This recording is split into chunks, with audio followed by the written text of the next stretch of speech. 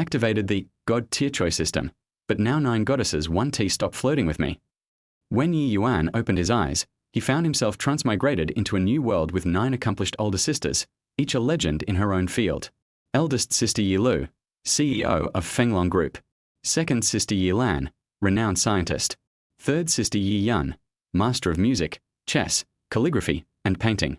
And 6 more extraordinary women. The moment his eldest sister teasingly lifted his chin, the God tier choice system activated. From then on, Ye Yuan's life became a whirlwind. Flirted at by 9 goddess-like sisters, while growing stronger at a terrifying pace. Chapter 1. 9 stunning older sisters. Tap, tap, tap. Ye Yuan was half asleep when faint footsteps reached his ears as if someone had approached his bedside. Startled awake, he frowned and instinctively propped himself up on one arm. The next moment, a silky sensation brushed against his chin. His eyes flew open to find slender fingers tilting his face upward. Unique, intoxicating fragrance filled his nostrils. Following the delicate hand, his gaze traveled up to a cascade of jet-black hair spilling over porcelain skin that seemed to glow. Sharp, intelligent eyes framed by long lashes matched the crisp professionalism of her business attire. Stunned by the goddess-like beauty before him, Ye Yuan blurted out, who are you, miss? Miss? The woman's lips twisted into an exasperated smirk. She pinched his ear, feigning anger. You little rascal. Sneaking into my place without a word. And now you're playing amnesia? Who do you think I am? Oh. As pain shot through his ear, fragmented memories flooded Ye Yuan's mind like a slideshow. His eyebrows shot up. Wait. I've transmigrated into the body of a rich second generation named Ye Yuan? Digging deeper into the memories, his mouth twitched. Holy hell, this guy's starting conditions are insane. Not only was he filthy rich, but he also had 9 drop-dead gorgeous older sisters, each a legend in her respective field, plus a childhood sweetheart who could topple nations with her beauty. Talk about maxed-out beginner perks. Originally, life had been smooth sailing, until the heir of the Zheng family, one of Jinling's 4 great clans, set his sights on Ye Yuan's childhood friend. Upon learning of their bond, the young Master Zheng had his thugs ambush Ye Yuan for days, snarling, "Stay the hell away from her, or we'll beat you senseless every time we see you." And what did the original Ye Yuan do? He freaking fled Jinling and hid in Jiangcheng with his eldest sister, Ye Yuan. Pathetic. You should have crushed him. Honestly, he suspected the coward had died from sheer fright, allowing his soul to take over. Across from him, eldest sister Ye Lu frowned at her dazed brother. Annoyed, she twisted his ear harder. Ow. Sis, let go. Hearing his pained yelp, Ye Lu immediately released him, guilt flashing across her face. Did I really hurt you? Her slender fingers massaged his reddened ear, the gentle touch sending shivers down his spine. Before Ye Yuan could respond, a translucent screen materialized before his eyes. Congratulations. God tier choice system activated. Another panel followed. Name, Ye Yuan. Age, 18. Physique, 5 average adult, 10. Looks, 92. 5. Ye Yuan nearly choked. What kind of weakling stats are these?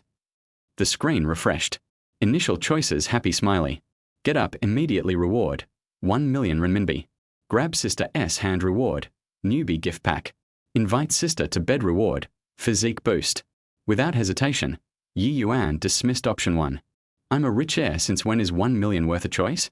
As for the other 2. Snap. His hand shot out, clamping onto Ye Lu's wrist with iron grip. Sis, wanna nap together? What?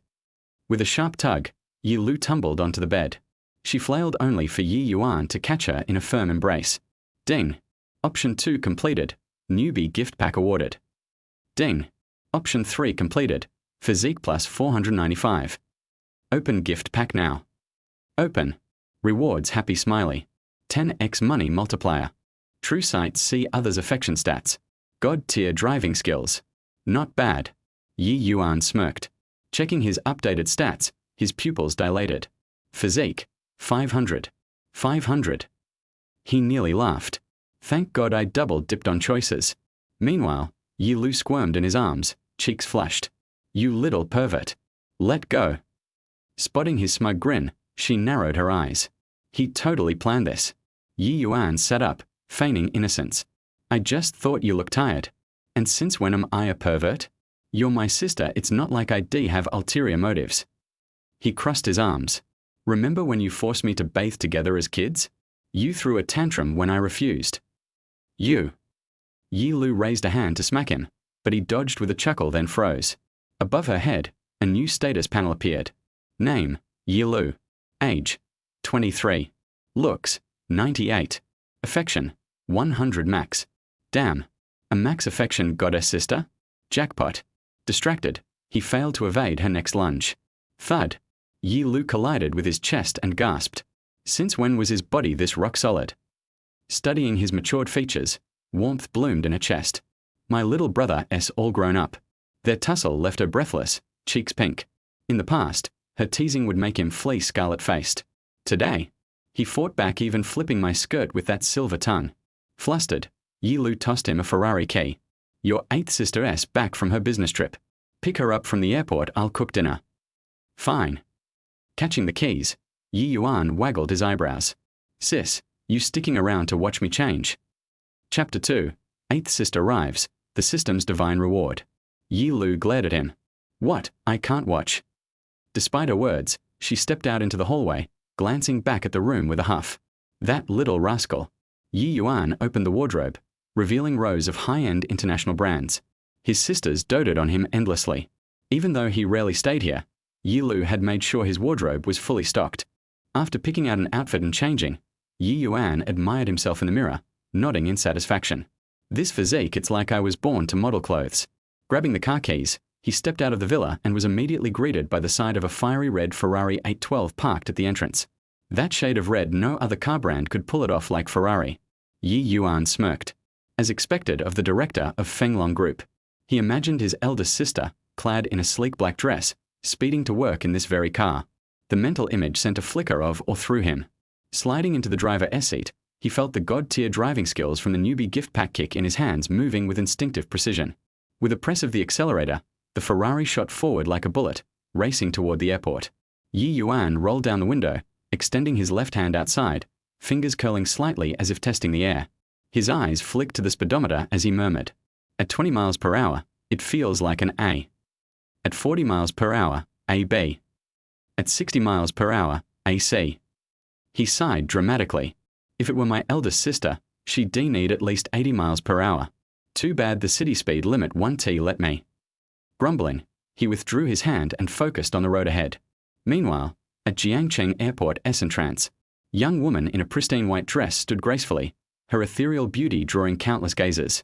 Her delicate features and clear, lake-like eyes gave her the aura of a fairy who had only ever sipped morning dew. Passers-by, both men and women, couldn't help but steal glances. Girl this stunning was a rare sight indeed. Just then, a young rich heir cruised by in his brand new Audi TT, slowing down as he scanned the crowd for his friend. His eyes suddenly locked onto the white-clad beauty. Holy! His breath hitched. This girl, she is absolutely flawless. That innocent, pure aura. Exactly his type. Fueled by the confidence of his new car, he braked abruptly, parking the Audi within her line of sight. With what he thought was effortless charm, he sauntered over, flashing a smile. Hey, beautiful. Waiting for someone? The weather is perfect, how about coffee while you wait? I know a great spot nearby. He twirled his Audi keychain conspicuously between his fingers. The girl didn't even spare him a glance. No thanks, she replied coldly, stepping aside to put distance between them. She dealt with men like him before. The best strategy? Politely freeze them out. Undeterred, the rich heir pressed on. It's a bit chilly out here. Why not wait in my car? The ACS running nice and warm. His grin widened. Persistent guys win in the end, right? The thought of conquering a beauty like her sent thrills down his spine. Or we could go shopping nearby. When she remained unmoved, he smoothly added, no need to be so distant. Let us be friends, how about your WeChat?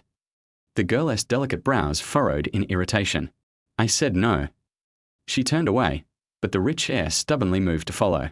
When a deafening engine roar cut through the air, heads turned as a blazing red Ferrari 812 streaked into view, pulling up with a flawless drift right beside the white-clad beauty. The crowd erupted in awe. Holy, that Ferrari! That SN 812. Over 5 million renminbi just for the base model. Damn, that is how you make an entrance. Ye Yuan stepped out of the car, his gaze immediately landing on his 8th sister, Ye Shi. The rich heir, still mid-sentence, froze at the sight of the Ferrari. What the? Before he could process it, Ye Yuan was already beside Ye Shi, effortlessly taking her luggage. His icy eyes then locked onto the rich heir. And you are? The heiress' blood ran cold. That gaze, it felt like being sized up by a wolf. His eyes darted between Ye Yuan and the Ferrari, his survival instinct screaming.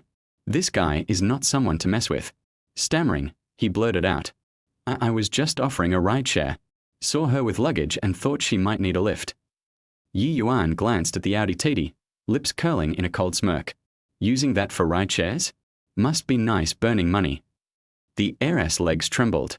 Why, yeah, just trying to offset the costs, you know. With a nervous nod at Ye Yuan and Ye Shi, he scrambled back into his Audi and peeled out of there. Faster than a rat spotting a cat. Chapter 3. Brother, please let me go. Ye Yuan looked at his fleeing back and snorted coldly. Luckily this fellow has good eyesight, otherwise, HMH. Ye Yuan slowly withdrew his gaze and turned to look at his eighth sister Ye Shi. A curtain of light instantly appeared above her head. Name, Ye Shi. Age, 20. Appearance, 98.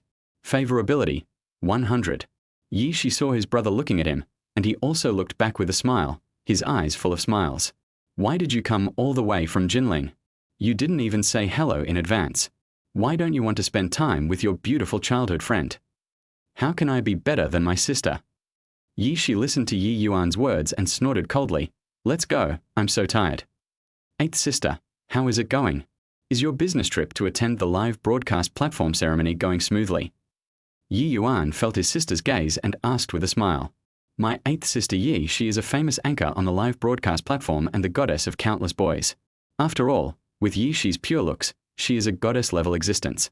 Even on a live streaming platform filled with beautiful women, Ye Shi stands out and is extremely popular. Ye Shi noticed her brother's concern. It's going well. How about my elder sister? My eldest sister said before that she would come to pick me up, but unexpectedly she asked my younger brother to come instead. I'm cooking at home. Ye Yuan answered softly. Seeing that it was getting dark, he said to his sister, let's go back quickly, otherwise the elder sister will be waiting anxiously. As Ye Yuan spoke, his eyes were subtly looking at eighth sister, his brows slightly furrowed, and there was a hint of confusion on his face. Why did he feel that eighth sister was a little different from the way he remembered her? But for a moment, he couldn't figure out what was different. Ye Yuan put the luggage into the car. At this moment, he suddenly realized something and his eyes suddenly lit up. He knows. My goodness, it was smooth sailing before, but now it's turbulent. As if Ye Yuan knew some great gossip, he quietly approached Ye Shi and asked in a low voice, Eighth sister, are you going for surgery? Operation? Ye Shi was confused and didn't understand what Ye Yuan was saying. She stretched out her hand, pointed her scallion white finger at Ye Yuan's forehead, and said with a smile, What are you talking about, you little brat? Drive and go home. I'm starving. The two of them got into the car together, and Ye Yuan stepped on the accelerator and drove towards home. While driving, Ye Yuan used the navigation to find the nearest shortcut. Watching his brother's operation, Ye Shi rubbed his shriveled belly and muttered, Brother, please drive faster. I'm starving. As soon as she finished work today, she immediately took a plane back. She didn't even have time to eat a meal and was really starving.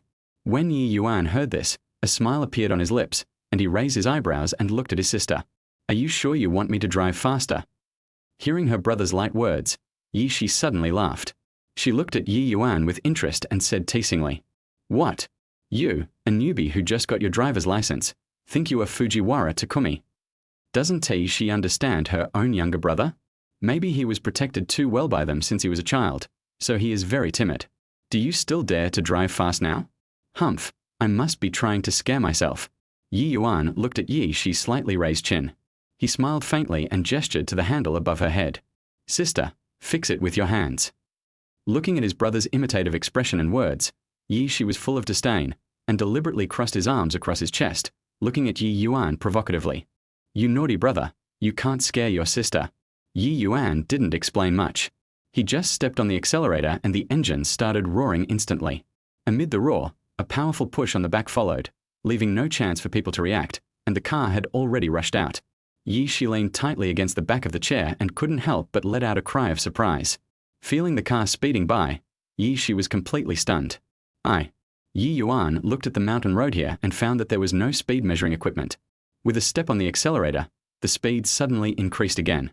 Ah, brother, please let me go. This is a mountain road, brother. Brother. Ye Shi woke up in an instant. The sleepiness caused by fatigue was gone, and he shouted loudly. She wanted to wake Ye Yuan up by slapping him, but the situation was so fast that she didn't dare to move in the car. Ye Shi wanted to scream again, but suddenly a hand covered her mouth. At this time, Ye Yuan was completely familiar with driving. He was driving the car with one hand and covering Eighth Sister's mouth with the other hand. He stepped on the accelerator and the speed of the car was still increasing. Woo woo woo. Ye Shi's face changed as he watched his younger brother driving with one hand. If you do this, someone will die. Ye Shi. Little brother, it's my sister's fault, okay? I won't scream anymore. I won't scream anymore. Ye Shi was really frightened. She quickly pulled her brother's hand away and begged in a low voice. Little brother, just treat it as a request from your sister. Can you drive with both hands? Hearing his sister's words, Ye Yuan was immediately amused. Actually, I'm better at driving with one hand. Ye Yuan said this, as if he was performing on purpose. His eyes were fixed on a sharp turn in front of him, and he suddenly pulled the handbrake. At the same time, he was hitting the direction with his hands wildly. With his quick operation, a harsh friction sound was heard from the wheels and the whole car was thrown up. Ye Shi even felt at one point that the wheels on his side had left the ground. This feeling almost scared Ye Shi to death. Ah! At this moment, a scream that was sharper than the sound of wheels rubbing against each other suddenly rang out in the car. Drift around the corner. The trajectory of the car was calculated very well. After drawing a beautiful arc on the ground, the wheels of Eighth Sister had already landed on the ground, and the whole car rushed forward again, speeding towards the next bend. At the same time, there were also many young men and women staying at the intersection, preparing to enter the mountain road. A young man laughed and said, Brother Liu, you have changed. It's been a long time since you played with us. When the young masters and young ladies nearby heard this, they all complained with a smile, and their eyes fell on a young man next to them. This young man was none other than Brother Liu, Liu Kai as everyone called him. Liu Kai was wearing all the top brands. He looked at everyone looking at him with a smile on his face, looking very friendly. He had no choice. His father had locked him up in his company. How could he have time to go out and play? Just when he was about to say something to everyone, he saw a Ferrari speeding past like a flash of lightning. Others also noticed Liu Kai's gaze and looked towards the direction of the mountain road. Looking at the speed of the Ferrari, everyone was stunned. Everyone. I am so. Chapter 4.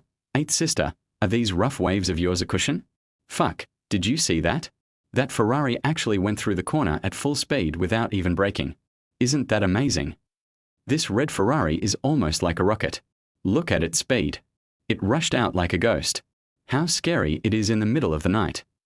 This is definitely a master's business. I don't know who opened it. I don't think I've ever heard of such a business in Jiangcheng. Just as everyone was talking, they also heard screams coming from the Ferrari. Seeing the Ferrari screaming away, the expressions of these young masters and ladies were very complicated. I really don't know whether to envy or laugh. However, after this incident caused by this Ferrari, everyone's interest in racing has faded a bit. In front of what others did just now, they are just younger brothers. Playing like this isn't just showing off your skills, it's simply a competition of who's uglier. At the same time, the Ferrari had already driven out of the mountain road and its speed gradually decreased. Ye Shi's beautiful facial features were almost blended together. Her face was pale at this moment.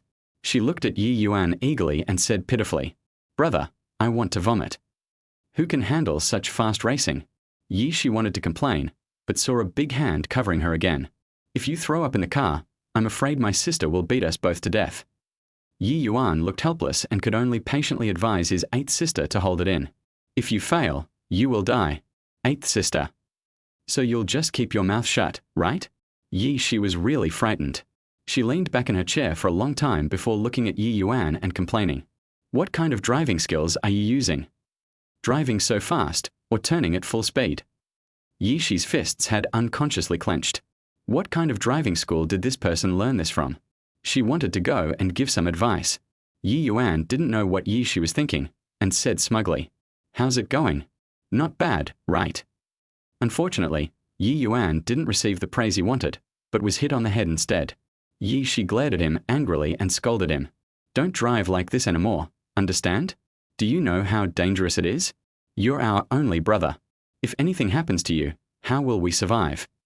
Thinking of this, Ye Shi still felt that this threat was not enough, and continued to add fuel to the fire. If you don't listen to me, just think about it. If I tell this to my elder sister, HMH, you will be spanked. When he heard about the eldest sister, Ye Yuan responded honestly. Yes, eighth sister, don't worry. Oh, fine then, let's go home and have dinner. She originally thought that Ye Yuan was going to retort, but unexpectedly he just responded obediently, so she couldn't be bothered by him. The two men quickly drove back to the villa, parked the car in the yard, and walked quickly into the villa. As soon as they opened the door, they smelled a rich aroma of food coming towards them. This familiar taste is definitely the work of my elder sister. Big sister, we are back. As soon as she returned home, where was the dignity she had as a sister just now? In an instant, she turned into her eldest sister's little fangirl and walked towards the kitchen. Seeing that his sister's meal was ready, a sweet smile appeared on his face, and his eyes were flashing with love for food. Seeing that the food was about to be served, she threw her bag onto the sofa, took off her high heels, and lay on the sofa with her legs spread out. I'm so tired. After a whole day, I'm tired and hungry. She felt that just lying there was not enough, so she raised her head slightly, looked at Ye Yuan who was sitting quietly beside her and said, Little brother, come and help your sister rub her legs. In her own home, she didn't care at all and simply lifted up her skirt to reveal her white and delicate calves. The light shines on the calf, giving off a very soft reflection that makes people want to touch it. At this time, Ye Lu came out of the kitchen with a steaming dish in her hand. She looked at the two of them and said, Hurry up and get up to eat. Aren't you complaining about being hungry? Ye Lu put the dishes on the table and looked at Ye Shi in confusion, feeling that something was wrong. Ye Shi sniffed, smelled the aroma of food in the air, stood up, walked to the table with his head held high and sat down. Even when sitting down, Ye Shi still held his head high and his chest out, looking indescribably proud. Ye Yuan, who was walking behind, saw that his elder sister looked like she was about to laugh out loud. He followed her line of sight and suddenly laughed. He also roughly knew what his elder sister was laughing at. A curve gradually appeared on the corner of Ye Yuan's mouth, and at this moment, a light curtain popped up. Another chance to choose. Option 1, pretend not to know, reward 5 million. Option 2, surprised, 8th sister, you paid for this? Reward, 100 sets of school district housing and god-level cooking skills. Ye Yuan looked at the contents on the screen and the corners of his mouth twitched. Now that he has the tenfold rebate function, there is definitely no need for him to earn money through choice. But if he really did the second item, he would probably be beaten to death on the spot. Even if the eldest sister was here, I'm afraid she wouldn't be able to stop the 8th sister from being furious. Ye Yuan looked at Ye Shi, and suddenly a plan came to his mind. He looked directly at the eldest sister, pretending to be very casual, and said with a smile, Sister, what are you laughing at? The eldest sister pursed her lips and smiled. She raised her chin and motioned Ye Yuan to look at Ye Shi himself. Ye Yuan blinked his eyes and said in a surprised tone, Ouch, 8th sister, why are you swollen? Are you wearing a pad? When Ye Yuan finished his last word, a light screen suddenly popped up in front of him. Congratulations to the host for completing option 2, and you will be rewarded with 100 sets of school district housing and god-level cooking skills. When Ye Lu heard her brother speak so bluntly, she finally couldn't help but burst out laughing. Ye Shi. Why expose me? Ye Shi was thin-skinned, and her face turned red in an instant. She put her hands on her waist and said angrily, This is called secondary development, understand? What is this padding? Isn't it insulting? Ye Yuan suppressed his smile, blinked his eyes, coughed lightly and said, I really don't understand. You said that this secondary development should also have a transitional period, right? Chapter 5. Can't we two girls take care of him? Ye Shi was so angry that she glared at him. Ye Yuan also smiled and lowered his head. Anyway, I have already received my reward, so it is not good to keep dwelling on this matter, right? Come on, eat quickly, or it will get cold and won't taste good. Ye Lu greeted the two of them and added rice to their bowls. The three of them ate together in a very warm atmosphere. The two sisters kept picking up food for Ye Yuan. After a while, all the food in Ye Yuan's bowl came out, and the two sisters stopped. Ye Yuan accepted the care with a smile. Ye Lu's cooking skills were good and Ye Yuan was very satisfied with the meal. After dinner, Ye Yuan returned the car keys to Ye Lu. Sister, I put the car keys on the table for you. No, you can keep it open. Ye Lu was cleaning up the dishes and spoke without even raising her head. My younger brother has passed the driving test, so it's time for him to have a car of his own. This is also a new car she bought, and its performance is pretty good. It would be a good choice for her younger brother to practice on. Ye Yuan raised his eyebrows, looked at Ye Lu, and asked curiously, "Sister, don't you need it? I am going to be the branch manager soon. I will have a private car and a full-time driver." At this point, Ye Lu seemed to have thought of something, and suddenly turned to look at Ye Shi beside him and said, "I'm quite busy recently. You take care of me tomorrow, got it?" Although my younger brother has grown up, in their eyes, he is still a younger brother who needs care. Ye Shi nodded. She reached out and touched Ye Yuan's head, and said with a smile, "No problem. Bingyu will come to play with me tomorrow. Can't the two of us take care of him? Don't worry, big sister." Ice Jade. Ye Yuan thought about it after hearing this. In his memory, Chen Bingyu was his eighth sister's best friend and also a great beauty. But what did eighth sister just say? Two people taking care of him? Ye Yuan thought about what his eighth sister said and curled his lips with a look of disdain. Looking at Ye Yuan's expression, Ye Shi narrowed her eyes. Her tender little hand directly touched Ye Yuan's face and pinched it the next second. Ye Shi had a smile on her face and said, "Brother, don't you think so?" Ye Yuan. Yes, yes, yes, yes. Ye Yuan didn't even dare to nod his head.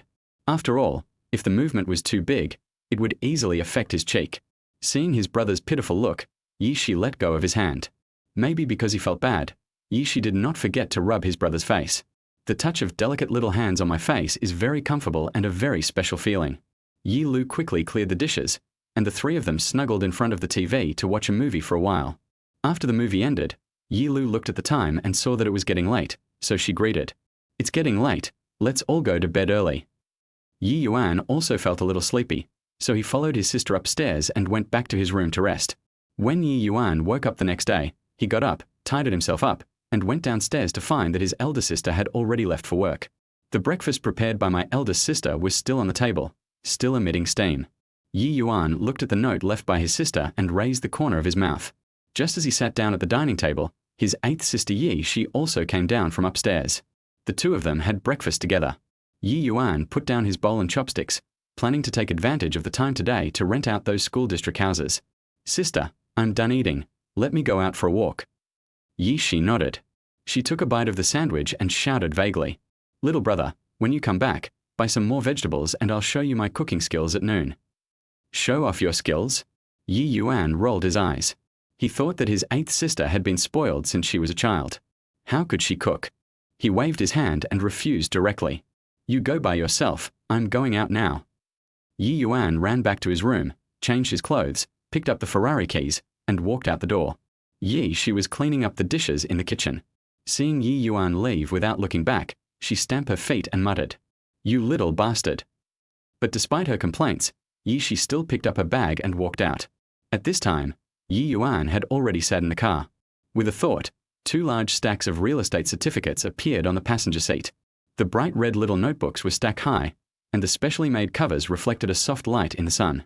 With so many houses, I still have to find a reliable agent. Ye Yuan did some research online and drove directly to Xinjia, which is a leading domestic house rental company and is more trustworthy. Soon, the huge sign of Xin family appeared in front of Ye Yuan. Ye Yuan parked the car in the parking lot and walked towards Xin's office area. Before entering the door, Ye Yuan saw that the floor-to-ceiling windows were spotlessly clean and he could clearly see the busy staff inside. As expected of a leading company in the leasing industry, you can feel its professionalism before you even enter the door. Seeing Ye Yuan walking towards the store, a beautiful saleswoman from Xinjia immediately came up to greet him. The beautiful salesgirl has a small round face and round eyes, and looks very cute and pretty. She bowed respectfully to Ye Yuan and introduced herself with a smile. "Hello, sir. My name is Xiaobing. I am happy to serve you. Is there anything I can help you with?" Ye Yuan nodded and directly explained his purpose. "I'm here to rent out the house." Renting out a house? The salesmen standing nearby were also stunned when they heard this. "You're here to rent a house?" Several salesmen looked at Ye Yuan. So young. When they walked in just now, they thought Ye Yuan was here to rent a house. The salesmen couldn't help but frown. They didn't expect that the one who hunted the eagle would get his eyes pecked by the eagle today. These veterans actually let a tenant run away and gave the property to a newcomer? But it doesn't matter. Several salesmen withdrew their gaze and started talking to themselves. After all, based on their experience, such a young boy should have inherited the family house and came here to rent it out to supplement the family income. For an old and dilapidated house, even if the company registers it for trusteeship, it will not get much commission. They had just looked at Ye Yuan carefully. Apart from his good looks and good temperament, there was almost no sign that they could make money from him. There's no point.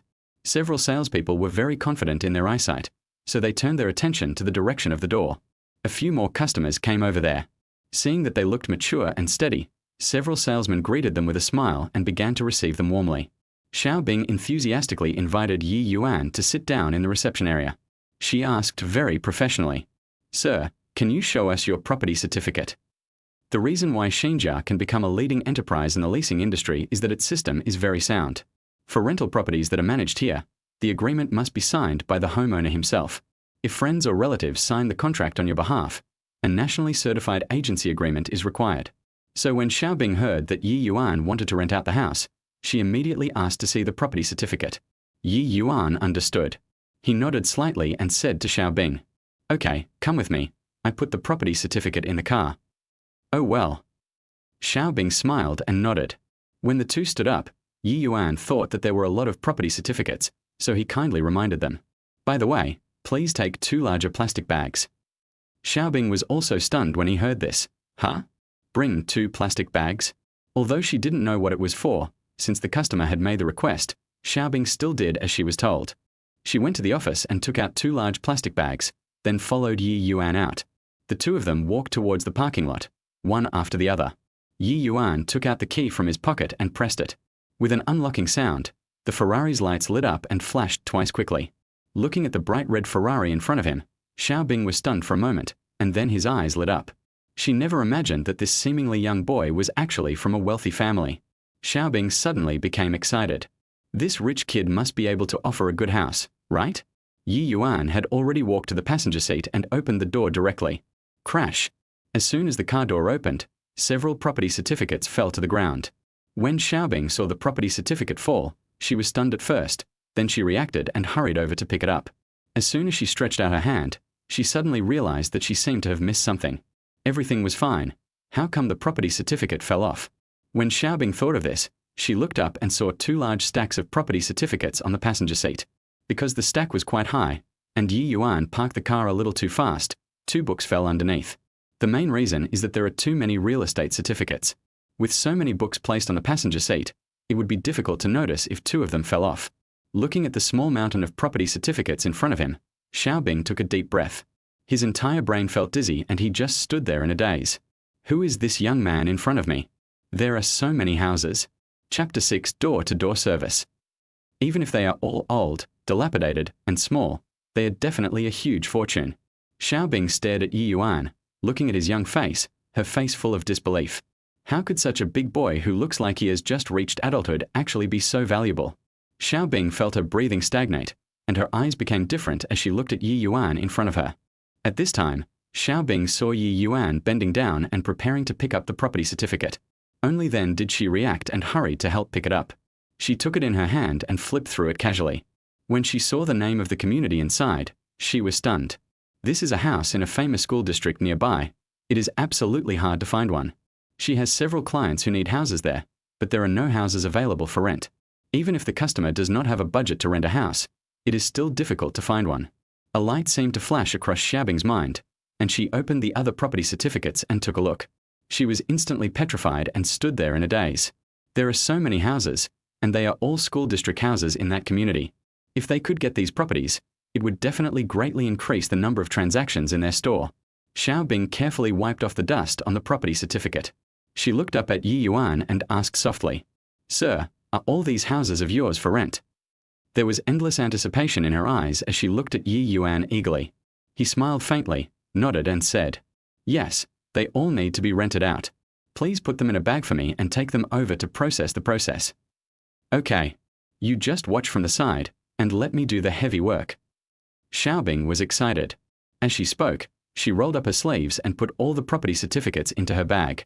Although the weight is not light, Xiaobing feels that she is particularly strong today. Not to mention that the distance is not far. Even if you carry it up to the 5th floor, it won't be difficult at all. While Xiaobing was packing the property certificates, other beautiful salesgirls were busy serving customers. They just noticed that Xiaobing went out with Ye Yuan holding a plastic bag, and it had been a while, but she hadn't come back yet.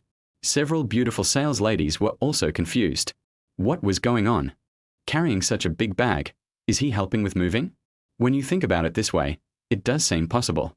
They had originally suspected that Ye Yuan's house was old and dilapidated, and might have been inherited from his family. Maybe he just got the title deed to the house, and although he wants to rent it out, he hasn't cleaned it up yet. It's just that newcomers like Xiaobing are naive and foolishly follow others to run errands and do hard labor.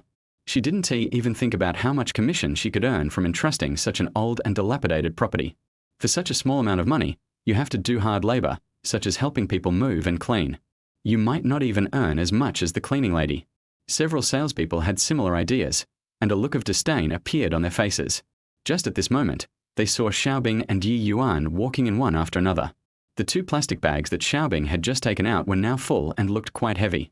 Several people looked at the familiar color coming out of the plastic bag and took a deep breath. They were stunned in their places. What is this? They are all real estate certificates. Almost in an instant, several salespeople exchanged glances quickly, and they all saw shock in each other's eyes. Their eyes all fell on Ye Yuan at once, with endless eagerness in their eyes. This one is not only a handsome boy, but also a little god of wealth. At the same time, a few salesmen felt a little regretful. If they had been more diligent before and not been so picky, such a big job would have fallen into their hands. However, among the salesmen, a beautiful lady named Yi became interested. If there are really only 1 or 2 sets, just give them to the newcomer. Just consider it as a sweet treat for her. But with so many properties under trust, how could she bear to give them to others? When Yi thought of this, a hint of greed flashed in his eyes. Her eyes turned and she followed Ye Yuan. Yi puffed out her chest, her hand casually brushed across her collarbone, and unbuttoned the top 2 buttons. There was a gleam of determination in her eyes, and she walked gracefully to Ye Yuan in high heels. Yi came in front of Ye Yuan. She smiled slightly, then bowed slightly and said, "Sir, Xiaobing is a newcomer. Why don't I help you with the process? I will definitely handle it well." Although Ye Yuan had just reached adulthood, his height had already exceeded 1.8 meters. He was very tall, and looking down from above, he could just see the crease in Yi's forehead. Ye Yuan was not a foolish young man. When he saw the situation, he immediately understood that this woman was deliberately exposing herself to him in order to seduce him. Looking at Yi's smiling face, Ye Yuan sneered. Does he think he has never seen a beautiful woman? Compared with her stunning sisters, she is just an ordinary woman, right? Ye Yuan sneered in his heart. He ignored Yi and looked at Xiaobing, who was anxious behind him. He said in a faint voice, "No need, just go and do it." Xiaobing's eyes lit up when she heard Ye Yuan's words. She nodded vigorously, carrying 2 large bags of property certificates, and ran to get them processed. Xiaobing didn't dare to delay at all, for she was afraid that Yi would use some big trick again and make her lose such a big client. At the same time, she came towards a man in a suit, who looked to be of high status. Xiaobing's hurried look was all seen by the man in the suit. The man in the suit was the general manager of the Xinjia branch. He came to the store to check on the work situation. Seeing Xiaobing's actions, he was a little displeased and frowned and scolded. "Why are you in such a hurry? You should pay attention to our Xin family's corporate image." At this moment, the general manager also saw the bag in Xiaobing's hand and the full amount of real estate certificates inside. "What's this?" The general manager was also stunned and quickly asked. After hearing what the general manager said, Xiaobing quickly answered truthfully, saying that these were the houses that the guests wanted to entrust, and she was in a hurry to go through the formalities. "They are all the best school district houses near us."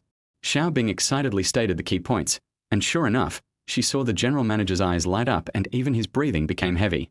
With so many school district houses, should they all be entrusted to an estate? When the general manager heard this, he was also shocked. Whose family is this young master from? Why does he have so many houses? The value of the house alone is probably more than 500 million. The general manager calmed down and looked at Xiaobing, and even his tone became friendly. "Where is this guest you mentioned? I want to go visit him." "He's waiting in the lobby." Xiaobing looked at the bag in her hand and said with some embarrassment, "But I can't go with you now."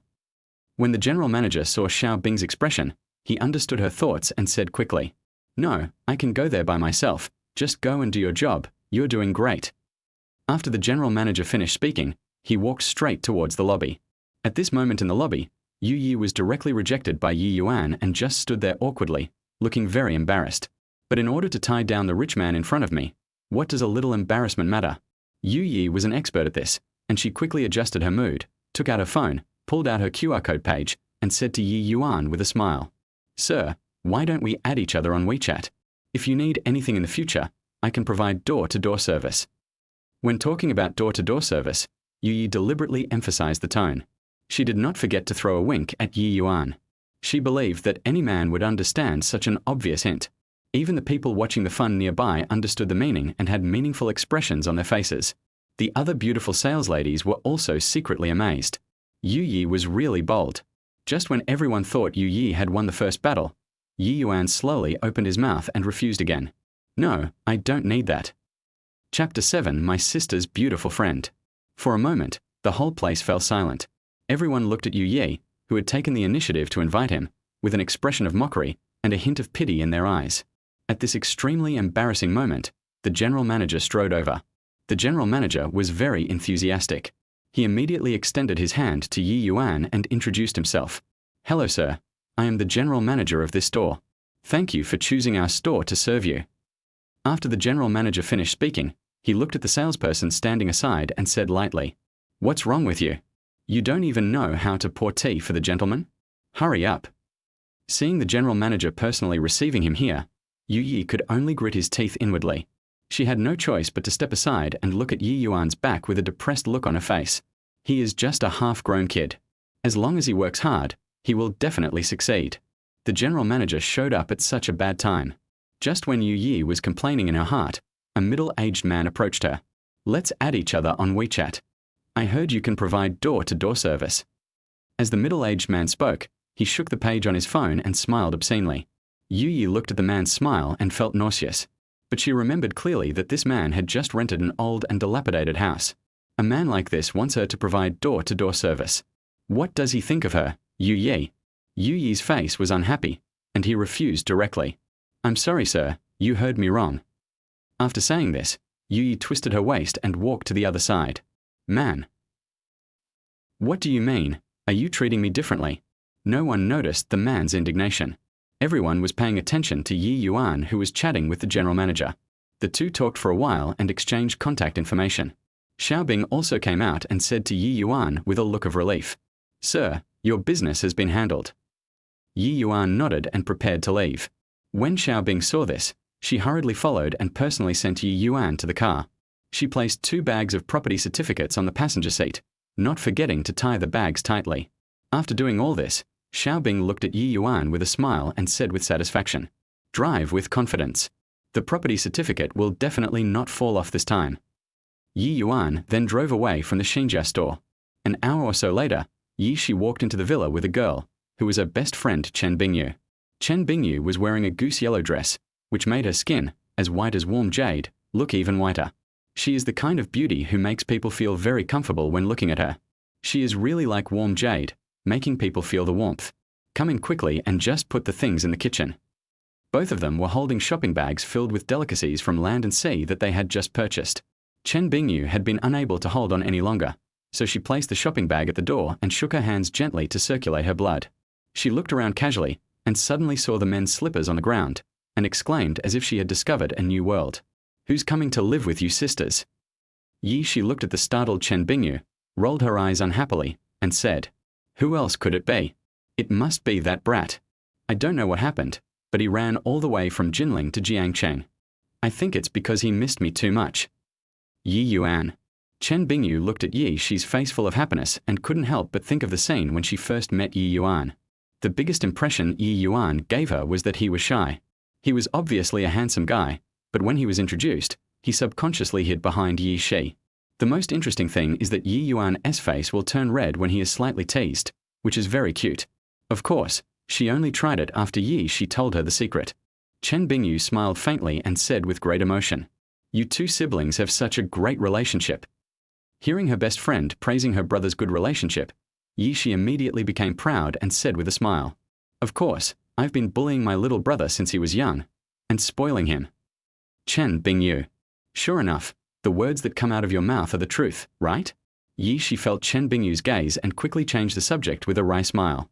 She pointed at the lobster in the bag and a bunch of other ingredients, and spoke boldly. I will cook for you today and prepare a sumptuous meal.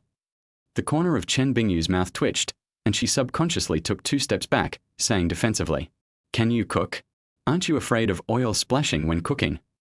You don't even dare to use oil, and yet you still want to cook. Ice and tea, that ridiculous. She had an expression of someone who knows a lot. She quickly walked back to the room and took out a set of equipment. Under Chen Bingyu's surprised expression, she fiddled with the hood, gloves, and sleeves. My goodness, this is definitely the equipment used by bank robbers. Just wait. Don't look at me like this. As long as I put on the equipment, I am still very capable. Shi's face was full of confidence. She raised her chin towards Chen Bingyu and spoke in a firm tone. She was afraid that Chen Bingyu would delay her work, so she pulled her best friend to sit on the sofa and did not forget to instruct. You have to have faith in me. I have a talent for cooking. Shi, am so smart and capable. There is nothing I can't do.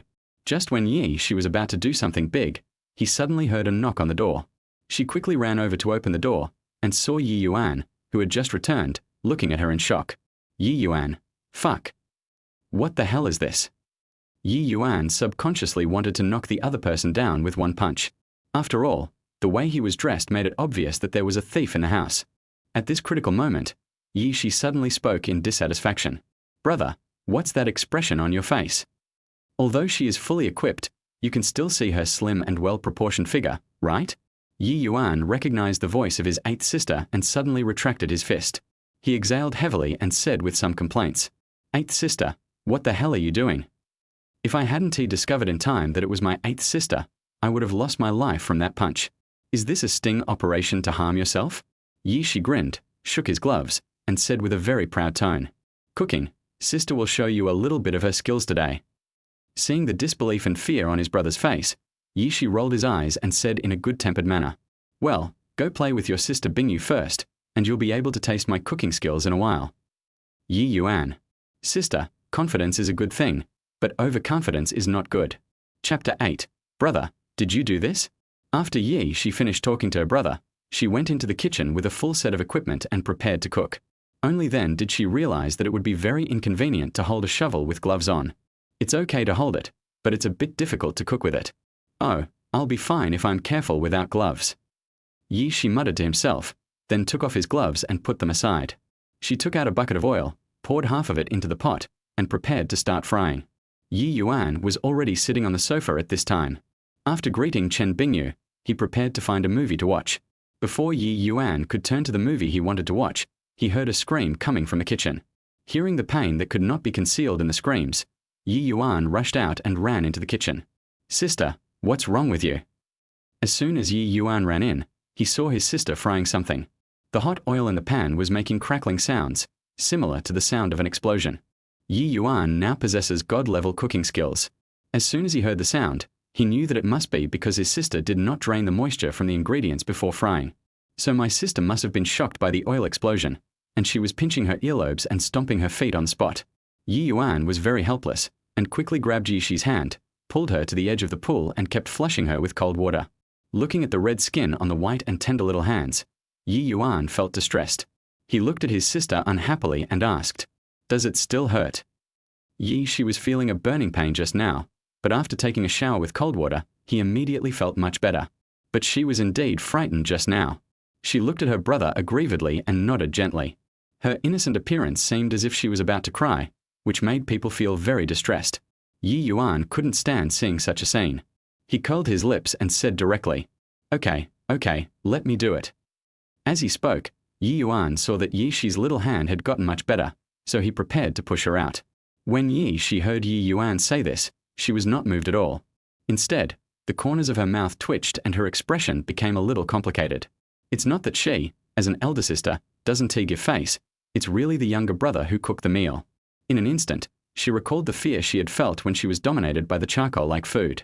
She never wants to come across that kind of food again in her life. She subconsciously wanted to refuse, but before she could open her mouth, Ye Yuan had already picked up Shi with both hands and walked straight to the living room. Ye Yuan carefully placed Shi on the sofa in the living room, not allowing her to make any refusal. When he returned to the kitchen, he did not forget to close the kitchen door. Looking at the mess in the kitchen, Ye Yuan took a deep breath and started to clean up quickly. She was sitting on the sofa in the living room. She had already taken off her equipment, and even the color of her originally fair face had changed a little. She grabbed Chen Bingyu's hand and said hurriedly, Come on. Let's go eat outside. Otherwise we'll get food poisoning. She was still quite righteous. After all, Chen Bingyu was her best friend and she couldn't bear to let her go. Food poisoning? What's going on? Chen Bingyu was also frightened by Shi's tone and asked quickly. Shi swallowed hard twice, then took a deep breath and explained. This brat's cooking is horrible. Shi was afraid that Chen Bingyu would delay her escape, so without waiting for Chen Bingyu to ask, she told her about the charcoal incident that Ye Yuan had done before. When Chen Bingyu heard that Ye Yuan's cooking was dark cuisine, she was also shocked. How can this be tolerated? I can't stay here anymore. Let's go eat. She took Chen Bingyu's hand, and the two ran towards the gate. He was in such a hurry that he didn't bother to take anything, just like someone fleeing from famine. At this time, Ye Yuan had already cleaned up the mess and started cooking. Watching all the ingredients being processed by myself subconsciously, every time I pick up an ingredient, I can think of various cooking methods. A smile appeared on Ye Yuan's lips. It was indeed worthy of the god-level cooking skills produced by the system. It was so amazing. One dish after another was formed under Ye Yuan's skillful hands, and in an instant, the fragrance filled the entire kitchen space. Ye Yuan held a plate in one hand and prepared to go out to let his sister and best friend taste his cooking first. The two of them have been waiting for so long. They must be hungry, right? Sister Bingyu, the meal is ready. Ye Yuan walked out of the kitchen and shouted twice. Only then did he realize that the two people had already left. He had been staying in the kitchen before, washing all the pots and pans and preparing the ingredients, so he really didn't hear any noise outside. Ye Yuan thought about it and the corners of his mouth twitched. Oh my God, these two people ran away. Looking at the delicious food in his hands, Ye Yuan was a little angry. Who are you working so hard to cook for? These two people are so disloyal that they just ran away. Well, if you don't want to eat it, I'll eat it myself. Ye Yuan angrily placed the plate on the dining table. He went back to the kitchen to prepare the other ingredients and place them on the table one by one. Even if they ran away without loyalty, Ye Yuan had no intention of hurting his stomach. The delicacies from land and sea that Ye Shi and Chen Bingyu had brought back together were all turned into delicious dishes by Ye Yuan's skillful hands. In order to increase the sense of ceremony, Ye Yuan arranged the entire dining table with a full sense of art. Looking at his masterpiece, Ye Yuan sighed. Yes, this is the pinnacle of plating. It looks so pleasing to the eye. Combined with the rich, almost indissoluble aroma in the living room, it is the ultimate temptation of delicious food. On the other side was Ye Shi. She and Chen Bingyu had already run outside, and they were both extremely happy that they had saved their lives. What do you think we should eat for lunch? Ye Shi used his foodie instinct and started thinking about what big meal to have for lunch to celebrate. Chen Bingyu was also thinking hard. She suddenly slapped her thigh and exclaimed in annoyance. Oh no! I forgot to bring my bag with me. Her wallet and cell phone were still in her bag. Ye Shi was about to say that he would treat them, but suddenly realized that he also had nothing. He ran in such a hurry that he didn't have time to bring anything. For a moment, the two little girls looked at each other, as if time had stopped. Chen Bingyu thought about it, sighed, and said, We can't just dine and eat for free, right? Let's go back and get our bags. Ye Shi also knew that this was the only way. After all, he didn't even have a mobile phone on him, so he couldn't ask someone to send him money. Now we can only hope that my brother is still in the kitchen working on his dark cuisine and doesn't he come out. Ye Shi was still a little worried. She reached out and grabbed Chen Bingyu's arm, and said, I'm telling you, be smart for a moment, don't let my brother catch you. Chen Bingyu was not panicking at first, but when she heard Ye Shi speaking to her so cautiously, she suddenly became nervous. She thought for a moment and suggested, Why don't you come back with me? With you here, I don't think Ye Yuan will make things difficult for me. Ye Shi shook her head and refused without hesitation. If she really went back, her brother would not make things difficult for Chen Bingyu, but she would be in trouble. She can't go back even if you kill her. Ye Shi thrust the key in without any sense of loyalty and encouraged Chen Bingyu. Come on, I believe in you. Chen Bingyu curled her lips, took the key and returned to the villa. She kept Ye Shi's words in mind at all times, carefully opened the door a crack, and looked around the room. Suddenly, an extremely strong fragrance enveloped her. Chen Bingyu's eyes lit up immediately and she walked into the room without hesitation. Chen Bingyu could swear that she was not a foodie, but the aroma was so tempting. By the time she reacted, the person had already followed the smell to the dining table. As soon as Chen Bingyu came over, she saw Ye Yuan sitting alone at the dining table. The table was filled with all kinds of delicious food, which was delicious and fragrant. It was also filled with a romantic atmosphere that made her stand there in a daze. She was now very sure that the aromas just now came from the delicacies in front of her. How is this different from the dark cuisine Ye she described? There is absolutely no connection at all. If this is considered dark cuisine, then she can say that she has never eaten a normal meal in her life. Chen Bingyu's eyes couldn't help but fall on the dishes. When she saw the lobster in the middle, she almost screamed out loud. This. The lobster they had bought before was made into lobster sashimi by Ye Yuan. The sashimi was so beautifully made. The fine white lobster meat was cut so thinly that it almost let light through. In order to ensure that the lobster maintains the best taste, Ye Yuan carved an ice dragon out of ice. The lobster meat was perfectly placed on top, and the lobster's head stood there proudly, exuding a sense of dominance. The other hot dishes were also cooked to perfection, emitting bursts of hot steam and rich aroma into the air. The sweet and sour spare ribs are coated in a bright and sticky gravy that makes the ribs look not like a delicacy at all, but more like a work of art. Chen Bingyu was shocked. How could such a homely dish be made to look so noble? Both the knife skills and cooking techniques are excellent. She swallowed subconsciously, and her stomach growled in response. When Ye Yuan heard the voice, he turned around and saw Chen Bingyu, who was shocked. Chapter 9: Princess Carrying Sister. He was still angry, and immediately stretched out his hand to protect the table of delicacies, just like the game of eagle catching chickens he played when he was a child, and said unhappily, "Sister Bingyu, didn't you go out to eat? Why are you back again?" Chen Bingyu listened to the questioning tone and looked at the table of delicious food in front of her. She decided to give up resistance and surrender. She said honestly, "Xiao Yuan, I confess, it was Shishi who dragged me away." For the sake of the delicious food in front of her, Chen Bingyu also risked her life and told Ye Shi everything that Ye Yuan had said before about his dark cuisine. "Xiao Yuan, I'm in a difficult situation too. You have to believe me. If you don't mean to do evil, you won't be punished, right?" Looking at Chen Bingyu, who was swearing so confidently in front of him, Ye Yuan also sneered. In line with the principle of not killing those who surrendered, he handed Chen Bingyu a set of bowls and chopsticks and asked her to sit down and eat. "But it's time to punish the sister who doesn't believe in me." Ye Yuan stood up while thinking this. He deliberately hid behind the door and opened it in advance, leaving a gap. If you don't leave some bait, it will be difficult for the other party to take the bait.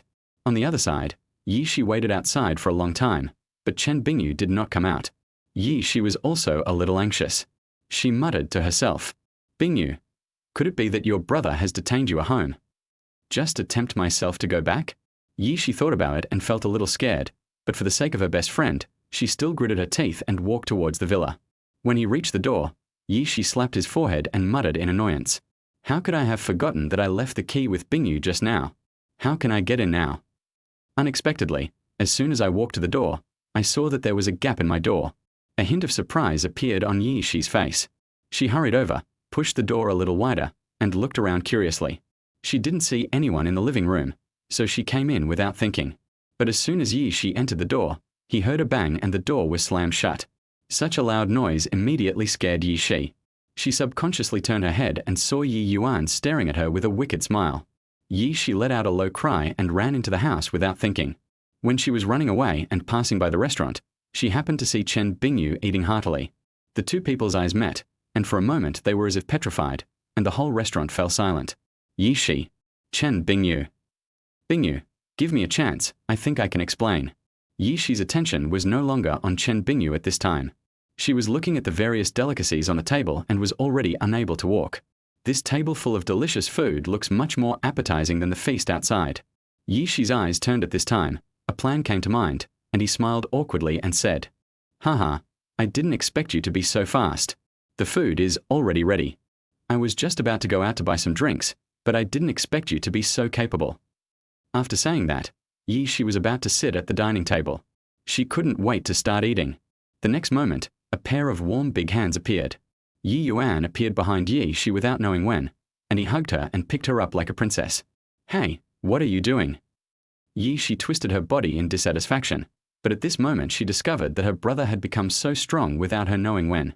In his arms, I was like a little toy. He picked me up easily and threw me onto the carpet in the living room. Ye Yuan looked at Ye Shi, who was still rubbing her buttocks, snorted coldly and said, "Want to eat? Sister Bingyu just told me everything. Since you said that what I cooked was a dark dish, how could I, as a younger brother, have the nerve to poison my sister?" When Ye Shi heard that she would not be given food, she immediately lay down on the sofa and started rolling around. "I don't care. I just want to eat. If you don't let me eat, I won't get up. Ye Shi wasn't just talking, he actually started rolling on the ground. Ye Yuan looked at Ye Shi's naughty appearance, stepped on her buttocks, kicked her lightly, and said coldly, I cooked because I was afraid you would get splashed with oil, but I didn't expect some people to be so ungrateful that they want to go out for dinner without taking me with them. He admitted that I disliked the food he cooked, but why didn't you even invite me to dinner? Leave him at home and let him eat dark food? Ye Yuan kept scolding her, and saw that Ye Shi's ears were gradually turning red. The pink color starts out very light, then gradually becomes more intense, adding a touch of gorgeousness. Ye Yuan scolded Ye Shi for a while, and then saw that the other party shrank there motionless and stopped howling at the top of his voice. Looking at Ye Shi, who was drooping, Ye Yuan curled his lips helplessly and stepped on her a little harder. Get up and eat. It won't taste good if it gets cold. I originally thought that Ye Shi could stay for a while longer, but unexpectedly, Ye Shi just jumped up and ran to the restaurant to eat. Wash your hands first. Ye Yuan was watching from behind and quickly gave a reminder. Faced with such a foodie sister, Ye Yuan said he was also helpless. It's delicious. Ye Shi was completely impressed by Ye Yuan's craftsmanship. Apart from the initial shock, he had no time to express his admiration afterwards. All that was left was to use chopsticks to put the delicious food into my mouth. The small bowl was filled to the brim with various dishes. From time to time, she would pick up 2 pieces of green vegetables for her younger brother to express her love as an older sister. Chen Bingyu felt a little guilty, so she followed suit and picked up 2 pieces of meat for Ye Shi with her chopsticks. Girls' friendship is so magical. When Ye Shi saw Chen Bingyu gave her the most delicious meat, her face looked much better. Ye Yuan looked at the 2 beauties wolfing down their food, feeling helpless and eating slowly. After a while, most of the delicious food on the table was eaten up in a flash. The 3 of them put down their bowls and chopsticks almost at the same time, having finished their meal. Ye Shi gently patted her slightly bulging belly and muttered to herself, Alas, I have been trying to lose weight in the past few days. After this meal, I feel like I've gained several pounds. Thinking of this, Ye Shi looked at Ye Yuan with resentment, as if the other party was a heartless scumbag. Look at the good things you have done. Ye Yuan, are you doing this after taking advantage of everything? As Ye Yuan's thoughts emerged, a light curtain suddenly popped up. Chapter 10, Get a God-level reward. Option 1. Ask for money from the 8th sister, and you will be rewarded with the Eye of Truth evolution and God-level calligraphy and painting skills. Option 2. Punch the 8th sister in the stomach to knock out the food, and you will be rewarded with a God-level guard dog and 2 God-level drawers. Ye Yuan blinked and glanced directly at his 8th sister with his deep eyes. Then he stood up at lightning speed and walked towards Ye Shi, rubbing his fists. Hiss! Ye Yuan's sudden action startled Ye Shi and Chen Bingyu, and they subconsciously moved back. Ye Shi. This isn't going to hit me? Just when Ye Shi was feeling confused, she saw Ye Yuan extending his hand to her. A gust of wind lifted the ends of Ye Shi's hair, and Ye Shi could even feel the wind blowing across her face. If a punch of this strength really hits you, I'd probably have to give back all the delicious food I just ate. Ye Shi subconsciously closed his eyes, like a frightened kitten. He didn't feel any pain, but instead opened his eyes slightly with curiosity, glancing at the situation. Under the gazes of Ye Shi and Chen Bingyu, Ye Yuan stretched out his fist in front of her, and then rubbed his middle and index fingers with his thumb. 8th sister. Chen Bingyu. My goodness, this costs money. Chen Bingyu gently stroked her chest. It's okay, at least she is alive. Then, Chen Bingyu looked at Ye Shi in surprise again. Looking at the little guy's gestures, it seems that he is quite skilled in the operation. Chen Bingyu blinked her eyes and suddenly felt that the little guy in front of her had become different. Ye Shi breathed a sigh of relief. She leaned back in her chair comfortably and asked like a queen high above. Tell me, how much? He looked so wealthy, as if Ye Yuan was asking for a meal instead of money. Ye Yuan raised a faint smile on his lips, thought for a moment and said, It doesn't have to be much, maybe 1 million. 1 million. Ye Yuan's offer stunned Ye Shi. This. Why don't you go and rob? Ye Shi scolded angrily, covering her small purse with both hands subconsciously. This stinky little brother spoke so harshly. Ye Yuan was scolded but didn't care. He followed his 8th sister's example and lay down on the sofa, with his long legs resting on the coffee table. Will you eat it in the future? If you want to eat it, pay for it. If you don't want to eat it, forget it. For such good cooking skills, it's not too much to charge such a small amount of money, right? Having said that, I did not forget to add. You have to pay for every meal from now on. Thinking about how his eighth sister had left him alone while they went out to eat delicious food, Ye Yuan's heart hardened. Okay, let's settle the bill together at the end of the month. She wanted to protect her wallet, so she rolled her eyes and prepared to write an IOU. Anyway, when the younger brother calms down, can he really ask his sister for money for food? When Ye Yuan heard this, he sneered. I believe you. I lost the bet you made before, and you still haven't fulfilled your promise to wash my underwear and socks for a month. Ye Yuan used to be timid and cowardly, and dared to be angry but not to speak out. But now, he will not let his elder sister fool him like this. Seeing her brother's stubborn look, she felt helpless and had to take out her cell phone to transfer money to Ye Yuan. Soon, Ye Yuan received a text message on his mobile phone reminding him that 1 million yuan had arrived. At the same time, another light curtain popped up. Congratulations to the host for completing option 1, and you will be rewarded with the evolution of the Eye of Truth and God-level calligraphy and painting skills. As the light curtain emerged, Ye Yuan felt a warm current rushing into his eyes. The next moment, when Ye Yuan opened his eyes again, he felt that the whole world became clear. She didn't think too much about it. As the top anchor of the platform, her income was also very generous. Looking at the time on his wrist, she said to Chen Bingyu and Ye Yuan, "Let's go shopping. I ate too much at noon, so going shopping in the mall can help me digest the food." When he heard that they were going shopping, Ye Yuan refused without hesitation.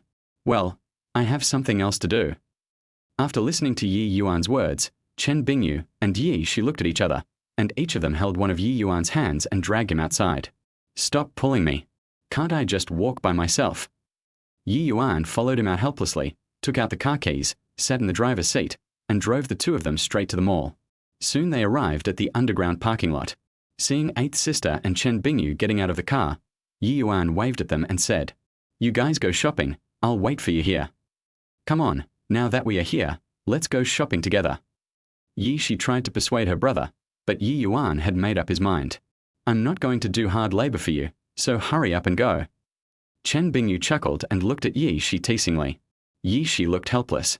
She glared at Ye Yuan and muttered in dissatisfaction, "How come this brat has become so shrewd now? It's so difficult to trick him into becoming a bag-carrying man." After complaining, she took Chen Bingyu's hand and walked towards the elevator. Seeing his sister leave, Ye Yuan breathed a sigh of relief. He didn't even get out of the car, but sat in the car playing with his mobile phone. Because the engine was off, Ye Yuan lowered the car window halfway to facilitate ventilation. The underground parking lot was very quiet, and Ye Yuan was enjoying it, immersed in the rare quietness. At this time, on the other side of the parking lot, there were several uniquely shaped supercars parked. The bright light shines on the car paint, flashing a special glow. Several young men and women leaned gently against the sports car, chatting intermittently. "It looks like he's waiting for someone." Just at this moment, a Lamborghini Aventador drove over. As soon as everyone saw the silver Aventador, their eyes immediately lit up, knowing that the person they were waiting for had arrived. The car stopped directly in front of several young men and women, and a young man got out. The man wearing all the famous brands is Liu Kai. "Brother Liu." The young masters and young ladies came over and greeted them. Liu Kai talked to them for a few words, then got back into the car and said with a smile, "Wait for me. I'll find a place to park the car. You guys can chat first." This is a famous shopping mall in Jiangcheng after all, with many cars coming and going. Liu Kai also felt that it was not a good idea for his car to be stuck in the middle. Liu Kai drove his car to find a parking space nearby. He parked the car and was about to walk to look for the young masters and ladies. He glanced to the other side and suddenly froze. Wow!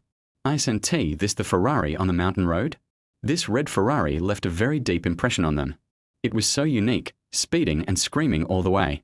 Liu Kai took a closer look and found that the license plate of this Ferrari was from Jiangbei province. Looking at the license plate, Liu Kai felt confused. When did they have a supercar like this in Jiangbei? After all, Liu Kai is a top figure in the circle. No matter how good or bad the relationship is with the young masters of Jiangbei, at least they know each other. As far as he could remember, he had never seen anyone drive a Ferrari like this. But Liu Kai soon felt relieved, thinking that he probably didn't know which old friend of his bought the new car. As Liu Kai thought this, he moved closer to the Ferrari. He was about to get closer to take a look to see which old acquaintance had bought a new car and was driving so fast on the mountain road that day. At this time, Liu Kai had already walked to the car window and saw Ye Yuan sitting inside playing with his mobile phone. As luck would have it, Ye Yuan heard the noise and just happened to look up. The two people's eyes met. For a moment, both of them were stunned. Ye Yuan looked at Liu Kai in front of him and thought to himself, who is this person? Why is he standing next to my car window, looking at me so closely? Liu Kai on the opposite side felt even more complicated. He was also confused when he looked at Ye Yuan's handsome but unfamiliar face. What the hell? I don't know this person. This. Chapter 11. Jiangcheng Young Master. The greetings I just prepared were in vain. How should I start? For strangers, when I approached them so stealthily, it was not a surprise at all, but a shock. Liu Kai was almost sweating on his forehead. He wanted to know what was the best way to explain such an embarrassing situation. Waiting online, very urgent.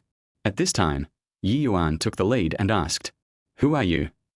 Ye Yuan could feel that the other party had no ill intentions, otherwise he would not have stared at him for such a long time. When Liu Kai heard Ye Yuan speak first, he also smiled and explained directly. I saw your car before when I was driving on mountain roads. I saw the car had a Jiangbei license plate and thought it was an old acquaintance, so I came over to say hello. To be honest, he did want to scare the other person. Unexpectedly, Ye Yuan scared him first. Ye Yuan also smiled when he heard the other party talking about the car racing incident that night. I'm also a car lover. Let's play together when we have time. As Liu Kai spoke, he took out his wallet, took out a business card and handed it to Ye Yuan. This is my contact information. Let's communicate more when we have time. The last time Ye Yuan's skills left a deep impression on him, so this young master, who was usually sought after by everyone, would take the initiative to make friends with him. Ye Yuan took the business card, looked at Liu Kai, and briefly introduced himself. My name is Ye Yuan. Liu Kai and Ye Yuan exchanged contact information. While filling in the notes, Liu Kai asked, Brother Ye, are you from Jiangbei? How come I haven't seen you before? With such great driving skills, it would have been great if I had met him earlier. It would have been much more fun to play together. I'm from Jinling. I just arrived in the last few days. Ye Yuan said a few simple words, and Liu Kai on the opposite side immediately showed a look of enlightenment. But the next second, Liu Kai's face was full of smiles, and he said with a smile, Anyone who comes is a guest. We are going to get together soon. Why don't we go together? It just so happens that I can introduce you to a few young men and young ladies. We are all of the same age and can have fun together. Liu Kai had a good first impression of Ye Yuan. Although they only chatted for a short while, he felt that the other person's temperament was quite to his liking. He is also a person who loves to make friends. After all, he is a young man, so he naturally understands the way of having more friends and more paths. Ye Yuan was bored, so he nodded and agreed. Good. Ye Yuan got out of the car and walked to the other side with Liu Kai. The young masters and young ladies saw the two men from afar and were stunned when they saw the unfamiliar Ye Yuan. A young man took the initiative to step forward and greeted him, smiling and asking, Brother Liu, who is this? Liu Kai looked at the doubt in the young master's eyes and introduced to everyone with a smile. This is Ye Yuan. We have communicated with each other before. After saying this, in front of everyone's confused gazes, he revealed that Ye Yuan was the great man who drove the Ferrari on the mountain road that night. When everyone heard this, they were suddenly enlightened, and there was a hint of admiration in their eyes when they looked at Ye Yuan. They were watching the whole process at night and knew how good Ye Yuan's driving skills were. The young masters and young ladies took the initiative to step forward and speak angry words to Ye Yuan. So you're the prodigy from that night? We were planning to have a mountain race over there, but after seeing your driving skills, we just disbanded right there. It turns out that the car god that day is actually a good-looking boy. Let's hang out more often in the future when we have time. Can I ask you to change your contact information? Brother Ye, don't be fooled. This woman is very bad. The men she likes have lined up in the neighboring city. The young masters and young ladies quickly became friendly with Ye Yuan. A young lady who looked quite quiet looked at Ye Yuan and asked in a low voice, Brother Ye, but what was that scream in your car that night? When the other young masters and young ladies heard this, they all looked at Ye Yuan, feeling a little amused and helpless. Such a cool performance, coupled with that kind of voice, they look like a comedy group no matter how you look at it. Ye Yuan felt helpless when he heard this. He curled his lips and thought, these people must be talking about Eighth Sister's ghost cry, right? How can he explain this? Everyone chatted and laughed for a while, and the atmosphere became better and better. A young man took the initiative to speak. Didn't we say we were going to get together? Why don't we just go now? I'm very happy to meet Ye Yuan today. Let us have a good meal together. Just when everyone agreed, Liu Kai's cell phone suddenly rang. When everyone heard the voice, they subconsciously shut up and waited for Liu Kai to finish the call. Liu Kai hung up the phone after a few words. He looked at everyone a little embarrassedly and said, "I'm sorry guys, I may not be able to go today. My old man just called me, I have to go over there." "Are you okay, Brother Liu?" When the young masters and young ladies heard this, they also asked with concern. Liu Kai waved his hand and explained, "My old man asked a calligraphy and painting master for a painting, and I just went to get it back. You don't know how difficult it is to get this painting. Even my old man asked for it for a long time before he gave it to me." Everyone's eyes widened. The old man of the Liu family wanted a painting, and it took him so long? Everyone looked at each other and realized that this calligraphy and painting master must be a big shot. Otherwise, the status of the old man of the Liu family would not have been so affected because of a painting. As everyone thought about this, they escorted Liu Kai towards the car. A young master laughed and discussed with Liu Kai, "Brother Liu, can you show us your paintings? We also want to see everyone's works." After all, this is a family that even Mr. Liu is proud of, so the young masters and young ladies are also very curious about it. Liu Kai was a little reluctant at first, but he couldn't stand the nagging of others, so he spoke. "Okay, let me give you some advice." As he spoke, Liu Kai carefully took out a wooden box from the trunk and took out the scroll inside. When the scroll is opened, the Chinese painting inside is revealed. The ink-colored smudges depict the shape of a mountain top, which looks like a dragon coiling and a tiger leaping, and is very beautiful. Everyone was shocked by the outline of the mountain, feeling the momentum coming towards them, with amazement in their eyes. Only Liu Kai's gaze suddenly froze and he stood there in a daze. It took several full seconds before he uttered an angry curse. Everyone was startled to see a few ink marks appearing next to the bald rock at the top of the mountain that Liu Kai was pointing at. The reason why such ink spots appear is entirely because the ink is smudged. Liu Kai swallowed hard and murmured with an unpleasant expression, "It's all over." When he went to pick up the painting before, the master specifically told him to wait a while before taking the painting away. Liu Kai was a little anxious at the time and did not understand what the master meant. After a while, he just rolled it up and took it away. Unexpectedly, this painting is not dry yet. It's numb. Everyone. "It's over, Brother Kai, you're finished." Chapter 12. The pen moves like a dragon. You dare to stain the old man's paintings. Considering how much he cherishes his paintings, you might be in danger of losing your life. Not to mention, this painting was a masterpiece that the old man asked for himself. What should I do? Help me think about it. Liu Kai was so scared that sweat broke out on his back when he thought about the possible consequences. The young masters and young ladies looked helpless. They didn't know much about these high-end arts. Ye Yuan, who was standing by, looked at the painting, pondered for a moment, and said, "It's not like there's no way to remedy it." When Liu Kai heard this, he immediately smiled with joy and stared at Ye Yuan, wanting to hear his thoughts. Ye Yuan stretched out his slender fingers, pointed at the ink mark in the air, and explained, "You can add something here to cover up the ink stain." After Ye Yuan finished speaking his mind, he looked at Liu Kai and suggested, "You should know where there is a calligraphy and painting gallery. Let's go over there and take a look. There are usually painters in calligraphy and painting galleries, so you can just ask them to help you." Liu Kai listened to Ye Yuan's words and nodded quickly. There was nothing he could do now. After all, the painting is now stained by ink, which makes it a waste of painting. If I bring this back home, I'm afraid I'll be severely beaten by the old man. In fact, Liu Kai was not afraid of being beaten, but he was worried about making the old man angry, which would be troublesome. The plan Ye Yuan just gave was already the best solution, and Liu Kai did not dare to delay it, as he knew there was a good calligraphy and painting gallery nearby. The young masters and young ladies also got into the car, while Ye Yuan sat in the passenger seat next to Liu Kai and went directly to the calligraphy and painting gallery. When they arrived at the place, Ye Yuan directly said to the receptionist who came up to greet them, "Take us to see your curator." After all, the curator is the one who knows the level of his painters best, so it would be a good idea to ask him for recommendation. The receptionist looked at the young people in front of him, all of whom were wearing famous brands, and knew that they were all rich or noble, so he quickly contacted the curator. The curator asked several people to go to his office, and under the guidance of the receptionist, everyone finally met the curator. The curator looked to be in his 50s or 60s. He looked at everyone and asked with a smile, "I don't know what you want from me." Ye Yuan didn't waste any words, and directly signaled Liu Kai to spread out the painting, directly at the place where the ink dots were smudged, and said, "I need a painter to add a cypress tree to this place." The curator frowned as he looked at the imposing Chinese painting in front of him.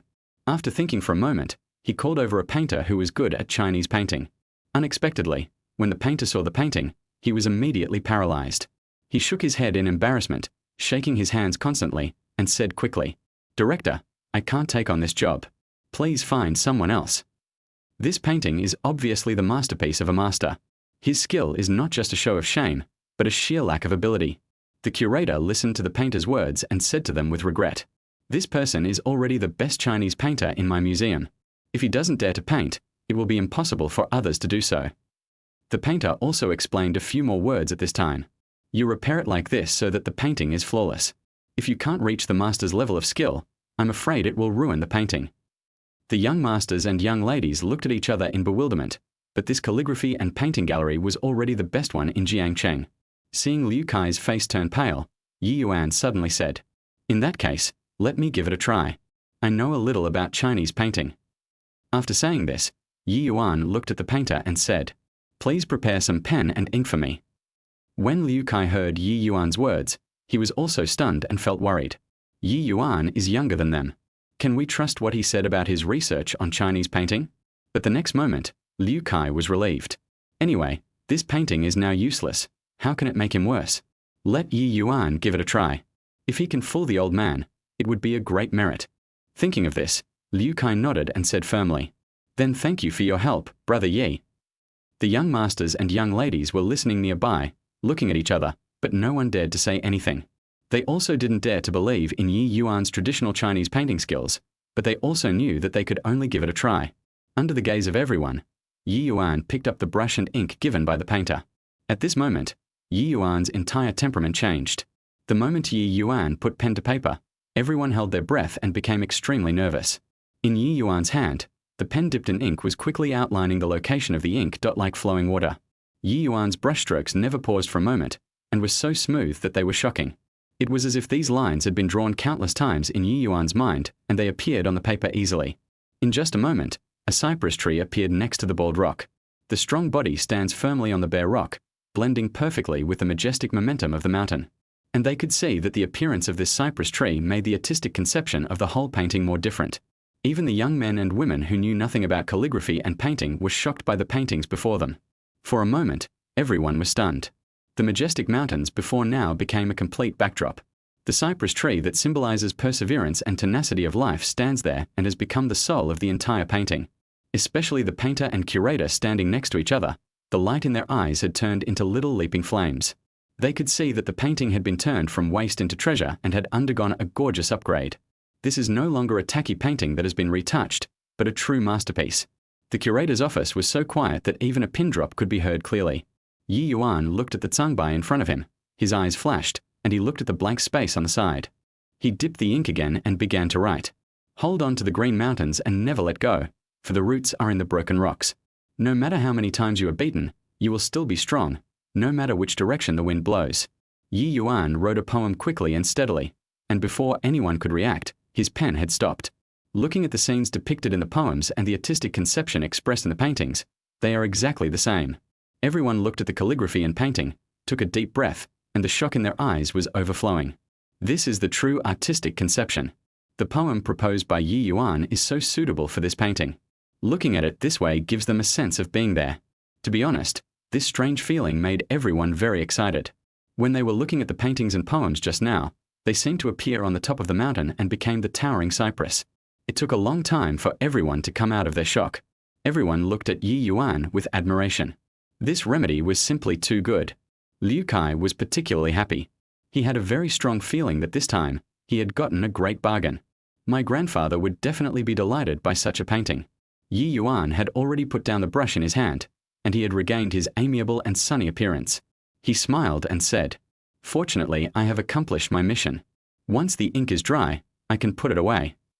Brother Ye, thank you so much, you saved my life." Liu Kai was grateful from the bottom of his heart. Ye Yuan's help not only saved himself, but also saved his old man who loved painting. Because it takes some time for the ink to dry, this time everyone waited patiently. At this moment, Liu Kai had already taken out his mobile phone and pulled Ye Yuan into the group of Jiangcheng young masters. Liu Kai spoke to Ye Yuan enthusiastically, and other young masters and ladies also added Ye Yuan as their friend.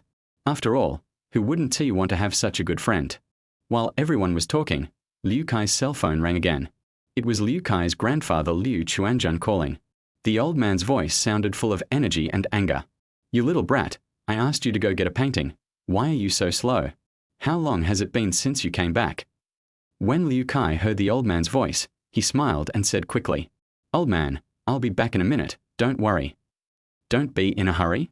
The old man listened to the voice on the other end of the phone and angrily scolded. Your grandpa Wang and the others are also at our house, waiting to see what happens. Chapter 13. Only those with boyfriends can't open the bottle cap. You don't have a boyfriend, so why can't you open it? After listening to his grandfather's words, Liu Kai finally understood. No wonder my old man was so anxious. It turns out that this painting was used to show off. Thinking of this, Liu Kai's heart couldn't help but hang in the air. That master is highly respected by several old men. The paintings they repaired will not be discovered, right? However, Liu Kai was also thinking that since Brother Yeast Sangbai and Z were so powerful, there shouldn't be any big problems. Okay, Grandpa, I won't talk to you anymore. I'll be back soon. After a few brief words, Liu Kai hung up the phone. They waited for a while until the painting was completely dry, and then Liu Kai prepared to go home.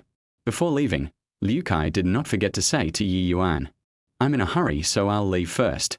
I'll treat you later, Brother Ye. You really helped me a lot this time. Ye Yuan smiled and responded cheerfully.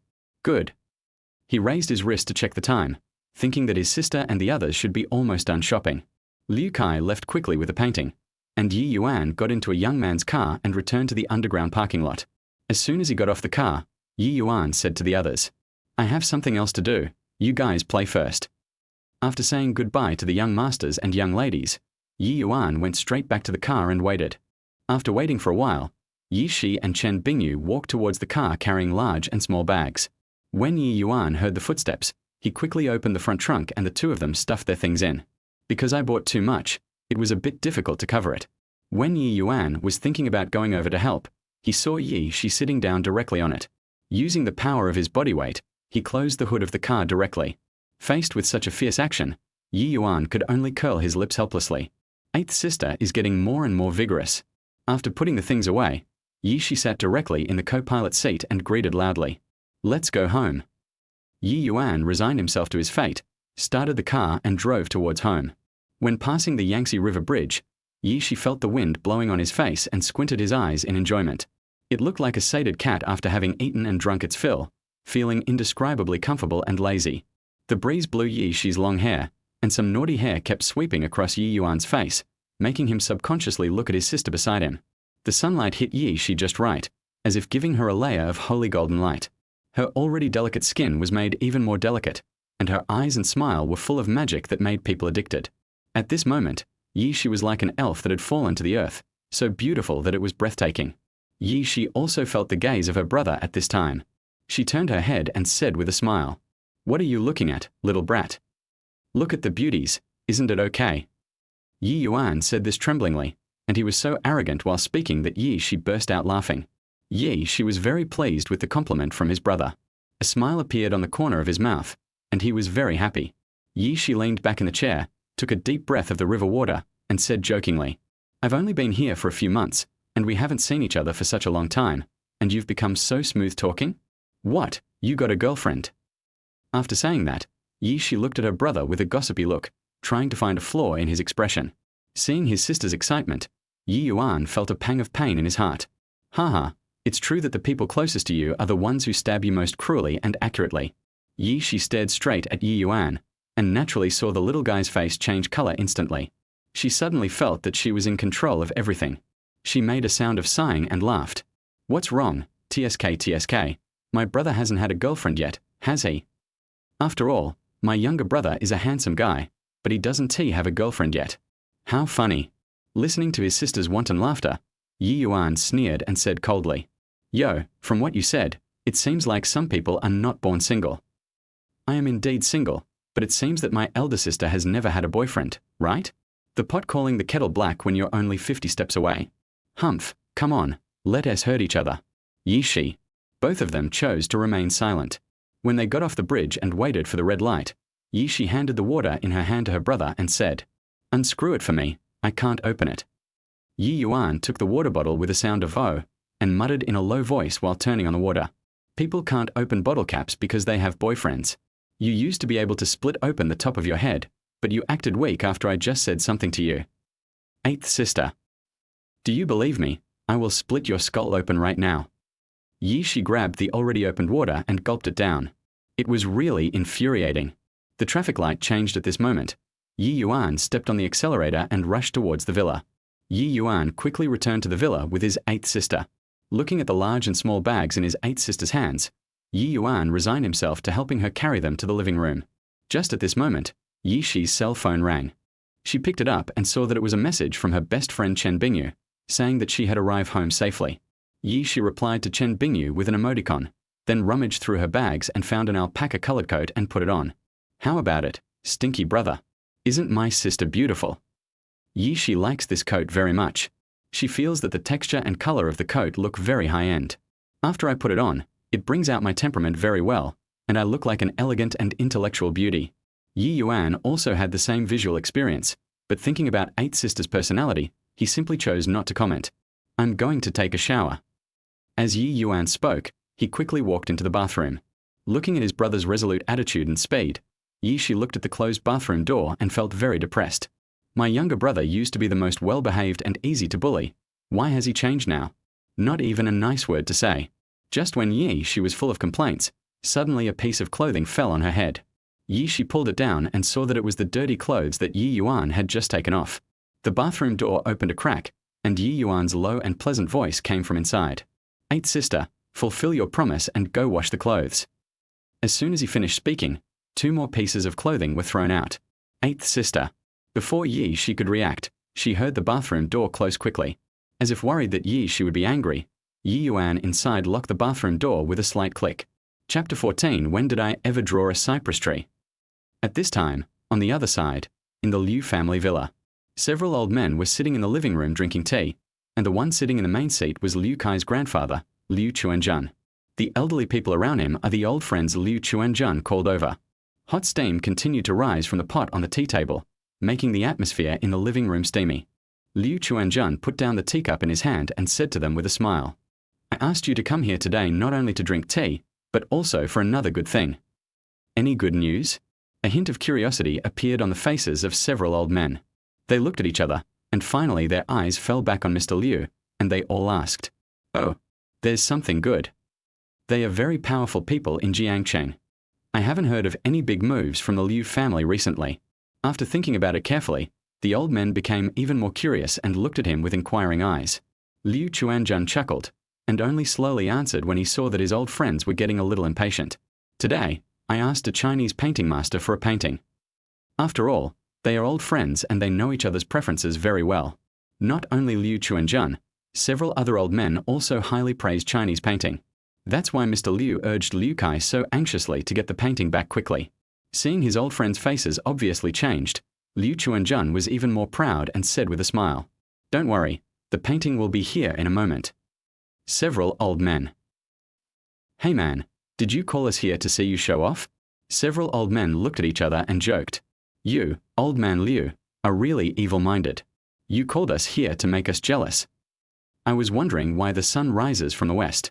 Old Liu actually invited us to drink top-grade Shifeng Longjing tea. It turns out he was trying to use good tea to keep us from consuming it. Let's be content. If it weren't for you to make us greedy, we wouldn't even be able to drink good tea. The world is going downhill and people's hearts are no longer the same as before.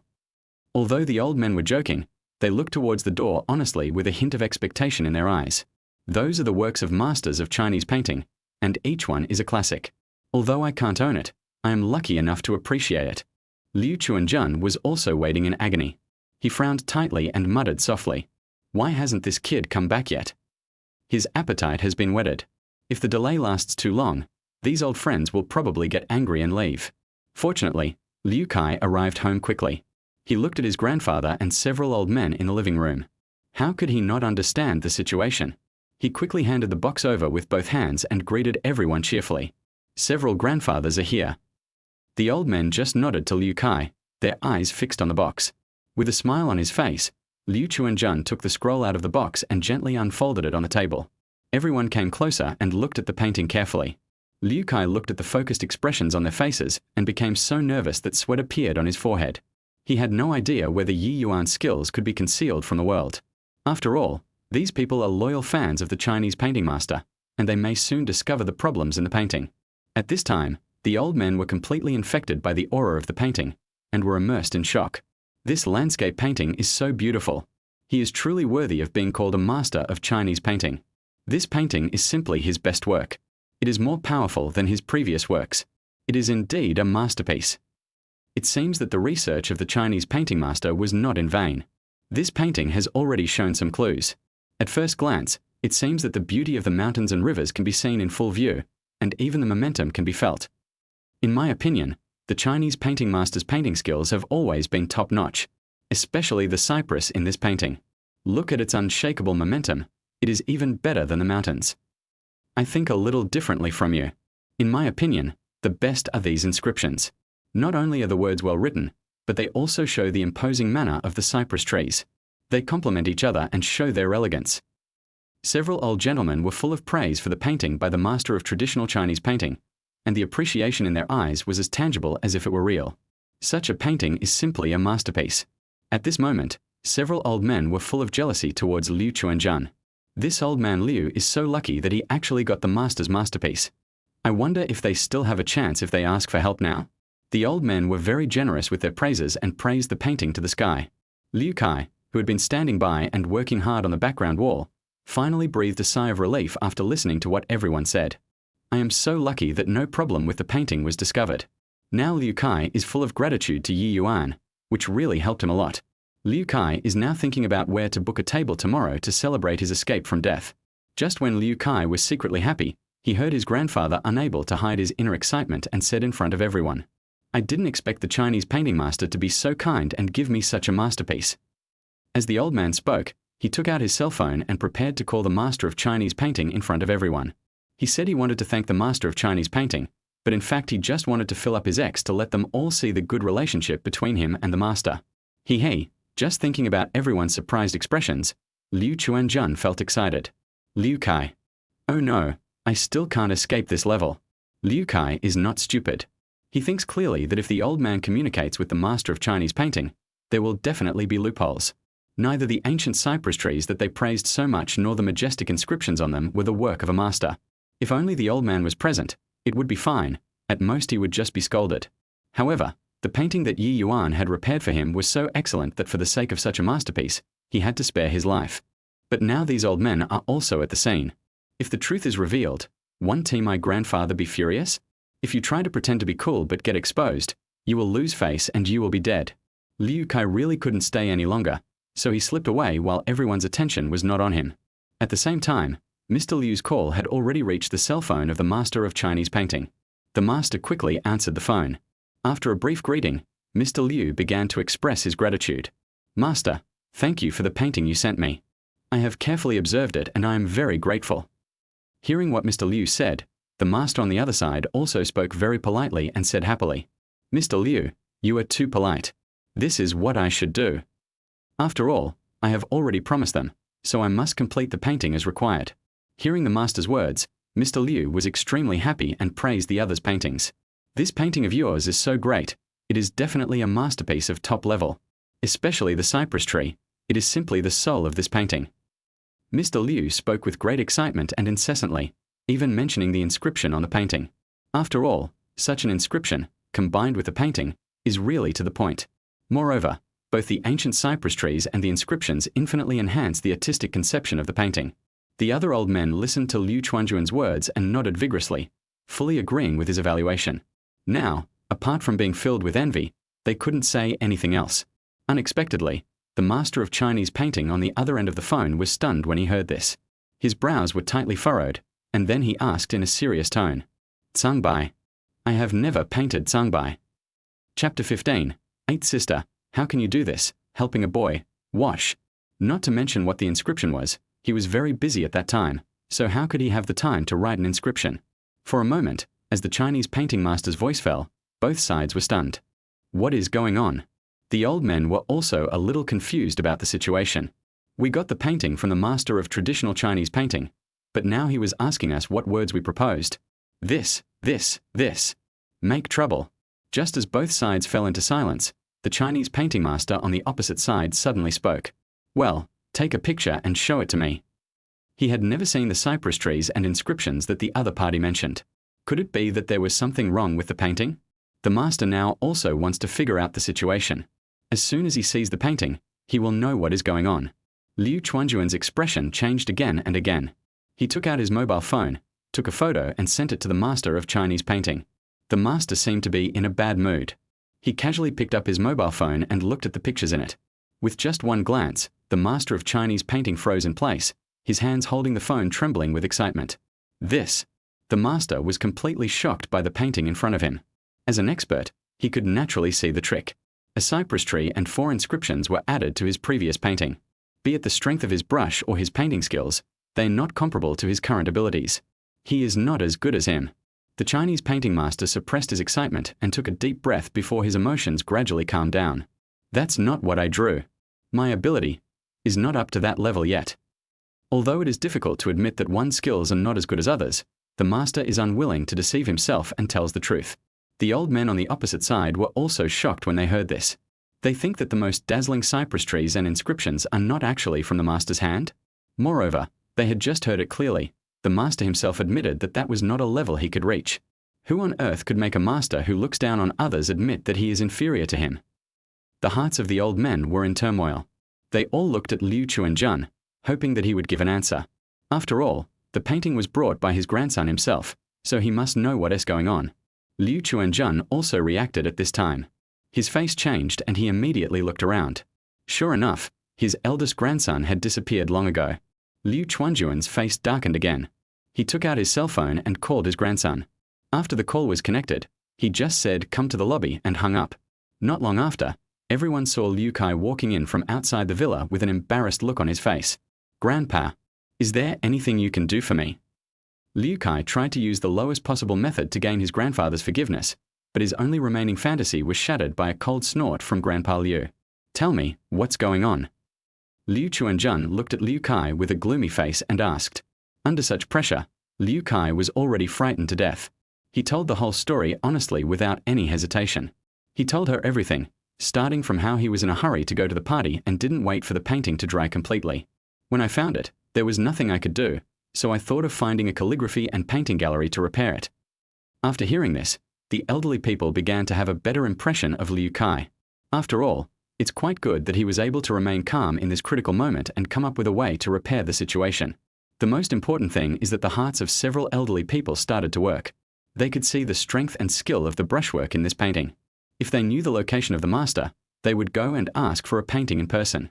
By that time, my entire painting will be the work of this master.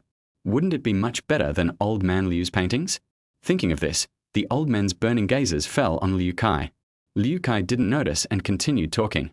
As a result, the painter at the calligraphy and painting gallery didn't dare to help. As a last resort, a friend I just met stepped in to help. Liu Kai said it in one sentence. But Liu Kai's words shocked the old men present. Even the master of Chinese painting on the other end of the phone was stunned for a moment, and his heart was shocked. They were shocked to hear that such a majestic cypress tree was actually created by a young boy. For a moment, several old men had their own thoughts in their minds. They secretly thought that the young man was probably from a family of calligraphy and painting. It is precisely because of the family background and the knowledge he has learned since childhood that he is able to have such writing skills at a young age. However, even though they have been learning since they were old enough to understand, several old men couldn't help but sigh. This talent is absolutely extraordinary. Otherwise, how could he, at such a young age, make a master of Chinese painting feel inferior to him? The master of Chinese painting on the other end of the phone was also feeling emotional at this time. He never expected that one day he would be surpassed by a little kid. Although he felt uncomfortable, the master of Chinese painting was convinced when he looked at the photos on his mobile phone. Even if you are not as skilled as others, you can't take advantage of your seniority. The master of Chinese painting repeatedly looked at the photo in his hand, and his heart was filled with amazement at the details of the cypress. This is definitely the level that only top masters can achieve.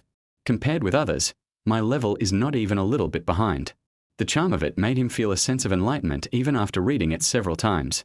The master of Chinese painting forwarded this photo to the Calligraphy and Painting Association group, as well as the Antique Calligraphy and Painting group. As soon as the photo was released, many latent calligraphy and painting masters immediately came to the fore. Wow, this is the master's new work? It seems that you have gained a lot from your recent retreat and practice. You have made so much progress. It is so majestic and magnificent. It is really a masterpiece. Especially this inscription. It directly raised Tsangbai spirit.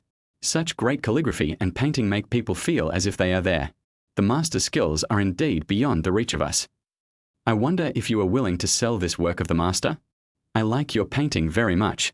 You can name the price. Or if you want something else, I will try my best to buy it for you. The master of Chinese painting briefly explained that this was a modification of a young friend's own painting. For a moment, there was another round of exclamations.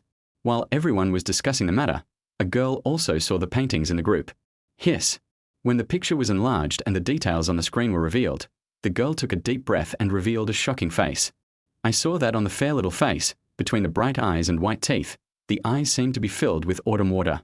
Especially when her eyes move, that pure look will make people who see it astonished. The girl looked at the painting on her phone, stunned for a moment, then she remembered to take out the keys from her bag. But at this time, the girl was reluctant to take her eyes off her phone.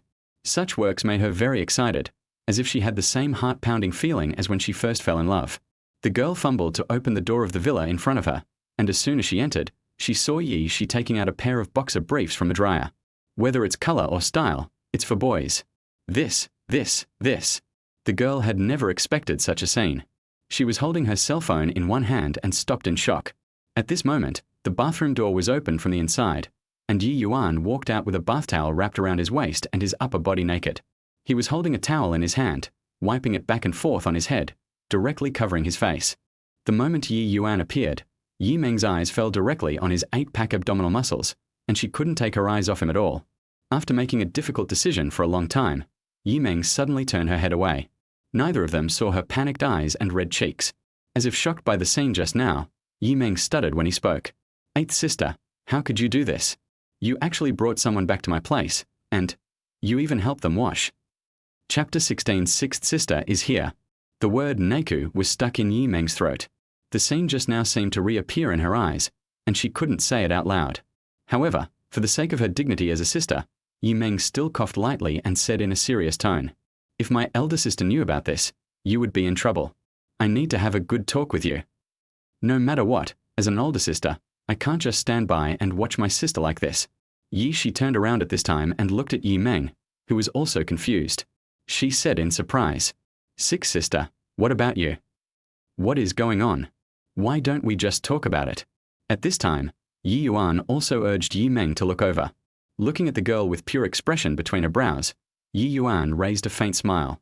This person is none other than his sixth sister Yi Meng. Sixth sister Yi Meng is an expert in antiques. Although she is young, she is already a rising star in the antique world. Not only that, sixth sister is also a calligraphy and painting enthusiast.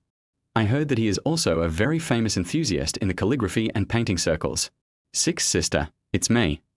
Ye Yuan put down his hand that was wiping his hair, looked at Yi Meng and said with a smile. Yi Meng listened to the familiar voice and then looked up at Ye Yuan. Her eyes suddenly widened, she covered her mouth with her hands, looked at Ye Yuan and exclaimed, "Little brother, why are you here?" As Yi Meng spoke, he walked towards Ye Yuan. After all, he is his most beloved younger brother. When Yi Meng sees him in front of him, his face is full of smiles. But the next moment, Yi Meng's focus shifted. Looking at his brother's 8-pack abs, he asked eagerly, "Your abs?" Hearing Yi Meng's exclamation, Shi also looked towards Ye Yuan. When he saw Ye Yuan's abdominal muscles clearly, he was also shocked. When did my younger brother become in such good shape? Those 8 abdominal muscles are clearly defined. They are simply the template for the fitness industry. The two sisters came to Ye Yuan's side and stared at his abdominal muscles without blinking. Especially Yi Shi, who looked at it with envy and reached out to pinch it. Feeling the iron-like hardness in her hand, Yi Shi almost wanted to scream. "This feels so safe. Ye Yuan, not only do you look, but you also take action. Ice and tea that a bit too much?" At this time, Yi Shi reached out her hand again and patted Ye Yuan's belly twice, feeling the amazing touch, and muttered, "This kid is really good at hiding his true abilities. I wonder when you learned this skill. If I had this body shape, I could eat whatever I wanted." Just when Yi Shi was daydreaming, he suddenly seemed to think of something, looked at Yi Meng beside him, and asked curiously, "By the way, sixth sister, what were you thinking about just now? Bring the man back with you?" A helpless expression appeared on Yi Meng's innocent face. Under that situation, it was hard not to be misunderstood, right? She raised a smirk at the corner of her mouth and said embarrassedly, "Oh, I was just joking." "I don't care, sixth sister. You are wrongly accusing me of innocence." Ye Shi kept talking and stretched out his hands towards Ye Meng, trying to tickle her. Just as several people were laughing and joking together, eldest sister Ye Lu opened the door and walked in. Looking at the lively living room, Ye Lu was also stunned for a moment. She looked at Ye Meng and asked with a smile, "Sixth sister, why are you here?" When Ye Meng saw Ye Lu coming back, a smile appeared on his face and he replied, "I just happened to be free recently, so I thought of coming over to see big sister, but I didn't expect that I would be here too." As if he had thought of something, Ye Meng chuckled, looked at Ye Yuan and said, "This is really a good thing. I have someone to accompany me these days." Ye Meng is usually very busy with work, so she is very happy to be able to spend a few days with her younger brother. On the contrary, Ye Yuan, who was standing aside, looked at the happy sixth sister and asked with a vigilant look in his eyes, "Sixth sister, you're not going to drag me down to the tomb with you, are you?" Ye Yuan was not afraid of ghosts, but he really couldn't accept the environment at the scene. "I really don't understand how my fair and beautiful sister Liu could stay there." Listening to Ye Yuan's words, Ye Meng reached out and touched his head, smiling and said, "How is that possible?" Even if Ye Yuan didn't mind the scene, she couldn't easily take Ye Yuan in. There were rules. Ye Meng waved his hand gently, looked at his brother and said seriously, "But even if I go into a tomb, it's not scary. Look at me, I often do archaeological work and walk in and out of tombs. I'm not afraid even though I'm a girl, so what should I be afraid of when my brother is such a strong man?" Ye Yuan sneered, rolled his eyes and said, "Whenever you do archaeological work, you can't find anyone there all day. People who know you are doing archaeological work think you are doing it, but those who don't think you have been sucked dry by zombies." Hearing Ye Yuan's words, Ye Shi and Ye Lu beside him both chuckled. Ye Meng patted Ye Yuan lightly, glared at him with watery eyes, and said lightly, "Bad boy, can't you expect your sixth sister to be nice?" At this moment, Ye Yuan's cell phone suddenly rang. He picked it up and saw that it was Liu Kai who sent a message in the Young Masters group and even at him. "At Ye Yuan, Brother Ye, thank you so much for what you did today, otherwise I would have lost my life. The old man was full of praise for your repairs and inscriptions, and was amazed. Now that the danger is over, I have to treat you to a meal." As soon as Liu Kai spoke, many young men and women came forward and started discussing in a group. I was at the scene at the time, and I saw Brother Ye's skills. They were absolutely amazing. He easily completed a job that even painters dared not do. How can those little painters compare with our Brother Ye's craftsmanship? Our Brother Ye is so amazing. If something like this happens again in the future, we will be blessed. Bah, bah, bah, what a crow's mouth. Even if Brother Ye is capable, we can't cause trouble for him, right? But Brother Ye has helped so much, we have to choose a good place and give Brother Liu a good beating. Ye Yuan looked at the compliments and quickly replied with his phone. "Don't be so polite. I'm just helping you out. Don't take it to heart." After listening to Ye Yuan's humble and polite words, the young masters and young ladies admired him even more. Who wouldn't he like someone who is so capable yet so low-key and knows how to behave? Everyone was about the same age, and soon everyone started chatting enthusiastically in the group. At this moment, a young master suddenly sent a message. "By the way, where is Zhong Juanhao? We came out for a party today, and this guy wasn't seen either." Chapter 17, Eighth Sister, Do You Want to Trick Me? Ye Yuan read the message and gained a preliminary understanding of Zhong Juanhao. He is also a young master and has a good relationship with everyone, otherwise he would not be mentioned at this time. The other young master seemed to know something. He said in a teasing tone, "Haozi and his girlfriend had a fight. I heard they were in a state of panic. He must have no strength to come out." The other young masters and young ladies read the news and joined in the ridicule. Liu Kai watched them talk more and more outrageously, and couldn't help but expose them. "Please stop talking. You don't know what you are like, and you still have the nerve to talk about Haozi? Weren't you both so polite to each other before? When you broke up, which one of you didn't cry and wail?" Liu Kai's words struck home in everyone's heart. He even said to the young master who was talking the most enthusiastically with a sly smile, "The last time you broke up with your lover, you pulled me aside and said you couldn't live anymore. I still remember it clearly." When everyone heard that Liu Kai was serious, they all behaved themselves. The young master who was just named by Liu Kai awkwardly sent a few emojis and brushed the words up before responding. "Brother Liu, please give me some face. Wasn't it true love that time?" The young masters and young ladies burst into laughter again, and the atmosphere suddenly became lively again. Ye Yuan was looking at his phone and was also very happy. He had a new understanding of these young masters and young ladies. In his original impression, young masters like them should all be at the level of romantic saints, who have experienced all kinds of things. It is a high-level state where one can walk through a field of flowers without getting a single leaf on them. But after listening to Liu Kai's revelation, Ye Yuan realized that these people were just pretending in front of others. In fact, behind the people we can't see are ordinary people as well. I will truly fall in love with a girl, and I will get drunk when I break up with her. Ye Yuan felt a surge of emotion in his heart, and he had a better impression of these people. However, Ye Yuan also knew that the only people who showed their true nature were those in front of him. It doesn't mean that all young men and women are good people. That kind of rich second-generation Neptune is definitely not like this. Hey, the other clothes are done. When Ye Yuan was looking at the group chat information, he suddenly heard his 8 sisters' exclamation, and then saw a beautiful figure rushing towards the washing machine. In fact, the clothes had just been washed. Ye Shi checked and saw that they were very clean, so she turned on the drying function. Ye Yuan put down his phone and walked towards the washing machine. Looking at the warm clothes after drying, he smiled and said, "Not bad, it washes well." Yi Meng took a lingering look at Ye Yuan's abdominal muscles. She stretched and said softly, "I'm tired too. I'll go upstairs and change clothes and take a shower."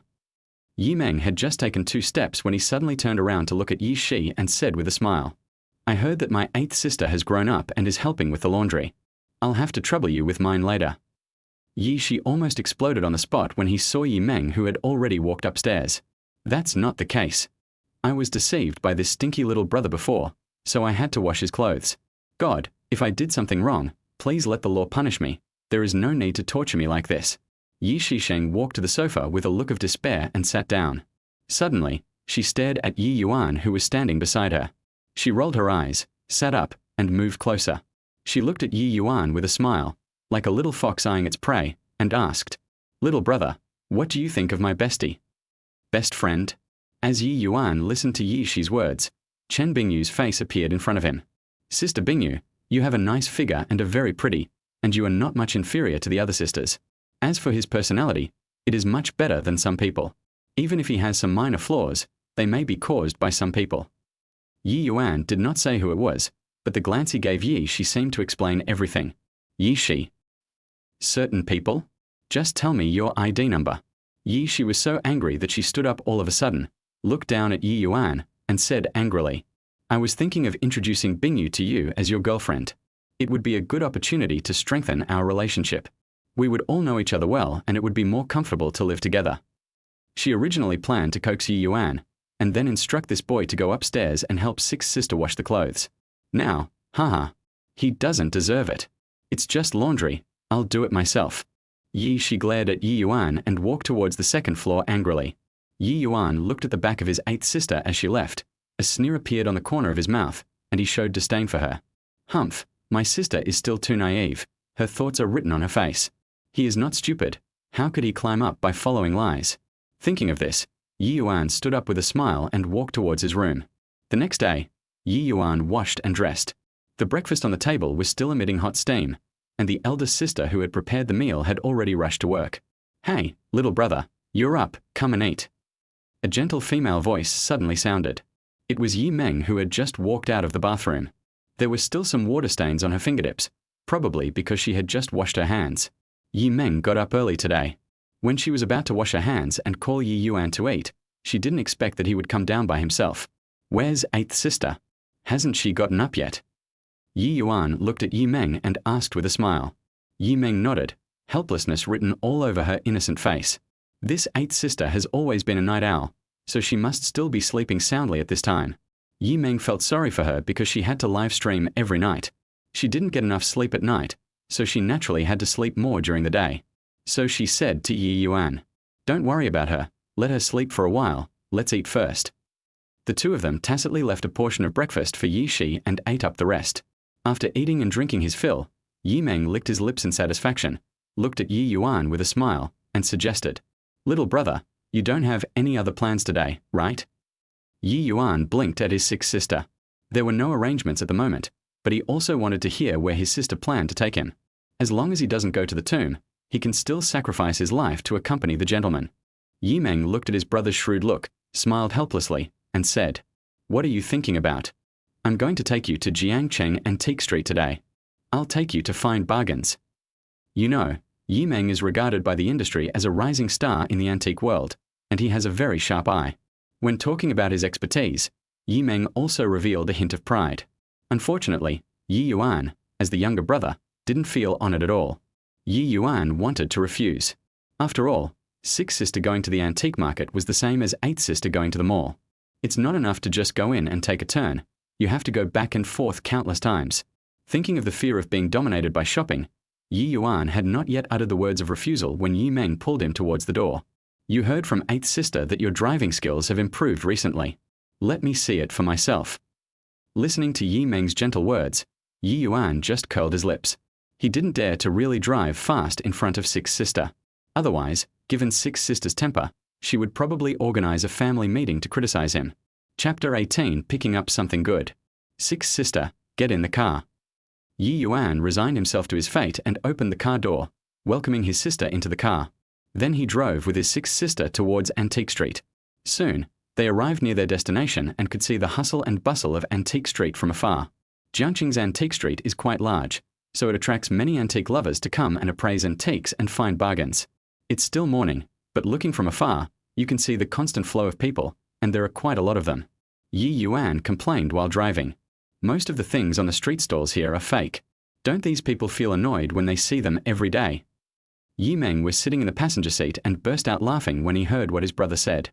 She touched Ye Yuan's head with great satisfaction and said with a smile, "Yes, my little brother knows that all the goods on the street stalls are fake. Let me tell you, it's not just the newbies who come to the street stalls to buy things. Many shop owners and insiders also come here every morning to buy things. However, these people don't rely on anything when sweeping the stalls. They just scan the stalls with their own eyes. If a rare leak really happened, it would definitely be picked up by these people." Ye Meng happened to have some time these days, so he couldn't help but come here to look around the streets to see if he could find any good things. Ye Yuan knew sixth sister's hobby, so he nodded, parked the car, and walked towards Antique Street. Ye Meng held Ye Yuan's hand and followed the crowd as they walked in front of the stall, looking at the products. Ye Yuan followed behind, also looking at the things on the stall. Since Ye Yuan's eyes have evolved into the eye of truth, as long as he stares at an object carefully, detailed information about the object will appear in front of his eyes. Ye Yuan couldn't help but raise his eyebrows at the wonderful use of the eye of truth and began to experiment. He quickly scanned the stalls around him and found that there was indeed not a single authentic item. They are basically produced in small workshops, and then made to look old using crude methods to make the objects look more aged. With this level of skill, he doesn't even need to use the eye of truth to see the clues. Ye Yuan suddenly felt a little bored and continued to follow his sister forward. The stall owners have different personalities and their methods of attracting business are also different. Some people are very enthusiastic, and as soon as they see you pick up a certain object, they will come up to you and tell you a secret. If a newcomer were to come here, they would probably be embarrassed to put their things back given the lively atmosphere. Ye Yuan also noticed that there is a type of stall owner who is very cold. Even if you ask for the price, he will be indifferent and indifferent.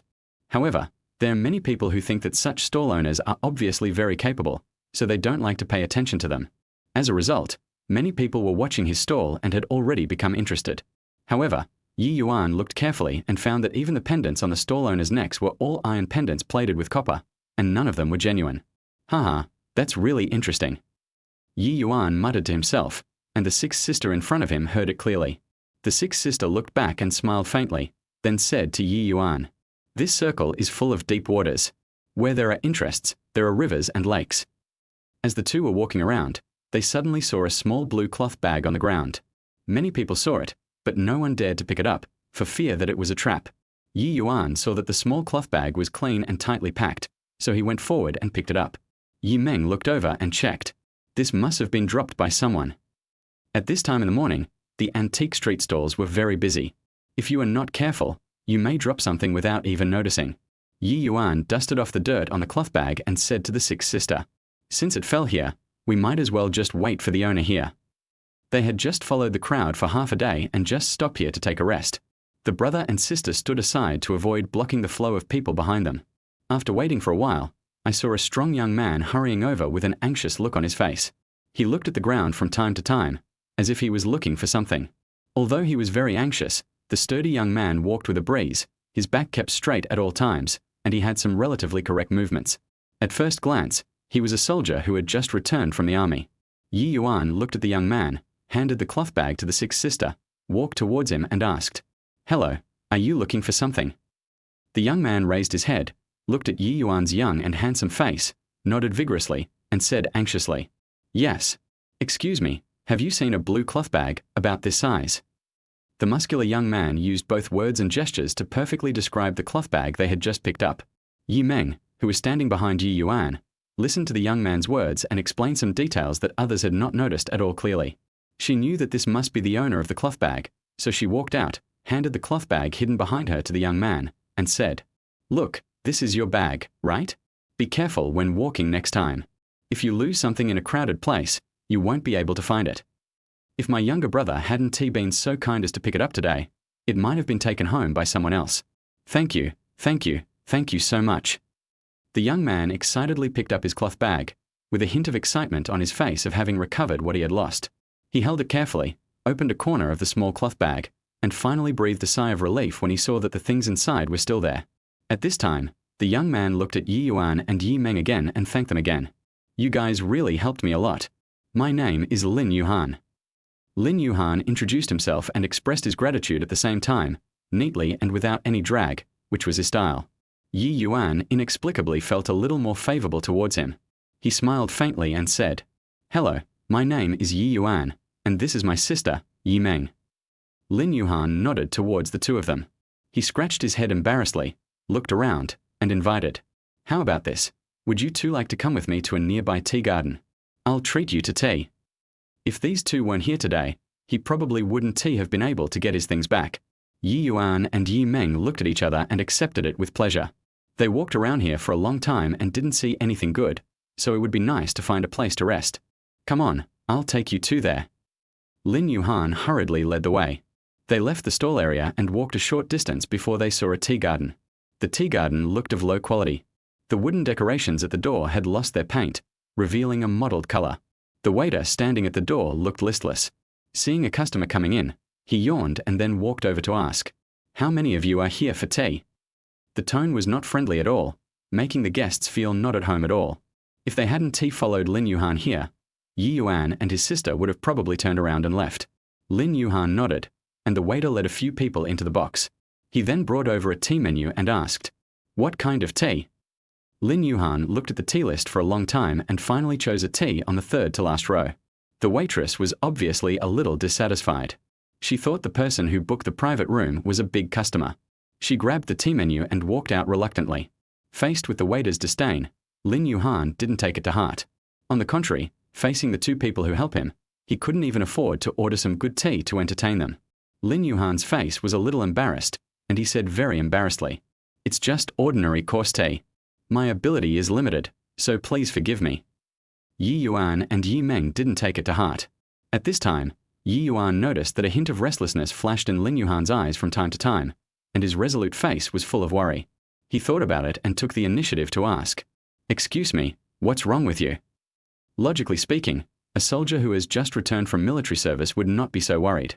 After all, the treatment is not bad, and you can get some money when you return home after retiring from the army.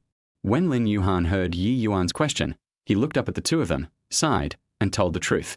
"You two have helped me a lot, and I won't hide it from you. My parents are both seriously ill and I can't afford to take care of them. I have no other choice but to invite people here to sell some old things passed down in my family. At least I can earn some money. No matter how difficult it is, my parents can't just ignore me." Lin Yuan's voice was not loud, but every word he spoke was powerful. Ye Meng, who was standing next to him, also sighed after hearing what Lin Yuan said. Such a tough guy is thinking of selling old things at home. It seems that he is really desperate. I guess they know that these old items are still worth some money and can be used to save lives, so they can last for a while. Ye Yuan also thought of this, looked at Lin Yuan, thought for a while and said, "Can you show me the old item you mentioned?" Lin Yuan listened to Ye Yuan's words, smiled brightly, and said, "Why can't I do that?" As Lin Yuan spoke, he carefully opened the small cloth bag with blue floral patterns. Chapter 19. What do you want to do? Want to take action. As the cloth bag was opened, a scroll was revealed inside. Yi Meng is a fan of calligraphy and painting. As soon as he saw the scroll, his eyes immediately lit up and he stared at Lin Yuhan's movements closely. Noticing Six Sisters' little action, Ye Yuan showed a smile on his face. At this time, Lin Yuan had carefully opened the scroll, revealing the full picture of the scroll. Ye Yuan's eyes quickly swept across the scroll, and it turned out to be a painting by Zheng Banqiao. Squinting his eyes slightly and looking at the various detailed information that popped up, Ye Yuan nodded imperceptibly. This painting is indeed authentic. However, Ye Yuan, who had reached a conclusion, did not speak, and his eyes continued to stay on the scroll. The sixth sister next to her had already been attracted by the scroll, and she came closer to look at it carefully. Noticing that the brushstrokes and some details of the scroll were completely consistent with Zheng Banqiao's works, Yi Meng's face showed a hint of shock. But she lowered her head, and the two people next to her didn't notice. Yi Meng was just about to say something to Lin Yuan when suddenly, the door of the box was pushed open. Led by a young master, several people walked into the box. The leading young man had a haughty expression on his face and was wearing all branded clothes. A little behind him was an old man in a tank suit with a smile on his face, but the smile did not reach his eyes, giving people a very bad impression. The old man in tank suit was holding a folding fan in his hand, and he looked similar to the so-called appraisal masters on the antique street. He relies entirely on his age and outfit to intimidate people. As for the people behind, judging from their posture, they should be the secretaries of the old man in tank suits. The young master in the lead seemed to dislike the layout of the tea house, as if looking at it for one more moment would dirty his eyes. Seeing several people coming in, Lin Yuan quickly stood up and said politely, "Hello, are you the ones who want to buy paintings? I brought the things with me." When Lin Yuan took the painting, he apologized to Ye Yuan and Yi Meng, then he pulled the scroll out and handed it to the young master. The young master seemed to take the painting completely unimportant. Instead, the smiling old man in a tank suit beside him took the scroll and said with a smile, "Come, let me take a look." The old man in the tank suit was indeed a master of identification. His secretary handed him a pair of glasses, and after he put them on, he began to examine them carefully. Lin Yuan watched the master's actions and introduced quietly beside him. "This painting was passed down from my ancestors. It's an authentic work by Zheng Banqiao. If I didn't need money urgently, I wouldn't have sold it." After all, these were good things left by his ancestors. He felt guilty towards them if he sold them just like that, even if it was to save his parents. Just when Lin Yuan was feeling heavy-hearted, he suddenly heard the appraisal master snort coldly, and he subconsciously looked up. The master appraiser smiled disdainfully, pointed at the painting with his finger, and said in a cold tone, "You know what is the most taboo thing in the antique business? It's listening to the seller's stories. You still have the nerve to say this is a family heirloom? Humph, it's clearly just a copy. You're trying to pass off a piece of rubbish like this as Zheng Banqiao's authentic work to deceive people. Boy, I think you're quite brave. In my opinion, this is probably a replica from the late Qing dynasty or the Republic of China." Although the works at that time had some value, it was definitely not high. The appraisal master then pointed out several damaged areas on the scroll and said with a disdainful tone, "Take a good look at this painting. There are several damaged spots on it. This makes it even less valuable." After saying these words, the master appraiser pretended to look casually at the young master next to him, with a gleam in his eyes. The young master seemed to understand something, and a smile appeared on the corner of his mouth, but it was only for a moment, as if the expression just now was just an illusion.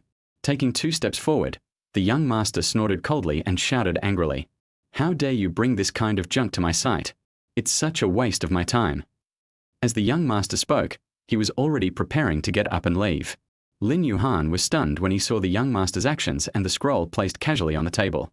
"That's impossible. This painting in my family has been passed down for several generations. How could it be a replica from the late Qing dynasty?" Although he doesn't know how to authenticate calligraphy and paintings, the words of the elders in his family can't be wrong, right? He couldn't comment on the authenticity of the painting, but the time determined by the appraisal master was definitely wrong. "Humph, just go and check my reputation in the industry. Could you be wrong?" The appraisal master snorted again, pointed at the antique street not far away, and said very proudly, "Go over there and ask, who mentions my name and doesn't give a thumbs up and call me master?" Lin Yuan was obviously shocked by the words of the appraisal master, and for a moment, he was a little confused. He remained silent and the atmosphere became cold for a moment. The young master looked at Lin Yuan and a cold arc appeared on the corner of his mouth again. The opportunity he had been waiting for had finally arrived. Turning around, the young master pretended to be compassionate and said, "Since I've come this far, it's your luck. I see you're in need of money, so let's put it this way. Although your painting is an imitation of a work from the Republic of China period, the painting technique is acceptable and it is worth a bit of money. I'll give you 50,000 yuan as the cost of buying this painting, and it won't be a wasted trip for you." The tone of the young master's voice didn't sound like he was making a deal at all, but more like he was using his own money to do charity. Seeing Lin Yuhan silence, the appraisal master standing beside him frowned and urged. The young master felt sorry for you and was ready to help you. Don't be so shameless and miss such a good opportunity. It seemed that the appraisal master's words really worked. Lin Yuhan gritted his teeth and wanted to agree. After all, the family was really in a desperate situation and was in urgent need of money. Although 50,000 yuan was far less than what I had expected, it could at least solve the urgent problem. Before Lin Yuhan could speak, he heard Ye Meng suddenly speak with a sneer. "You guys really know how to have fun." Ye Meng had already stood up while she spoke. She took the scroll with her green hands and continued with a sneer. "You're only going to give 50,000 yuan for an authentic work of Zheng Banqiao." She had just determined that this was an authentic work by Zheng Banqiao. Because these people just happened to break in, she got to watch a good show.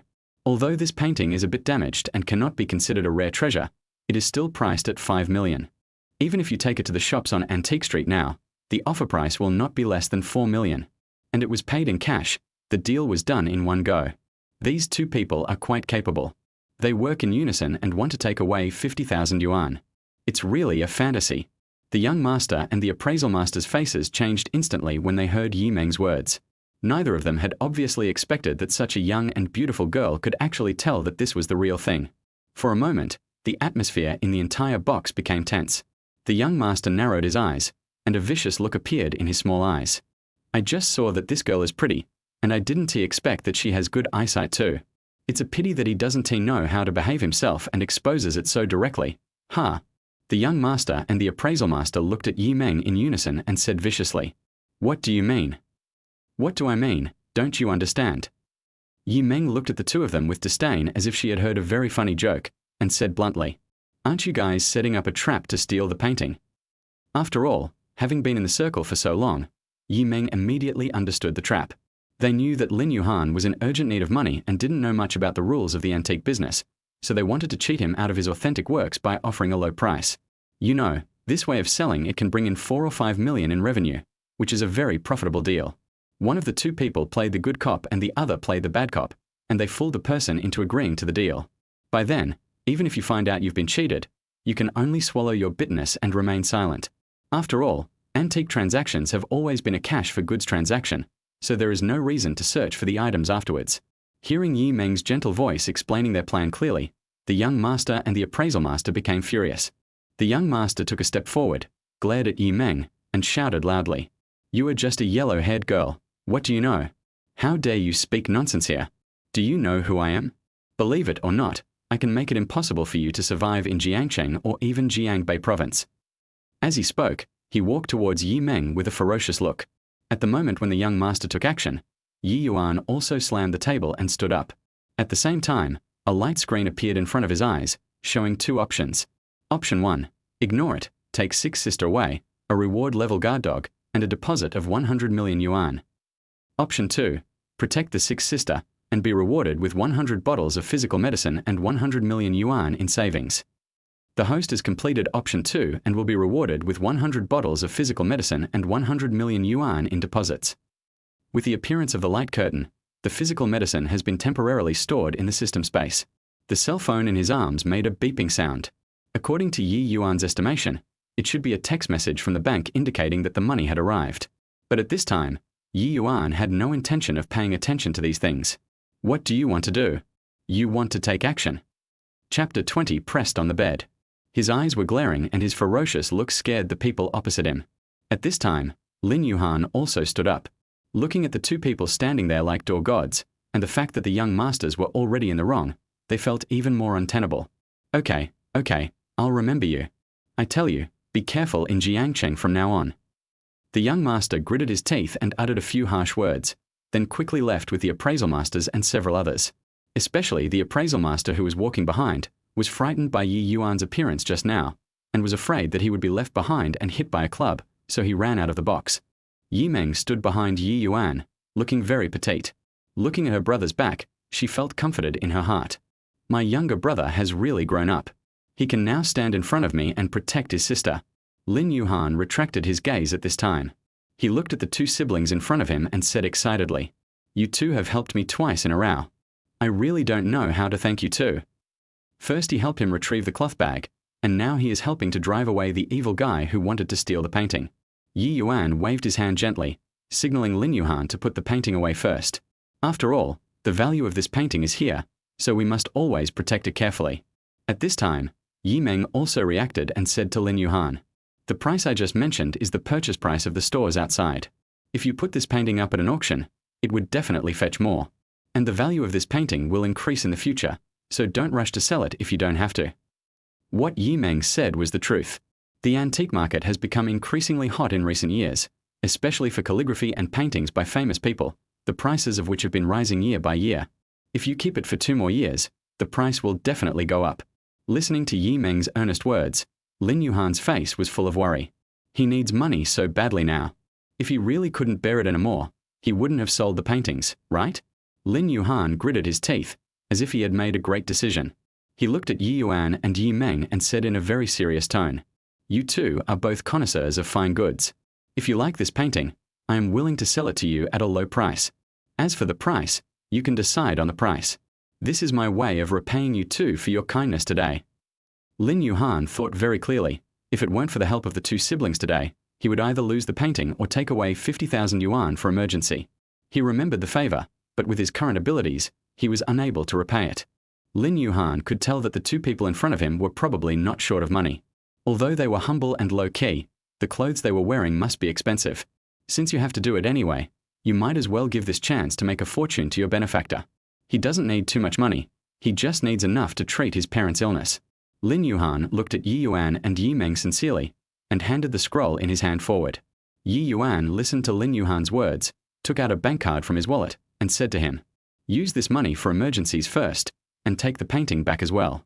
Let us add each other's contact information, and you can pay me back when you have money." He could see that Lin Yuan was a man with a bottom line, and he was willing to help such a person. When Lin Yuan heard this, he shook his head like a rattle and quickly refused. "No, I can't. I can't ask you for your money. How about this? I'll keep the painting with you first, and when I make enough money, you can return it to me."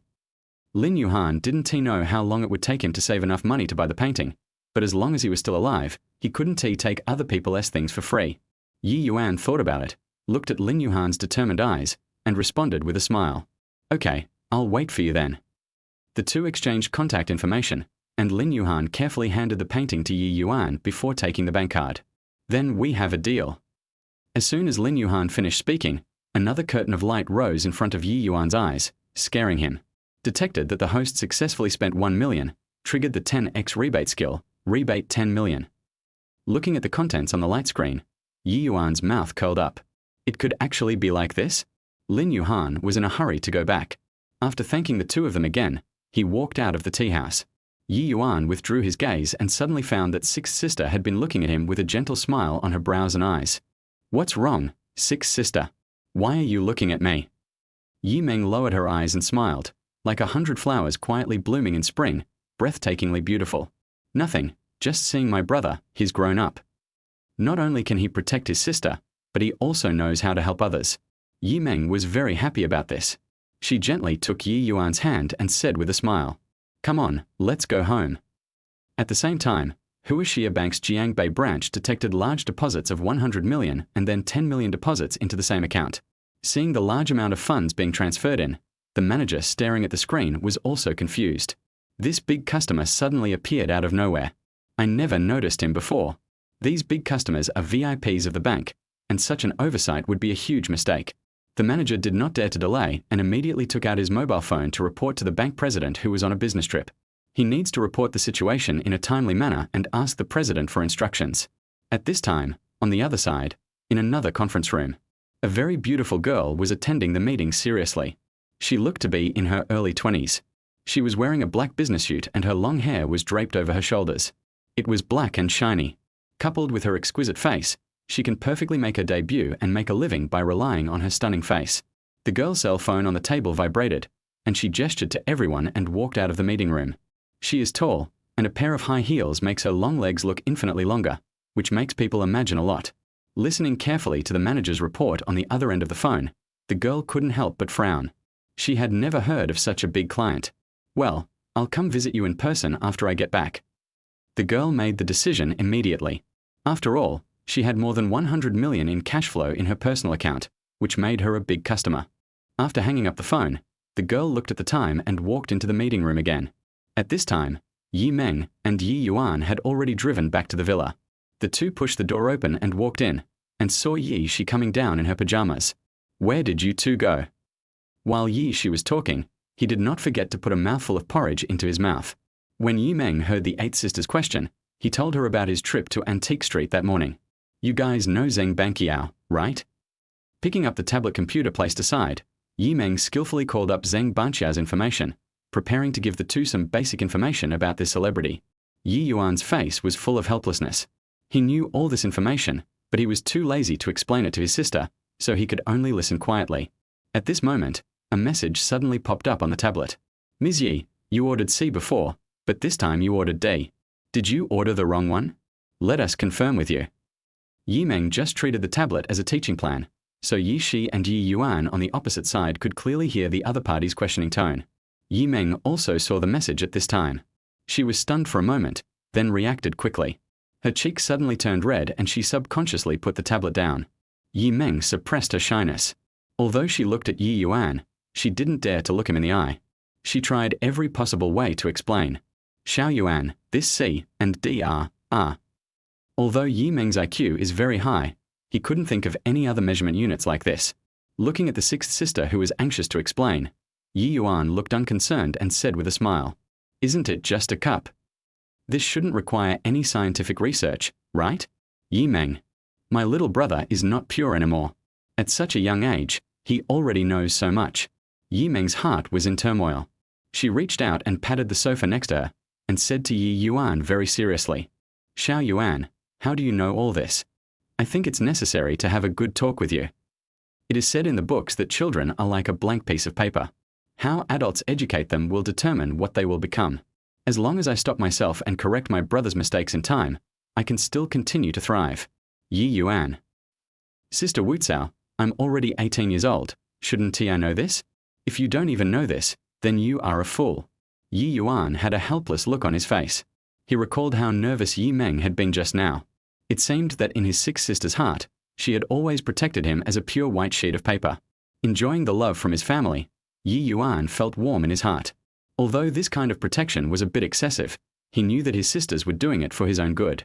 Just when Ye Yuan was standing there in a daze, Ye Shi was standing beside him with a gloating smile on his face. Brat, I didn't expect you would have this day. Aren't you quite good at talking? Come on and argue with your 6th sister.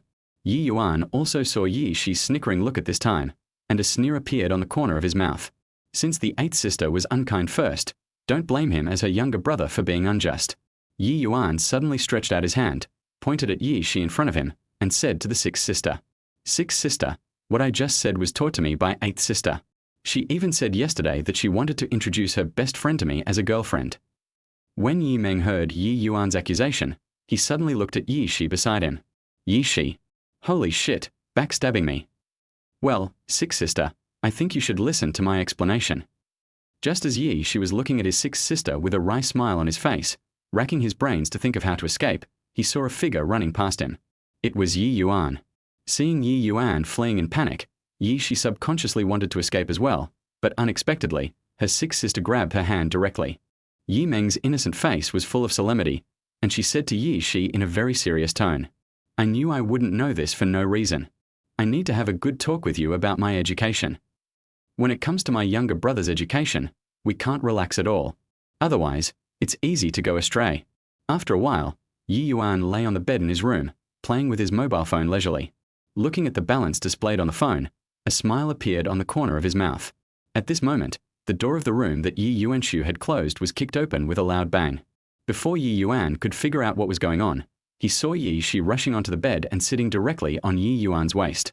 As if worried about instability, Ye Shi did not forget to adjust his position. Then she pressed her hand on Ye Yuan's face and made a sinister sound. Hey boy, I think we need to have a good talk. What 6th sister said just now is right. A young tree will not grow straight unless it is pruned. Chapter 21. Little brother, come here and massage my legs. Ye Yuan. Ye Yuan was too lazy to refute, so he simply threw his phone away and lay on the bed pretending to be dead. Seeing her brother's nonchalant expression, she was extremely angry. This brat really thinks that I dare not do anything to him, right? She stretched out her hand and slapped Ye Yuan on the thigh, scolding. You little bastard, get up. I'm so numb from being scolded just now, give me a massage. She felt very bitter. The way Sixth Sister taught people was like giving a report. Her thoughts flowed smoothly without any lag, and she talked endlessly. Seeing that Ye Yuan didn't move, she pursed her lips and started to force him. Ye Yuan had no choice but to be forced to start massaging his legs. Feel the smooth and soft texture, it is soft and boneless, and the touch is so good that nothing can be said. She was lying on the bed with her arms and legs spread out. She seemed to be enjoying herself quite a lot. She put a pillow behind her and started browsing on her phone. Ha ha ha, isn't this too funny? She watched the video on her phone and smiled in an unpresentable manner. Ye Yuan could only curl his lips helplessly and continue pressing with resignation. At this moment, Ye Yuan's cell phone suddenly rang. He picked it up and found himself being dragged into a group. Looking at the many familiar names in the group, Ye Yuan recognized them. They were all the young masters of Jiangcheng whom he had met before. A young man named Zhong Juanhao in the group sent a crying emoji, and then sent a long string of words. Brothers, I'm heartbroken. You treat me like an ADM. You've given my feelings to a dog. After sending the message, there were several crying emojis. Zhong Juanhao kept crying in the group. When he was sad, he even shouted that he didn't want to live anymore.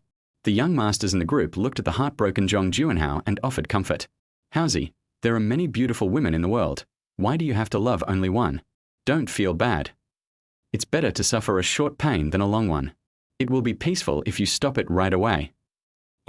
Ye Yuan looked at what the young master said, then looked at She who was playing with her phone, and wrote in the dialogue box. You are doing well. You just cheated me out of money, but I was still being ordered around like a slave. Spending some money is nothing. He is paying with his body. Young masters. Oh shit, is it so miserable? I didn't expect that brother Ye, who is handsome, talented, also has a story. Zhong Juanhao was also stunned when he saw what Ye Yuan said, and then he asked, who is this brother? At this time, a young master came out and introduced Ye Yuan to Zhong Juanhao. Not only did he talk about calligraphy and painting, but he also talked about racing on mountain roads. After all, these two things left such a deep impression on them. The identities of the god of driving and the saint of painting are both indispensable. Zhong Juanhao was also an understanding person. He immediately knew that this person was one of his own. He felt the same way and said quickly, Brother Ye, can you understand my pain? At this time, Ye Yuan was looking at She who looked like she was enjoying herself, and he felt very angry. He was about to complain when She noticed that he had stopped and kicked him directly, saying fiercely, What are you doing? Why did you stop? Keep pressing. I'm telling you, it will take at least an hour. Less than an hour would not be enough to heal the wound in her heart. Faced with such a fierce sister, Ye Yuan curled his lips helplessly. He was now angry but dared not speak, so he directly sent a message saying, Your pain is nothing. I was tortured by women much more severely than you. Everyone looked at the words on the phone screen and felt a deep resentment coming towards them. Everyone was confused and stared at their phones in a daze. What on earth did brother Ye go through? Why does he hold such a grudge? The moment Zhong Juanhao saw the message, he felt like he had found spiritual sustenance and started messaging Ye Yuan. Both of them had been hurt by women, and they got along very well after chatting for a while. Brother Ye, it's a blessing for me to meet you. Hearing you say that, I feel much better. Zhong Juanhao now calls him Brother Ye all the time, in a very affectionate manner. Ye Yuan chatted in the group for a while, and vented all the resentment in his heart. He looked at She and said, I'm tired. I won't do it anymore. She looked at Ye Yuan and generously let him go. After all, being able to pinch for so long was beyond her psychological expectations. Okay, sister, I will let you go.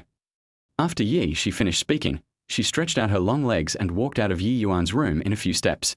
Ye Yuan lay back on the bed comfortably. He opened WeChat and saw Zhong Juanhao's request to add him as a friend. He clicked agree and found out that Zhong Juanhao had just posted a circle of friends. Oh, woman. The accompanying picture shows two dogs, looking like good brothers, with their arms around each other's shoulders. Ye Yuan. What the hell? It's fine if you're referring to yourself, but what does the other dog mean? Ye Yuan stayed in the room until his eldest sister came home in the evening. Then he went to the living room to greet her. As soon as Ye Yuan was seen, a smile immediately appeared on Ye Lu's face, and she said with a smile, "I'm going to cook now. You guys go play for a while. I'll call you over to eat when it's ready." "Okay, big sister, you've worked hard." When Ye Shi heard that there would be food soon, he rushed down from upstairs with a smile on his face. She rolled her eyes and suddenly said to Ye Yuan and Ye Meng, "Since we have nothing to do, let's play cards. There are just 3 of us, so playing landlord is a good choice." Ye Meng and Ye Yuan agreed. Ye Meng took out a deck of cards from her bag and said with a smile, "Then let's get started. We are all playing cards as a family, and the purpose is to relax, so there is no set punishment standard." The 3 of them played for a while, and Ye Shi's luck seemed to be particularly good, winning quite a few games. Ye Meng, who had never won a game, sighed helplessly, looked at Ye Shi and said, "Eighth sister is lucky today." When Ye Shi heard what Sixth sister said, she immediately retorted triumphantly, "My skills are good enough." Listening to Ye Shi's bragging, unlike Ye Meng's rolling of his eyes, a hint of doubt flashed in Ye Yuan's eyes. Eighth sister's skills have never been so good. She used to get slapped with cards all over her face when she played cards. Ye Yuan suddenly thought of something, his eyes narrowed, and he paused staring at the cards. With the eye of truth fully activated, he immediately saw that there was something wrong with the cards on the table. A sneer appeared on Ye Yuan's lips. No wonder Eighth sister went to look in her bag when looking for cards. "Eighth sister, I think you are good at cheating, right? How dare you say that you have good skills?" "Ha ha." Ye Shi was stunned for a moment after hearing Ye Yuan's words, but she still pretended to be calm and said, "What kind of a liar? I'm really good at joking. Come on, let's continue." Ye Yuan looked at Ye Shi, who wanted to continue to play dumb, and directly exposed her. "Sixth sister, what Eighth sister brought was a cheating poker card." Cheating at poker. Ye Meng's face was filled with realization. They had seen Ye Shi study this before, and he said that it could be used to show off skills during live broadcasts to add to the fun. I didn't expect that she would actually use it to play landlord with them. Ye Meng also looked at Ye Shi angrily, with a serious look on his face, saying, "I want to talk to you." Ye Shi. Seeing that his trick was exposed, Ye Shi prepared to run without hesitation. The moment Ye Shi turned around, a light screen popped up at the same time, with 2 options on it. Option 1, allow him to escape, reward 300 million deposits and 100 bottles of physical medicine. Option 2, catch the runaway sister, and you will be rewarded with God-level mechanics, God-level computer technology, and God-level mechanical skills. Ye Yuan chased after him without hesitation. Just when he was staring at the light screen in a daze, Ye Shi had already run towards the guest room. She had a beautiful idea. As long as she hid in the guest room and locked the door, no one would be able to catch her. It's a pity that reality is always more cruel than imagination. Ye Shi ran into the guest room, and just as she was about to close the door, she felt a huge resistance. Ye Yuan easily squeezed into the door with his strength advantage. Seeing this situation, Ye Shi reacted quickly. He threw himself directly towards the bed, wanting to wrap himself up like a dumpling. "Anyway, I'm hiding under the quilt, so they can do whatever they want." Ye Yuan raised a sneer at the corner of his mouth. Looking at the bulging quilt, he went directly to the closet next to him and found 2 stretching bands. "This thing is long and strong, and it is extremely useful for tying people up." Ye Yuan was strong enough, and he easily picked up Ye Shi, who was hiding in the quilt. Wrap Ye Shi in a quilt like a mummy and use a stretch belt to secure her in place. Chapter 22 Sympathy. Feeling completely unable to move, Ye Shi began to panic and screamed in her quilt, "Brother, I was wrong. Let me out now." Ye Yuan was outside listening to her muffled voice, and ignored her completely, carrying her directly into the living room. Looking at Ye Shi, who was wrapped up like a caterpillar, Ye Meng couldn't help laughing out loud. But the next moment, she straightened her face and asked very seriously, "Eighth sister, how could you cheat? You are so young and yet you don't learn well. I have to correct your mistake." Ye Shi listened to Sixth sister's sermon and subconsciously retracted her head back into the quilt. She can hardly bear being nagging like this. The eldest sister heard the noise outside and came out to take a look. Looking at the tied-up caterpillar, he asked what happened. Knowing that it was Ye Shi who used the cheating poker to fool the sixth sister and the younger brother, Ye Lu was also very happy. She blinked her eyes gently, took out a water-based pen from under the coffee table, and said with a smile, "As punishment, how about we draw a turtle on her face? This girl is so naughty. If you don't use some tough tactics on her, she will never learn her lesson." Ye Meng looked at the water-based pen in her elder sister's hand without saying anything. After all, This was too cruel. She was so scared that she shrank in her quilt and shouted loudly, "No, I'm allergic. Sister, spare me." Ye Lu tapped She's head lightly with a water-based pen, looked at the younger brother beside her, and asked with a smile, "Little brother, tell me, how do you punish your 8th sister?" Ye Yuan looked at She who was begging for mercy and said lightly, "Just leave her here and let's go eat." "Okay, let's go. The food is ready," Ye Lu said with a smile, and walked towards the kitchen. As the delicious dishes were served, the air was filled with the strong aroma of food. Ye Yuan's eyes drifted towards the sofa, then he looked at the meal prepared by his elder sister and praised loudly, "Sister, your cooking skills are getting better and better. This dish is so delicious." Ye Meng at the side also nodded and continued with a smile, "Not only does the food smell delicious, but what we cook tonight is also quite sumptuous. Black pepper beef, fragrant chicken, braised fish, sweet and sour spare ribs, as well as mushrooms, Chinese cabbage and salad." The three of them sat around the table and started eating. Ye Yuan ate slowly and leisurely, picking up food for his 2 sisters from time to time, which made them feel very relieved. However, Ye Yuan did not forget She who was sitting far away on the sofa. He thought about it, filled a bowl with food, walked to the sofa, sat down, and ate bite by bite. Seeing Ye Yuan eating so sweetly, She now felt like crying but had no tears. "It smells so good, but I just can't eat it. This feeling is like pinching a dog's mouth and rubbing a sausage on its nose. I am not a human. You are a real dog. Go away now, or I'll cry." She spoke weakly. She buried her head in the quilt, trying to use the quilt to filter out the aroma of the food. But when she couldn't bear it anymore and raised her head to breathe, she found that the smell of the air was even stronger. In the end, Ye Meng softened his heart and couldn't bear to watch it anymore. He walked to the sofa, untied the stretching belt, and let She out. She rushed to the dining table without thinking, picked up the bowl and chopsticks and started eating. After she finished her meal, as if to make up for her mistake, she took the initiative to clean up the dishes and put them in the dishwasher. Seeing She's diligence, even Ye Lu was pleased and said with a smile, "That's great. Our 8th sister has grown up." Ye Yuan watched TV with his elder sister for a while, then went upstairs to take a shower and prepare for bed. Before going to bed, he checked the group and found that Zhong Juanhao had sent a message in the group and it aired everyone. "Brothers, I'm hosting a party tomorrow. Everyone come and have a drink with me." In order to show his sincerity, Zhong Juanhao also specially at Ye Yuan and invited him. "At Ye Yuan, Brother Ye, as a brother in distress, you must get a chance to attend tomorrow's dinner." The young masters all agreed. Ye Yuan looked at Zhong Juanhao who was speaking in the group and also agreed with a smile. After sending the message, Ye Yuan put away his phone, lay down on the bed and fell into a deep sleep. The next morning, when Ye Yuan got up and washed up and went downstairs, he saw his elder sister chatting with Ye Meng at the dining table. "Sister, are you on vacation today?" Ye Yuan first wished his sister good morning, then looked at his eldest sister and asked.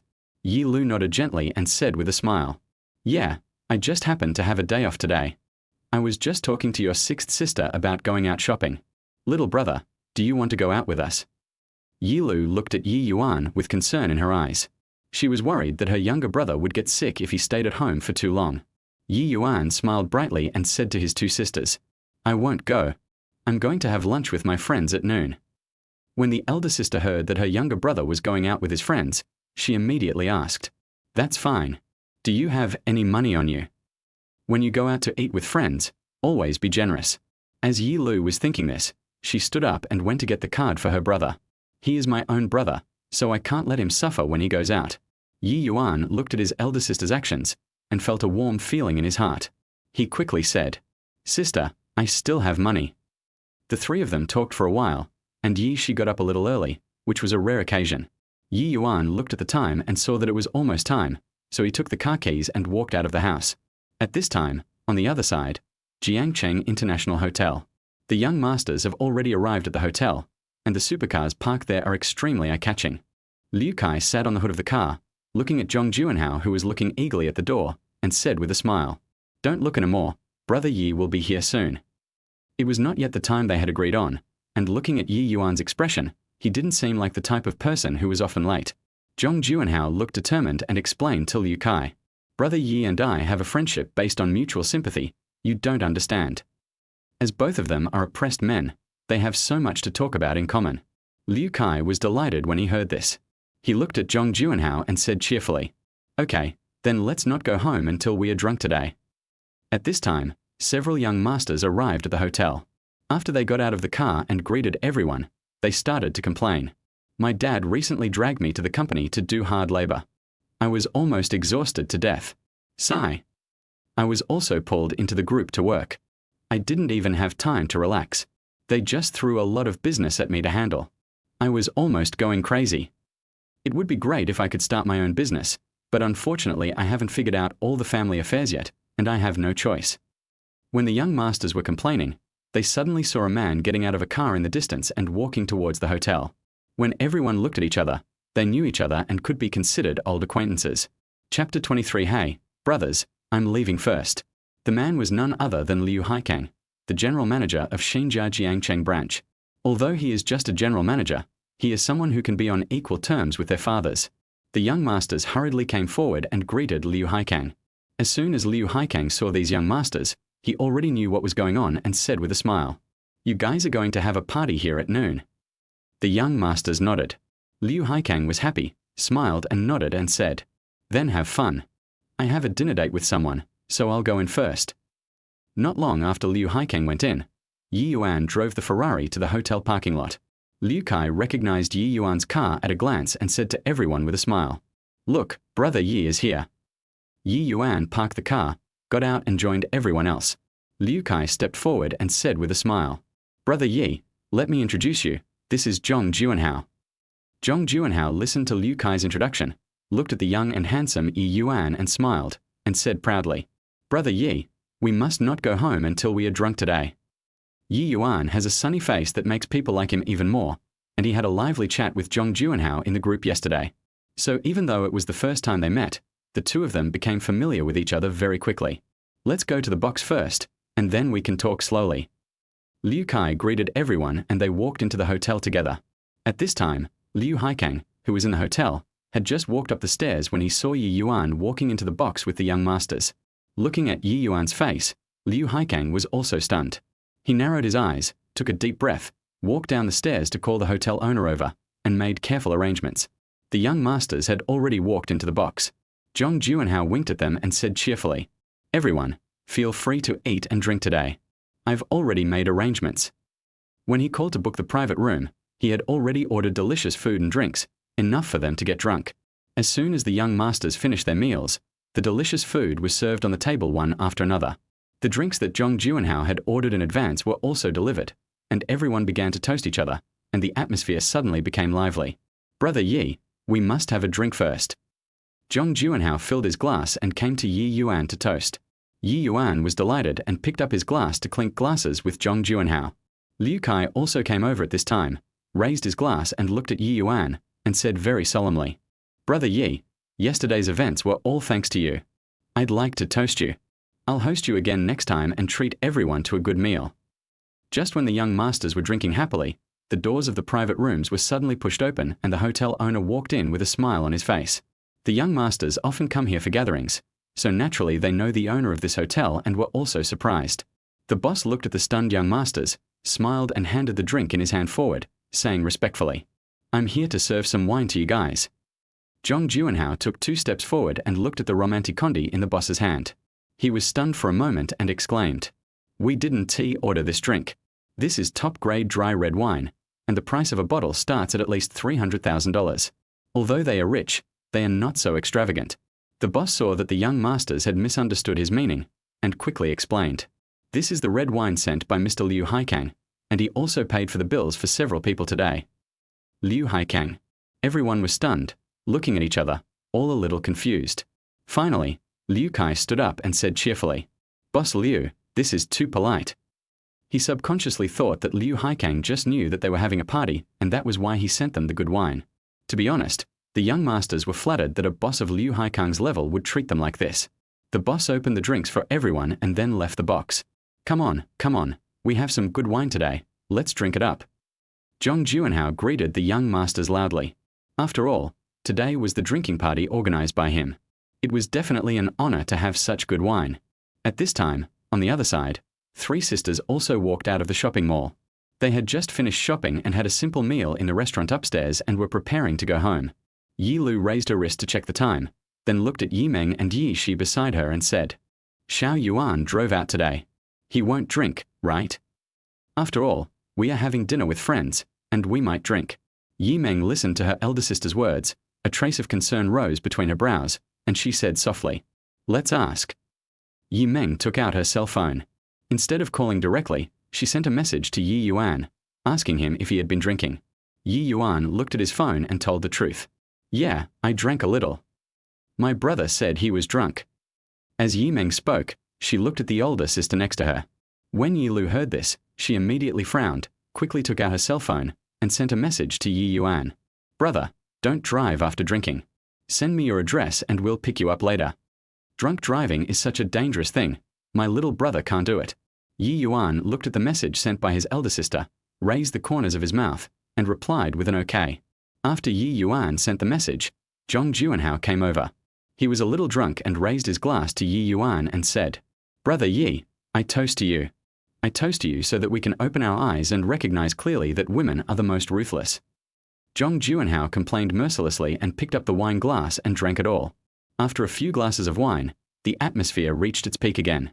The young masters all looked up to the sky and sighed. Each of them had great ambitions in their hearts. They shouted loudly, "Then let's make a deal.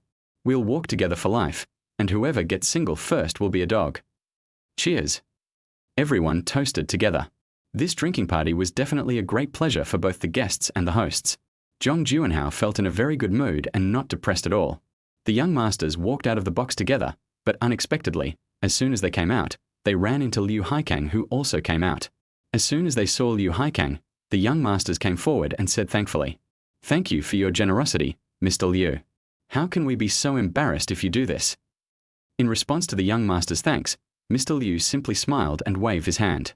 He looked at Ye Yuan beside him and asked politely, "Mr. Ye, have you finished your meal?" There was indescribable respect in his tone and gesture. Everyone was stunned when they saw Liu Haikang's appearance. What does this mean? The bill was paid and the wine was given as gifts. Wasn't it because of them? The young masters thought about it carefully and felt that there was really no need for Liu Haikang to pay for the wine they sent them. After all, they are dignitaries and it was just a greeting at the door. They are juniors, so how could they make them worry so much? A young master looked at Liu Haikang curiously and asked carefully, "Mr. Liu, do you know Brother Ye?" They are not fools. Seeing how respectful Liu Haikang is to Ye Yuan, they feel that the relationship between the two is definitely not simple. Liu Haikang admitted generously, "Of course. Mr. Ye has rented out 100 school district houses here. He is definitely our most distinguished customer."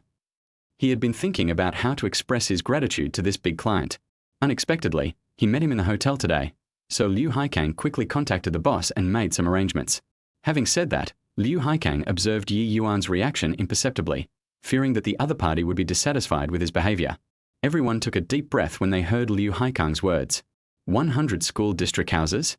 This. The young masters were shocked by Ye Yuan's extravagance. They looked at him with horror, as if they were seeing a human money-counting machine. If 100 school district houses were cashed out, they would be worth at least 500 to 600 million yuan. Brother Ye, you are so powerful. Although the young masters did not speak out, they were all shouting madly in their hearts. Good fellow, Brother Ye is definitely a real person who never reveals his true identity. 100 school district houses are rented out, and I'm afraid Brother Ye's other assets are also indispensable. What kind of net worth is this? It's too scary. I didn't expect that Brother Ye is so young and looks even younger than them, but he is actually a big boss with such huge assets. They are really getting close to him. Liu Haikang chatted with everyone for a while, then left tactfully. There was silence for a moment, and finally Liu Kai broke the silence and said to everyone, "Everyone has been drinking, so let's find a designated driver and no one should drive." The young masters all agreed readily. They were all law-abiding citizens and naturally would not drive under the influence of alcohol. Ye Yuan looked at everyone and said with a smile, "You guys call a designated driver and go first. Someone will pick me up soon." No one thought much about it, thinking that Ye Yuan had asked a friend to drive, so they nodded and called for a designated driver on their phones. Just when everyone was busy operating, the next moment, 2 luxury cars stopped on the side of the road. Then 3 beauties got out of the car. They had their own style of beauty and their looks were all perfect. Can't fault it at all. The young masters looked at the 3 beauties, each standing there in a daze, as if time had stood still. This is so beautiful. The young masters then saw the beautiful woman staring at them and making a pinky gesture to them. Everyone. What does this mean? Just when they were puzzled, they saw Ye Yuan beside the move and said with a smile, "Brothers, I'm leaving first." Everyone. What the hell? Didn't we agree to be single together? What's wrong with you? Fog Grass Sea King. Chapter 24. Don't you want to learn the skills of Brother Ye, the Sea King? The young masters felt a chill in their hearts, as if 10,000 horses were roaring through their hearts. Everyone looked at each other. The roar in their hearts had already become a megaphone. These beautiful women are actually all Brother Ye's? This. Isn't it said that he is a young man with a story to be destroyed by women? So Brother Ye's torture is to be done by such a beautiful woman? If you don't want it, let us do it. I think I can do it. Is this the legendary life of suffering and happiness, followed by only happiness? Ye Yuan had no idea how the young masters felt. He had already walked up to the eldest sister and handed her the car keys. Yi Lu sat directly in the driver's seat of the Ferrari, and Ye Yuan followed suit and sat in the passenger seat. Before leaving, he did not forget to wave to everyone. Everyone looked at Ye Yuan waving his hand and suddenly felt even more helpless. Is this a waving? It's simply a naked show-off. The young masters all stood there as if petrified, with mixed feelings. They watched the 3 luxury cars leave until their taillights were completely out of sight. Then they slowly withdrew their gaze. Zhong Juanhao took a deep breath and stared at Liu Kai blankly. It took him a long time to squeeze out a sentence. Brother Kai, I suggest kicking Brother Yi out of the group. We just agreed to be single together, but I didn't expect Brother Yi actually had 3 beautiful women hidden away. 3 at a time, what a beast. Liu Kai looked at everyone, and everyone nodded heavily. Seconded. Looking at the faces that were distorted beyond recognition due to jealousy, Liu Kai was silent for a while, and suddenly said, Forget it. Don't you guys want to learn? 3 beautiful women come together to take you home. Don't you want this kind of life? As soon as Liu Kai finished speaking, everyone present was stunned. Oh shit. Brother Liu's idea is absolutely unique. Everyone took a deep breath and nodded heavily to Liu Kai without thinking. They must protect such a good Brother Ye. At this time, on the other side, in the hospital, Lin Yuhan went back and forth between the various payment windows and finally paid all the fees that needed to be paid. The biggest cost issue has been resolved. Lin Yuhan discussed the specific plan of the operation with the doctor, and the date has also been arranged. Lin Yuhan walked out of the doctor's office with a relaxed look on his face. He checked the balance of his bank card and looking at the number on it, Lin Yuhan had never expected that Ye Yuan actually gave him so much money. Lin Yuhan was so moved that he quickly took out his cell phone and sent a message to Ye Yuan. Mr. Ye, you gave me too much money. Do you have time to meet with me? I want to return the remaining money to you. To be honest, after this incident, Lin Yuhan is very clear about the power of money in this society. But he is a man with a bottom line, and he will never take money that he doesn't deserve. Ye Yuan was still sitting in the passenger seat at this time, looking at the message on his phone, thinking for a moment and replying, How about this? I'll treat you to tea tomorrow and we'll talk about it when we meet. Lin Yuhan naturally agreed happily. Now that everything was done, he felt a little hungry after relaxing and was ready to go out to find something to eat. At this time, Yi Lu saw Ye Yuan still playing with his phone, glared at him and said lightly, You're still looking at your phone while riding in a car. Do you still want to use your eyes? And you, little brat, are you imitating others to drink? How are you? Are you feeling uncomfortable now? How much did you drink? The first half of Yi Lu's words was still a rebuke, but the tone of the latter part completely turned into concern. Ye Yuan smiled and replied to his elder sister, It's not uncomfortable. I'm in good health, and this little bit of wine is fine. Yi Lu glanced at him, and while waiting for the traffic light at the intersection, she took out her cell phone and called Yi Meng. Go buy some hangover medicine for me. I'll take me back to lie down first. In just 2 short sentences, the tone was unquestionable and the aura of a strong woman could not help but emanate from her. Her leadership as the eldest sister was fully demonstrated at this moment. The words that Ye Yuan originally wanted to stop him got stuck in his throat and he swallowed them himself. For the rest of the journey, Yi Lu drove very steadily and carried Ye Yuan directly back to the villa. Sister, I'm really fine. After the car stopped, Ye Yuan was led by his elder sister into the villa and said helplessly. Yi Lu pulled him to the bed and asked softly, Does your head hurt? Without waiting for Ye Yuan to answer, Yi Lu had already sat down on the bed, patted her thigh, and said, Lie down and I'll give you a head massage. Ye Yuan was stunned when he saw the slender legs in front of him.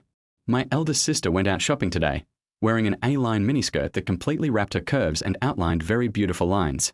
The combination of seductive curves and straight long legs gives a very strong visual effect. At the same time, a light curtain popped up in front of him. Option 1. Reject the elder sister and reward her with the ownership of Linkang Pharmaceutical Group. Option 2. Lie down and be rewarded with ownership of Fenglong Group. Ye Yuan thought about it and gently lay down on his elder sister's legs. A soft touch came from the back of the neck, and at the same time, the nose was filled with a faint fragrance. Ye Yuan only dared to lie face up and did not dare to turn to the other side, which caused his body to become a little stiff. But there's no point in looking up since you can't even see the face. At this moment, a light curtain popped up in front of Ye Yuan. It is detected that the host chooses option 2, and the ownership of Fenglong Group is rewarded. Ye Yuan took a look and closed his eyes, trying to relax his body. Ye Luke didn't know what Ye Yuan was thinking. She reached out and began to massage his head. After massaging for a while, Ye Meng and Ye Shi returned home. It was a rare occasion that Ye Shi did not go against Ye Yuan. She was busy helping to prepare the hangover medicine and feeding it to Ye Yuan. You're still young, but you've already learned to show off. Let's see if you feel uncomfortable. The two sisters grumbled for a while, and Ye Yuan, who was lying on the bed, immediately grumbled in dissatisfaction. I'm 18 years old, I'm an adult, okay? Not only is he an adult, he's also a grown man. Drinking a little is no big deal, right? You're just a brat, and you think we are nagging you.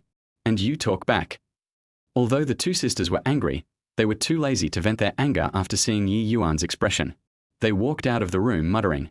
Only Ye Lu and Ye Yuan were left in the room. Ye Lu pressed her head and whispered, "They are all doing this for your own good. You should drink less in the future. You are still young and drinking is harmful to your health. Although my youth is not obvious now, it may become apparent in 2 years." Ye Lu advised him earnestly, and Ye Yuan listened quietly, feeling the warm fingertips of his elder sister massaging his scalp, and fell asleep unknowingly. I don't know if it was because of the massage, but Ye Yuan slept very deeply and it was already late at night when he woke up. When Ye Yuan opened his eyes, he found that he was still resting his head on his elder sister's legs. The eldest sister had fallen asleep at this time.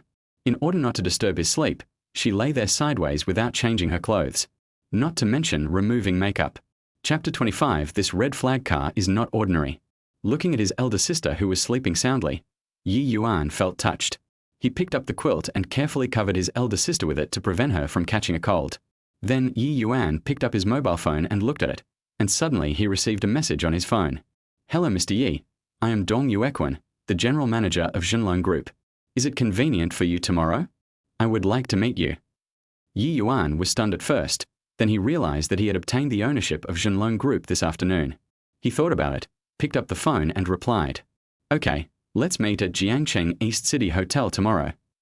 Just when Ye Yuan wanted to put the phone back, the other side's reply came. "Okay, Mr. Ye, see you tomorrow." Ye Yuan was also stunned when he looked at his phone. He typed a sentence in the dialog box. "It's so late, why haven't you rested yet?"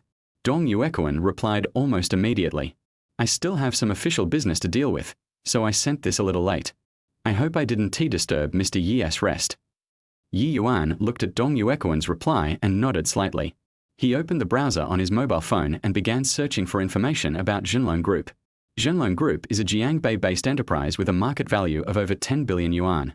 It used to be mainly engaged in traditional industries such as metallurgy, but has undergone enterprise transformation in recent years.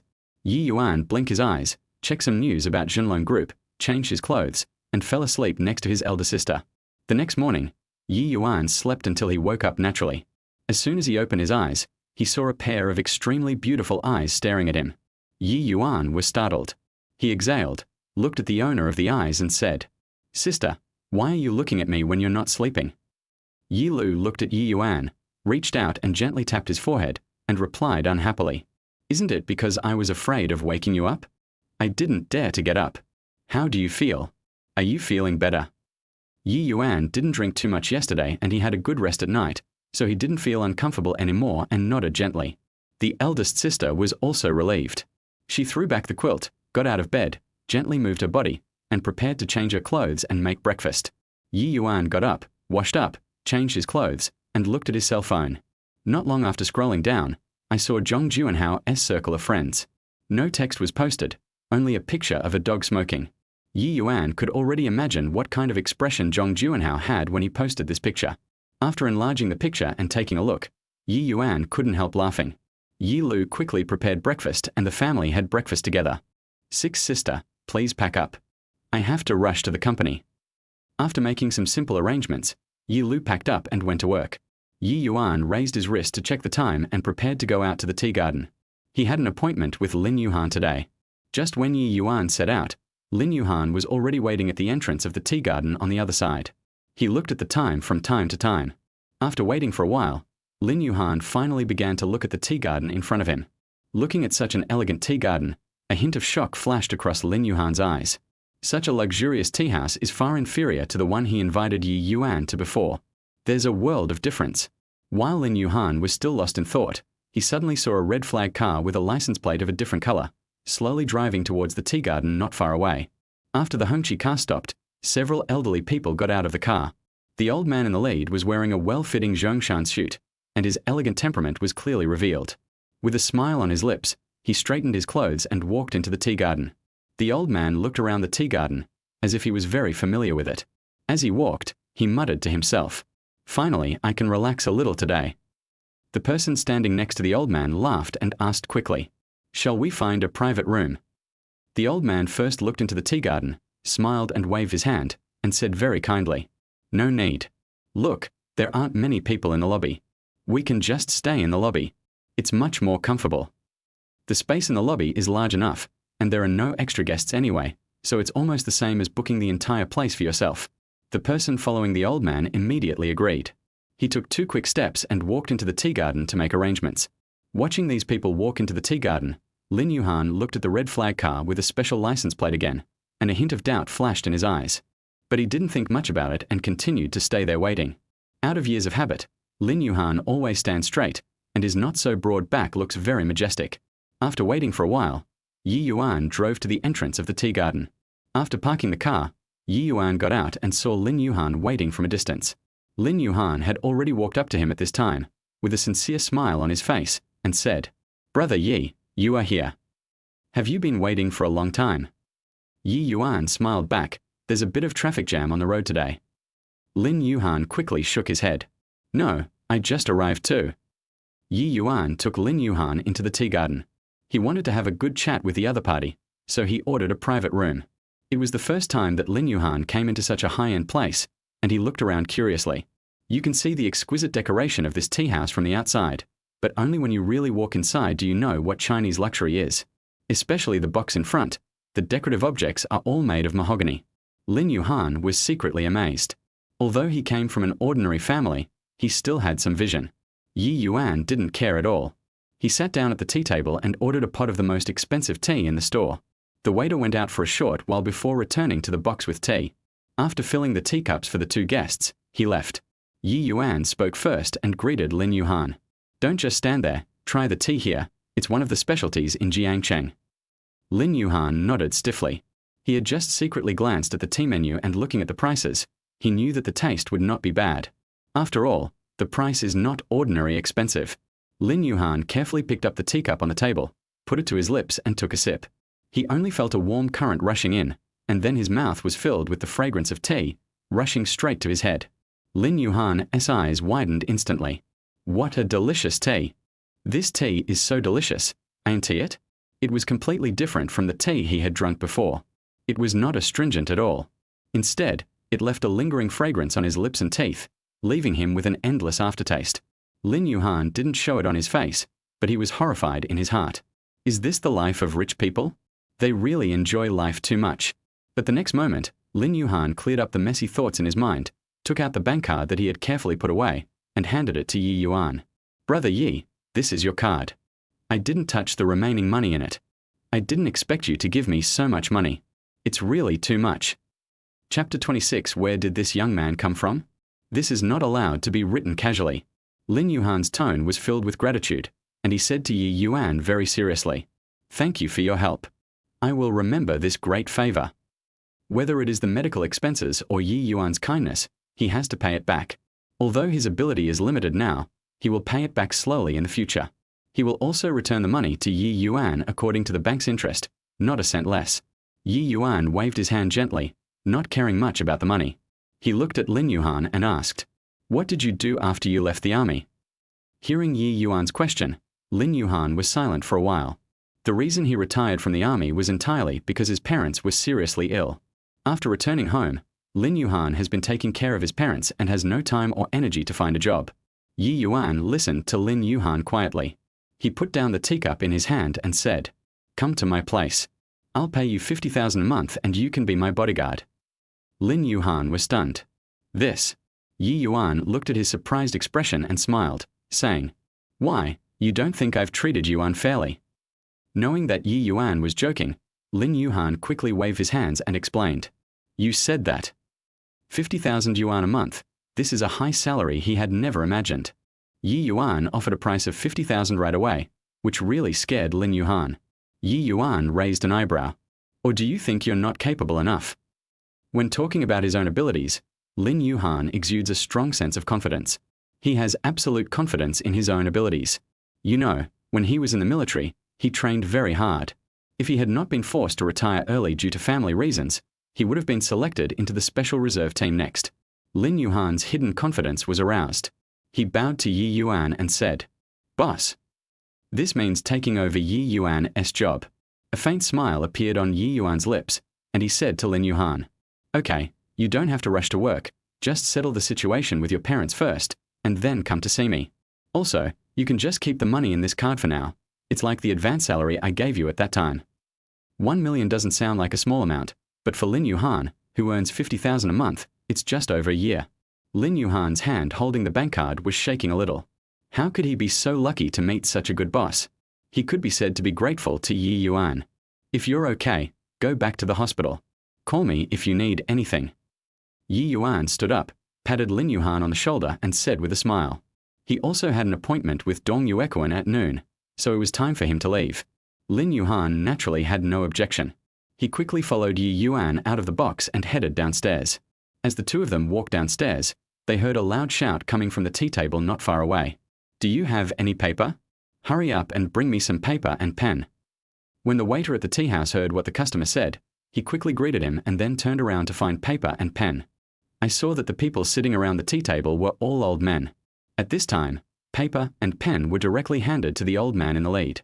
The old man grabbed the paper and pen and began to write furiously, as if he was racing against the inspiration in his mind. Several old men nearby saw this and watched quietly, not daring to disturb them at all. After all, they could all see that he had an idea. The old men looked at each other, with a hint of expectation in their eyes. They subconsciously moved their chairs, wanting to get closer to the old man, their excitement fully revealed. Everyone wants to see what kind of inspiration will come this time. The old man started writing very quickly, but after a while, his speed gradually slowed down. Now he has stopped writing, his hands suspended in the air, his brows tightly furrowed, as if he is thinking hard about something. Inspiration is surging in his mind now, but there is a point that he cannot break through for the time being. The old man was thinking hard. He had a very strong idea that as long as he could overcome this hurdle, he would be able to continue writing smoothly. The other elders looked at him and understood what had happened. There was a hint of anxiety on their faces, but they were still controlling their emotions and waiting quietly. Everyone knows that we can't be impatient at this time. Otherwise, once your train of thought is interrupted, those inspirations may never be found again. The old men looked at each other, took a deep breath, and tried their best to be more patient. For a moment, everyone held their breath and even their breathing slowed down. However, the quiet environment did not help the old man at all. Both his face and eyes were full of distress. What went wrong? The old man muttered to himself unconsciously, making various deductions in his mind, looking for a way to crack the problem.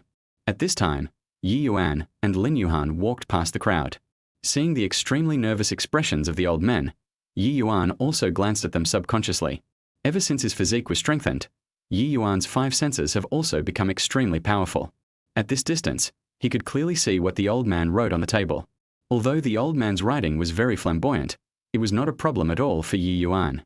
He paused and stood there, watching. These formulas are quite interesting. Ye Yuan looked at the contents on the paper and became interested. He moved closer to the tea table and looked at it carefully. He looked very carefully, and although his expression did not look abnormal, he had already started to make various deductions in his mind.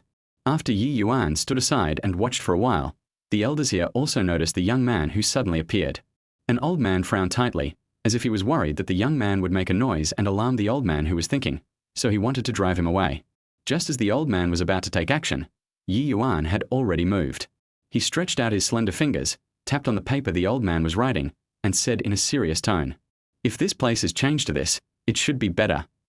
Ye Yuan seemed to be afraid that the old man couldn't see clearly, so he drew a line on the paper with his fingernails and carefully expressed his thoughts. Then, looking at the stunned old man, Ye Yuan reached out and took out the pen from his hand, picked up another piece of paper, and wrote quickly on it. What Ye Yuan wrote down were the steps modified according to his ideas. He wrote very fast, even faster than the old man when his thoughts started to flow like a spring. Looking at Ye Yuan's actions, the old men on the opposite side were completely stunned. They sat in their seats with shock written all over their faces. Where did this young man come from? This is not allowed to be written nonsense. Chapter 27. System rewards that are difficult to choose. In their opinion, let alone a young man like Ye Yuan, even their apprentices might not be able to catch up with their ideas in such a short time. How dare a half-grown child like this, who doesn't even look like an adult, come up and point out problems? The old men thought about it and looked at the old man who was in the lead. Seeing him watching Ye Yuan writing with his mouth wide open, he did not move for a while and continued to sit there and watch. Ye Yuan had no idea what the people around him were thinking. He was still writing quickly on the paper. At the same time, the old man next to him suddenly breathed a sigh of relief. He looked at Ye Yuan's steps and suddenly felt enlightened. It turns out that thinking can be changed in this way. In this way, the problem that had troubled me for a long time was solved so easily. How did you come up with this idea? Your steps are quite unique. There was a hint of amazement in the old man's tone, and his eyes were fixed on the contents on the paper, unwilling to move away. When Ye Yuan heard the old man's question, he did not hide anything and answered directly. It's not really a new approach, it's just reverse thinking at best. However, it can easily solve some minor problems. Small problem? The old men nearby listened and subconsciously took a breath of cold air. This young man speaks quite arrogantly. Does he know who he is talking to? He actually said that the problem that he couldn't solve was a small problem. While all the old men were shocked, the leading old man was still communicating with Ye Yuan. The two people asked and answered questions one by one, and the speed was very fast, but the amount of information contained was extremely huge. With this kind of question and answer session, the old and the young can be said to have a very pleasant conversation, and the atmosphere is very harmonious. When you put it like that, my mind is completely opened up. The old man excitedly picked up the paper that Ye Yuan had just written, and at this time he finally looked up at Ye Yuan. When he looked over, the old man in the lead was stunned. "You, who are you? Who is this young guy?" And the face was very unfamiliar. He had never seen it before. The old man was just thinking along Ye Yuan's lines of thought and was fascinated for a moment.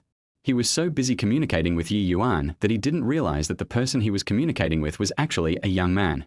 The old man stared at Ye Yuan in shock. This young man looked like he had just reached adulthood, yet he was so powerful.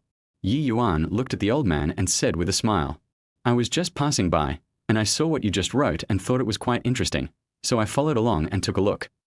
He had previously been rewarded with God-level mechanics and God-level mechanical skills from a system, and that knowledge had long been integrated into his mind. When he suddenly saw what the old man wrote just now, his brain automatically analyzed the problem. As he was itching to show off his skills, Ye Yuan stepped forward and helped point it out. Looking at the group of old men standing there in a daze, Ye Yuan nodded at them and said with a smile, "You guys continue." Ye Yuan looked at Lin Yuhan behind him and said, "Let's go." After all, he had an appointment at noon, so he didn't want to waste too much time. Ye Yuan had no idea what kind of looks the old men behind him were looking at his back with when he came out. As soon as the two of them walked out of the tea garden, they heard a shout from behind. "Wait a minute, young man." Ye Yuan subconsciously looked back and saw the old man who was in the lead catching up with him. The old man was quite old and was also a scholar, so after walking a few quick steps, he seemed a little out of breath. He looked at Ye Yuan and stopped. A hint of excitement immediately appeared on his face and he walked quickly towards Ye Yuan. Such a young man is definitely a genius. The old man walked up to Ye Yuan and said in a very sincere tone, "Young man, may I have a word with you?" Ye Yuan was a little confused, but out of courtesy to the old man, he agreed and followed the old man to the corner of the tea garden. The old man's eyes swept over Ye Yuan, and then he asked, "Young man, is your major mechanics and machinery?" The formula the old man just mentioned is about the content of these two subjects. In addition, Ye Yuan looked young, So the old man subconsciously concluded that this child must be a student of these two majors. The old man felt excited when he thought that the boy was so proficient in such knowledge at such a young age. Such a good seedling, he has already thought about cultivating it. Ye Yuan looked at the old man and smiled and replied, "I'm self-taught. Self-study." When the old man heard Ye Yuan's words, his body paused. What kind of monster is this? Self-taught to this extent, those kids who graduated from professional schools have no chance of survival. The old man took 2 deep breaths, then took out his business card from his pocket and handed it to Ye Yuan. Ye Yuan took it and looked at it. The gold-stamped business card clearly read, Huang Ming, General Manager of the Jiangbei branch of the Chinese Academy of Sciences. The old man rubbed his hands, looked at Ye Yuan and invited him. "Young man, can you come with me to the branch? Can we continue to discuss the formula deduction just now?" Before Ye Yuan could say anything, he saw a flash of light in front of him. 2 options appeared before him. Option 1, reject and be rewarded with 0.5 nanometers lithography machine blueprint. Option 2, agree and be rewarded with the blueprints of the 8th generation supersonic aircraft. Faced with such options, Ye Yuan sighed in his heart. With this kind of choice, how should he choose? His eyes lingered on the options twice without leaving a trace. At this time, the old man looked at Ye Yuan's hesitation and said anxiously, "Young man, I promise I won't waste too much of your time." Seeing the old man's sincerity and looking at the reward on the option, Ye Yuan nodded and said, "All right." As Ye Yuan finished his words, the light curtain popped up again. It is detected that the host has chosen option 2, and the 8th generation supersonic machine blueprint is rewarded. Ye Yuan glanced at him calmly, then looked at Lin Yuhan who was following behind him and said to him, "You go back first. We'll contact you by phone if there's anything." Lin Yuhan nodded, turned, and walked out of the tea garden. Although he was worried about Ye Yuan's safety, he also knew that as a bodyguard, he had to learn to obey his boss's orders. "This way, young man." Huang Ming was very polite to Ye Yuan and took him towards the direction of the red flag car. Looking at the special license plate of the red flag car in front of him, Ye Yuan thought to himself, as expected, he is the general manager of the Huaxia Academy of Sciences branch. A car with this license plate is not something that ordinary people can ride in. The other elders also got into the car at this time, and the car started and headed towards the Jiangcheng branch. Huang Ming looked at Ye Yuan inconspicuously and couldn't help but admire his calmness, as he was so calm at such a young age. The car sped quickly on the road, heading towards the Chinese Academy of Sciences. The Academy of Sciences is located in the center of Jiangcheng City. It consists of several not-so-tall buildings surrounded by high walls and does not look like anything special. When the guard at the door saw the red flag car, he immediately saluted and let it pass. The car slowly drove into the Academy of Sciences. "Come on, little friend, we'll talk after we go in." Everyone got out of the car together, and Huang Ming looked at Ye Yuan and greeted him with a smile. Ye Yuan followed everyone into a building on the right. The building was very clean everywhere. The decoration here is simple and elegant. The materials and style are not luxurious, but there is a very high-end feeling. Huang Ming first verified the fingerprint, and then the elevator opened with a beep, welcoming the two in. Chapter 28. Whose car is this? Ye Yuan couldn't help but raise his eyebrows as he watched Huang Ming's operation. It really is worthy of being an Academy of Sciences. The high-tech products here are of very high quality and cannot be seen on the market outside. It is probably a new model that has been developed, or a technological product that has not yet been launched on the market. Ye Yuan had a new understanding of the Academy of Sciences, and Huang Ming took him to the underground laboratory. As soon as he entered the laboratory, Huang Ming walked towards the computer impatiently. He operated quickly, then remembered Ye Yuan standing beside him, and said a little embarrassedly, "Look at my brain. As I get older, I tend to forget things. Come with me, young man, and I'll simulate our previous deduction on the computer." "You don't have to be so polite." Ye Yuan said to Huang Ming with a smile that he had great respect for these scholars who were still working at the forefront of scientific research despite their old age. There were only Ye Yuan and Huang Ming in the laboratory. Huang Ming took out a piece of paper filled with the deduction process from his pocket and said excitedly, "I'll fill in the other formulas and steps now." Ye Yuan stood by, watching Huang Ming fill in the data and occasionally offering his own ideas. The two people discussed and corrected the data. "My dear friend, do you think it would be better if we modify it like this?" After this brief correction, Huang Ming admired Ye Yuan even more. Although this young man is young, his knowledge of mechanics is extremely rich. Even he, the person in charge, feels inferior to others in many aspects. Ye Yuan did not hide anything and told everyone his thoughts. If he sees something that is not reasonable, he will point it out promptly. Ye Yuan believes in Huang Ming's character. An old man who can still stick to the front line at this age must have good character. Soon, the calculation results finally came out. Huang Ming quickly read the report, and after seeing the conclusion, he was stunned where he was. How is that possible? The effect is so good. This is more than double the previous calculation results. Such an amazing effect stunned even the experienced Huang Ming. When he reacted, a glow of excitement instantly appeared on his face. If such experimental results can be studied and used, it will be a huge progress for China. You must know that the prosperity of a country is not due to a single point, but the result of various conditions complementing each other. If they can provide better technology, then many of China's technologies will be improved. This is the meaning of research. Great! This is really the best news. Huang Ming became more and more excited, and this time he looked at Ye Yuan with caution. It was as if the young man in front of him was a rare treasure in the world. He was not only satisfied with him, but also amazed. It is China's luck that such talents appear in China.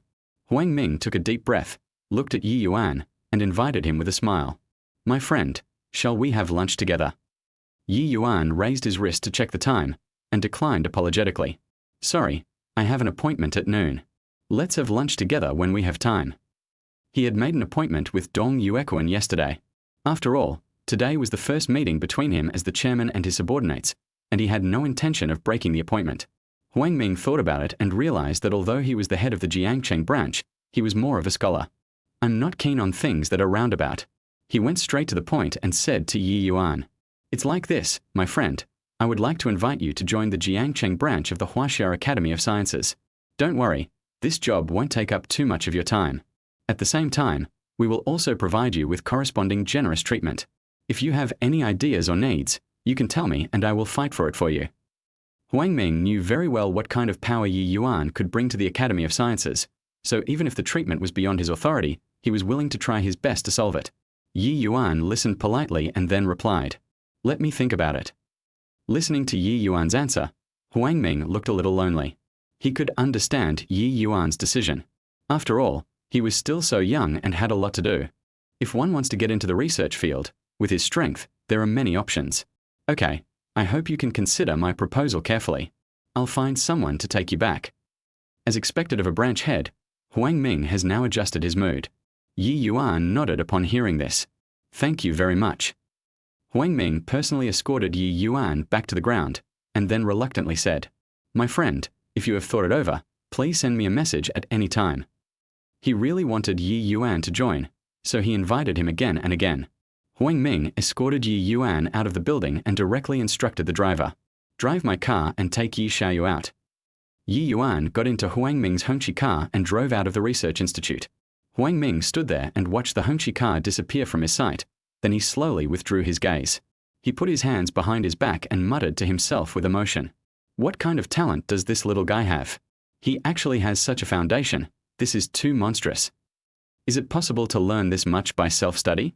Then all these old guys would be blushing and ashamed.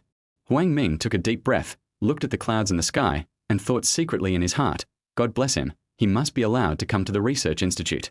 At the same time, at the entrance of Jiangcheng Dongcheng Hotel, Dong Yuan and several senior executives of the group had arrived early. They stood at the door and waited quietly. No one showed impatience on their face. Instead, they stood straight, waiting for the arrival of the new chairman. Dong Yuan, in particular, stood very straight. Coupled with his well-fitting tailor-made suit, he looked more energetic. But if you look closely, you can still see the fatigue on Dong Yuan's face. It should be because he slept too late last night, and there are slight dark circles under his eyes. Looking at the quiet hotel entrance, several senior executives began to discuss in low voices. Hey, what do you think our new chairman looks like? Being able to take over the ownership of our Zhenlong group in one go, his net worth must be terrifyingly high. I guess he must be at least 50 or 60 years old, right? None of us knows anything. Who knows? Maybe it was bought by a low-key big family. Just when the senior executives were in high spirits, one of them glanced at Dong Yuan standing in front of him and turned back to warn. Stop talking. Can't you see that our general manager is standing here obediently? Let's just wait quietly and stop whispering. Even if the chairman couldn't hear it, if the general manager was disturbed, they would be in trouble. The other senior executives also understood and nodded slightly, and all fell silent. At this moment, they saw a red flag car driving towards the hotel entrance not far away. The license plate of the Hongqi car is a special license plate. It looks very obvious under the midday sun. When they saw the red flag car appear, everyone present was stunned. In China, the person who can drive a red flag car like this is definitely not an ordinary person. That special license plate is the best symbol of identity. Everyone was shocked. Dong Yuan was fine. The senior executives looked at each other and saw shock in each other's eyes. Which dignitary is here? Everyone was looking at the direction where the Hongqi car was heading, wanting to see who could have such a car. The Hongqi car slowly stopped in front of the hotel, the door opened, and a young man got out. Chapter 29. Is this our new chairman? Everyone looked at the young man in front of them and took a deep breath. They never expected that the person who walked out of such a car would be a young man. Judging from his age, he seems to have just reached adulthood. A shock arose in their hearts. Is this a child of a noble family? Their brains were already working like crazy, as they had no memory of anyone so young having ever received such an honor. Except for the children of aristocratic families, no one could think of any other answers. In addition, this young man not only has an extraordinary appearance, but also has an unstoppable noble aura, which makes them more confident in their guess. Just as everyone was shocked, Ye Yuan's gaze fell on them and swept over them quickly. He walked towards where everyone was, looked at Dong Yuan who was in the lead, raised a smile on his face, and said in a gentle voice, "I'm sorry I'm late. Did I keep you waiting for a long time?" Dong Yuan was stunned when he heard this. He opened his mouth, stared at Ye Yuan with wide eyes, and exclaimed, "Mr. Ye." Dong Yuan's heart was now as turbulent as a storm. He looked at Ye Yuan with disbelief, and his breathing became heavier. This young man who walked out of the red flag car with a special license plate is actually their new chairman? Ye Yuan met everyone's gaze, smiled faintly, nodded and replied, "I am Ye Yuan." For a moment, the air seemed to freeze and the whole space was damnably quiet. Both Dong Yuan and the senior executives present widened their eyes in shock. Isn't their new chairman too young? At such a young age, he actually got off a Hongqi car. What is the identity of this person? A light suddenly flashed in everyone's mind. They suddenly thought that the status of chairman, which they thought was honorable, might be just a icing on the cake for others. Dong Yuan was the first to react. He quickly led a group of senior executives to Ye Yuan and said very respectfully, "Hello, Mr. Ye, let me introduce you to." Ye Yuan listened patiently to Dong Yuan's introduction and nodded to everyone as a greeting. After Dong Yuan finished his introduction, Ye Yuan spoke. Let's go into the hotel and eat and talk." Under Ye Yuan's leadership, everyone walked into the hotel together.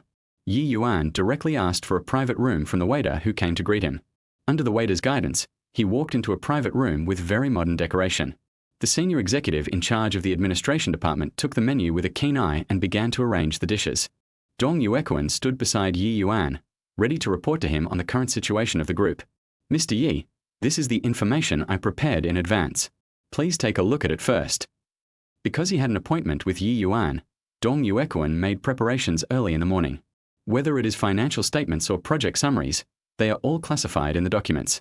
Dong Yuan cleared his throat and was about to report when Ye Yuan raised his hand to stop him. Ye Yuan looked up at the people standing on both sides, and suddenly smiled and invited, "I asked you to come here today mainly to get to know each other first. Don't stand anymore. Sit down together and eat something and chat. As for these materials, I will go back and study them, and we will discuss them in detail later." After Dong Yuan heard what Ye Yuan said, he sat down with the senior executives. Everyone looked at Ye Yuan, who had a calm and indifferent expression, and felt a sense of admiration in their hearts. Look at this person's age, he is already so calm and steady. With such a nonchalant look, no wonder he became their chairman at such a young age. The delicious food was quickly served on the table.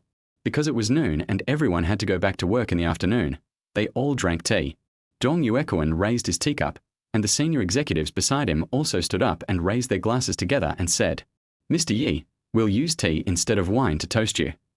Ye Yuan was also very easygoing, drinking tea, eating and chatting with everyone. The arrangements made by the senior management of the administrative department were very good. Everyone was very satisfied with the meal and the atmosphere was quite harmonious. Seeing that everyone had finished eating, Ye Yuan stood up and said, let's go back." Everyone stood up, but at this moment Dong Yuan suddenly lost his balance and staggered. Fortunately, the senior executive next to him supported him in time and he did not fall. "What's wrong with you?" Ye Yuan was also stunned. Dong Yuan was so young and his body shouldn't be so weak. And if you just finished a meal, you won't have hypoglycemia. Dong Yuan stood up straight and said a little embarrassedly, "I'm sorry, Mr. Ye, I didn't sleep well last night." Hearing Dong Yuan say this, Ye Yuan suddenly remembered that Dong Yuan was still messaging him at midnight last night. He was still working so late, so he probably didn't get much sleep that night. The senior executives nearby looked at Dong Yuan's back with deep admiration on their faces. A senior executive nodded towards Ye Yuan and took the initiative to explain. "Director Ye, the information in your hand was prepared overnight by the general manager. Normally, the general manager often works overtime until late at night and devotes himself to his work. The general manager's ability and work attitude are admired by everyone in the group. For the senior executives, being able to follow such a leader is both painful and joyful. Although it is tiring, the results are very gratifying.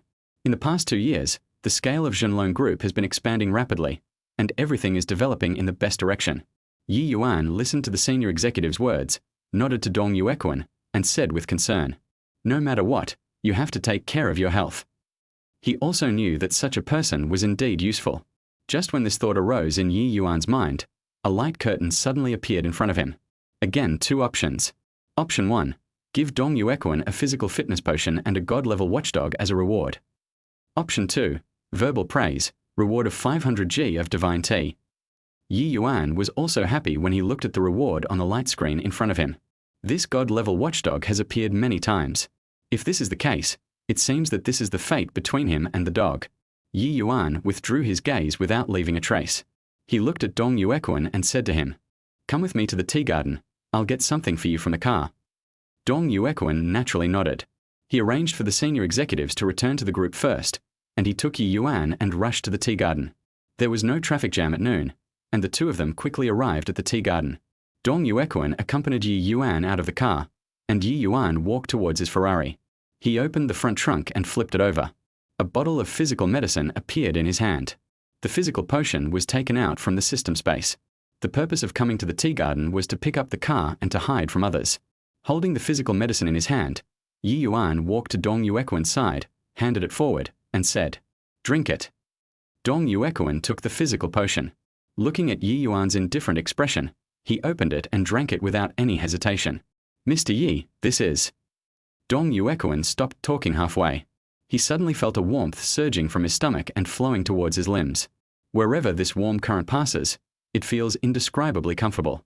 I had been feeling a little uncomfortable before, but with the soothing effect of this warm current, all the discomfort was instantly gone. Especially for those who work at a desk all year round and often suffer from cervical pain, the heat flow will linger here for a longer time. When the heat flowed towards his brain, Dong Yuan instantly felt as if he had been reborn. "My neck is more flexible than ever before, and even my brain feels more clear." Dong Yuan couldn't utter a word. He quietly felt the changes in his body, with a look of deep surprise between his brows. This feeling is so comfortable. Dong Yuan subconsciously clenched his fists and felt his body suddenly filled with strength, as if he had become a lot younger. "Mr. Ye, your medicine." Because of excitement, there was a hint of excitement and trembling in Dong Yuan's voice. Chapter 30, the system's God-level reward. Ye Yuan thought Dong Yuan was worried about the ingredients of the physical medicine, so he gave him a reassuring look and explained, "Don't worry, this medicine has no side effects." Ye Yuan is absolutely confident about the physical medicine produced by the system, and there will definitely be no problems. Dong Yuan knew that Ye Yuan had misunderstood his meaning, so he waved his hands hurriedly and explained, "Mr. Ye, I'm definitely not worried about that. What I mean is that this medicine gives people a magical feeling. Can it be mass-produced?" After all, he is a general manager who is ranked among the top in the whole of China. Dong Yuan thinks very quickly and has already thought of mass production. If such medicine can be produced, it will bring unimaginable wealth and business opportunities.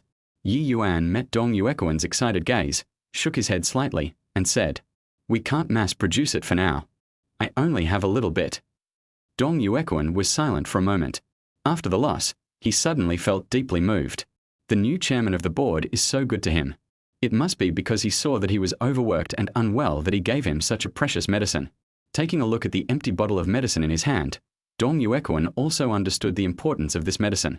Dong Yuan took a deep breath, looked at Ye Yuan, and promised solemnly, "Mr. Ye, don't worry. I will work hard with you in the future to help Fenglong Group move to a higher level. At this moment, his eyes flashed with determination. It is Dong Yuequan's blessing to follow such a good boss. Ye Yuan nodded, shook the document in his hand, and said to Dong Yuequan, "Okay, I'll take my time to read the information. I'll go to the group in a few days after I finish reading it." Dong Yuequan nodded quickly. "Okay, Mr. Yi, I'll wait for you at the group." The two talked for a while, and then Dong Yuequan rushed back to the group to work. Watching Dong Yuequan get into the car, Ye Yuan also drove to go home. At this time, a light curtain suddenly popped up in front of him. It is detected that the host has chosen option 2, and a God-level watchdog is rewarded. Please stop the car to accept the reward. Accept reward. Ye Yuan subconsciously stepped on the brakes. He got out of the car and saw the grass next to him suddenly shaking. The next moment, a huge bulldog ran out.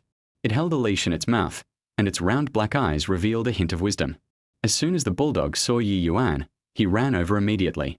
It raised its head and rubbed Ye Yuan's body, appearing very intimate. It raised its mouth towards Ye Yuan's hand, as if signaling Ye Yuan to take the leash. Looking at the huge dog in front of him, Ye Yuan also felt good.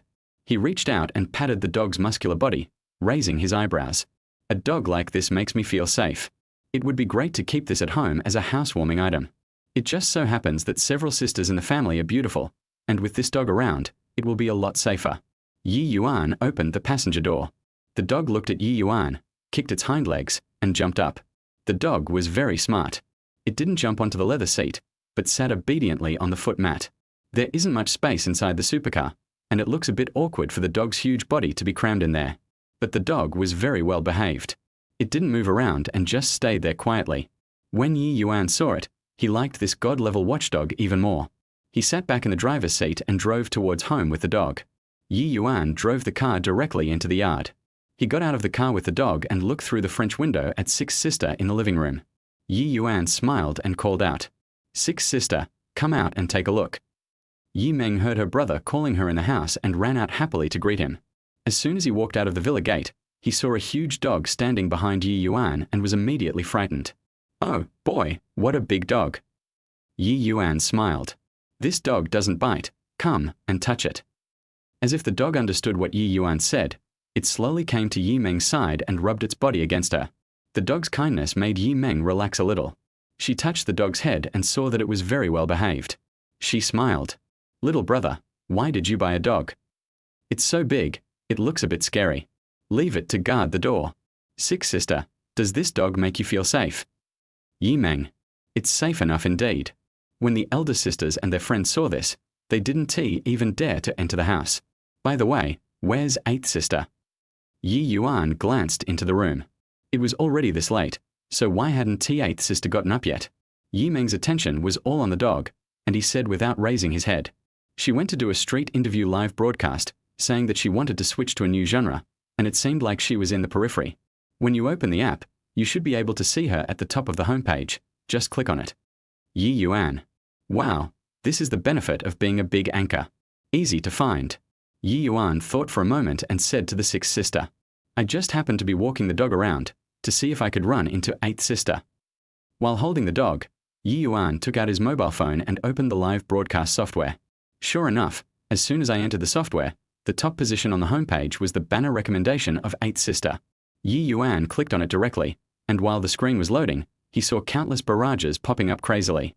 She is still so beautiful, 360 degrees of beauty without any blind spots. Is this a change in the live broadcast format? Interesting. Looking at the street view outside, it feels like it's right next to me. I'm going to run into the anchor. Various comments kept popping up, and before I could even see what was being said, they were already all gone and I couldn't find them anymore. At this time, the live broadcast screen appeared, and she was obviously surrounded by fans. I have to say that today's fans are really powerful. They found out Shi's location as soon as possible. This scene now can no longer be considered a neighborhood. It seemed as if countless people had gathered here, waiting to block Shi. The popularity in the live broadcast room is still rising wildly, and the heat is very high. After all, Shi is the top anchor of the live streaming software. She already has a large audience, and now that she has changed to a new model, people are flocking to the live streaming room crazily. At this time, Ye Yuan was still walking his dog slowly, watching the live broadcast while walking forward. On the other hand, A team of female anchors have also noticed Ye Shi on the app. The anchor in the team was even more furious. They were originally neighborhood and street pranksters, and were considered one of the top leaders in this area. It cannot be said that it is a huge hit, but as long as it is broadcast, it can always get a recommended spot in the good zone. With zone recommendations, every live broadcast can gain considerable popularity. But today their recommendation was snatched away by Ye Shi. Ye Shi already had a homepage recommendation, and now there is an additional section recommendation. This is simply too much. The female anchors were very resentful about this and started to rebuke. What does Ye Shi mean by this? The title of the #1 sister is not enough for her, and she wants to snatch our piece of land. Isn't this leaving them no chance of survival? At this moment, one of the team members suddenly had an idea and suggested, "By the way, why don't we do a street prank today and play a prank on Ye Shi? This way our traffic will increase, and the best result is to make her angry. When the time comes, hee. Although they will be pushed to the forefront at that time, but in this era, traffic is money. As long as they have traffic, if they work harder, they might be able to get to the first place directly." The female anchor was also pleasantly surprised when she heard this, and her thoughts were instantly opened. Sure, when someone really blames us, we'll just pretend to be innocent. Anyway, we have always been playing street pranks. Ye Shi can't afford it, so what does it have to do with us? How many people are hoping to take advantage of the traffic of this top sister, but they didn't expect that such a good opportunity would be presented to them today? Then let's do more small moves and try to make her angry. Someone in the team is coming up with a bad idea. As long as Ye Shi gets angry, can the people who don't know the truth still support her? Everyone got together to discuss the plan and even went through all the details. They felt that they were about to become famous, their hearts were filled with excitement, and they prepared to head to the location where Ye Shi was broadcasting live. The female anchor walked and reminded, "Let's follow her for a while and take action when there are fewer people around, so as to avoid being seen and affecting our team." Everyone in the team nodded, and a group of people walked forward stealthily. About half an hour later, at this time, in the park on the other side, Ye Shi was sitting on a bench, gently massaging her tired legs. She felt very emotional in her heart, thinking that her fans were so enthusiastic. With so many people surrounding, ordinary passers-by would have been scared away by the huge crowd. Where could they find someone to interview? She doesn't seem to be suitable for street interviews. Ye Shi's mind was full of thoughts, and he didn't notice at all that the female anchor team not far away were making preparations. The female anchor looked at the camera with a smile on her face, with a determined look in her eyes, and greeted her friends in the live broadcast room. "Hello everyone, welcome to our live broadcast room. What we are going to do today is a street prank. Our staff will dress up as murderers to play a prank and see the reactions of passers-by." The female anchor was speaking while looking at the replies in the barrage. "Is it so exciting?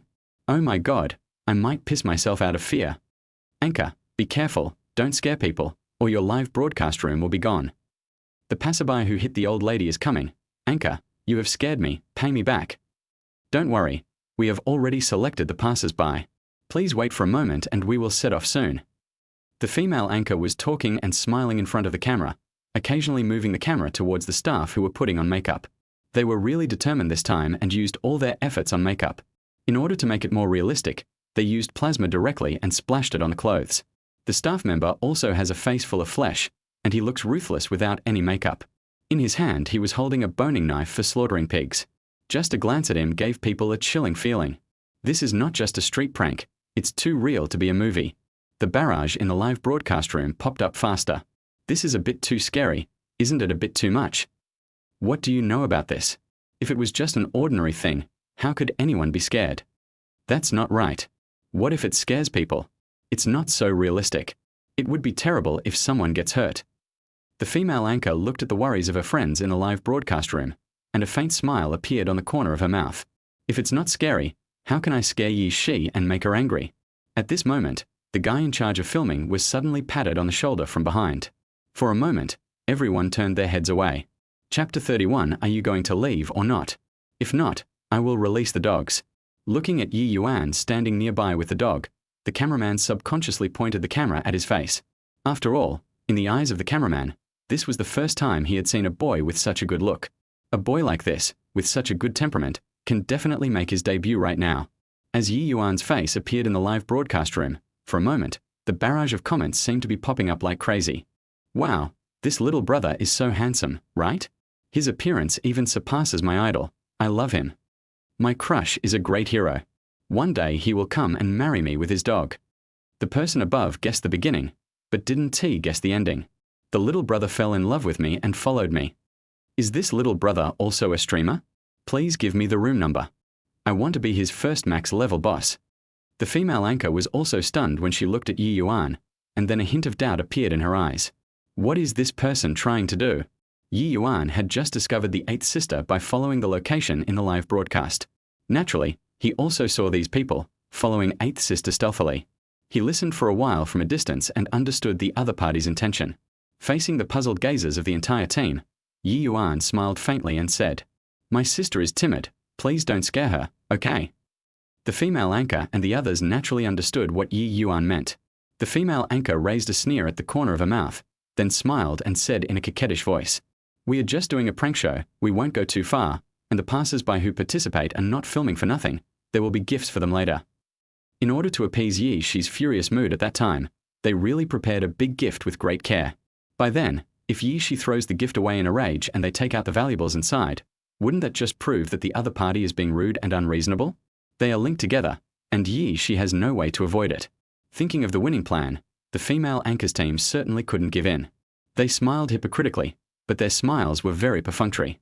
As long as their plan starts to work, Ye Shi's current popularity will be theirs. Not to mention if there is just one handsome guy, even if a group of handsome guys come, they can't give up. Ye Yuan seemed to have thought of everyone's decision a long time ago, and the corners of his mouth suddenly rose. Or, "I'll just let the dog go." Ye Yuan's voice was light and soft, as if he was talking about something particularly insignificant. But the bulldog had already bent over, a whining growl coming from his throat. The well-behaved big dog just now is gone. Now the dog has bared its fangs, which is indescribably terrifying. Everyone looked at the dog's huge mouth and imagined being bitten by such sharp teeth. Wouldn't that mean losing half your life? To put it bluntly, if you are really targeted by such a large dog, you can easily lose your life. The bulldog looked at the crowd and suddenly leapt forward, causing everyone to scream. Ye Yuan's hand gently pulled the leash, his fingers hooked. The bulldogs didn't need to struggle to break free. As long as they exerted force, they would be in trouble. At this time, the audience in the live broadcast room were also shocked, and they all sent out barrages of comments. "This dog is quite fierce. Use the softest voice, the gentlest tone, and say the hardest words. This little brother is so handsome, and the dog he raises is so special. I love it. I seriously suspect that this little brother is also out to play a prank. I will give you a gift later and ask if you are angry." The female anchor looked at the bulldog, especially the dog struggle just now, which almost scared her to death. Such a vicious dog will bite someone to death, right? The more the female anchor looked at the dog, the more she wanted to cry. She was so afraid of being bitten. If she was left with a scar, her life would be ruined. Looking at the female anchor gradually retreating, the other team members kept swallowing their saliva.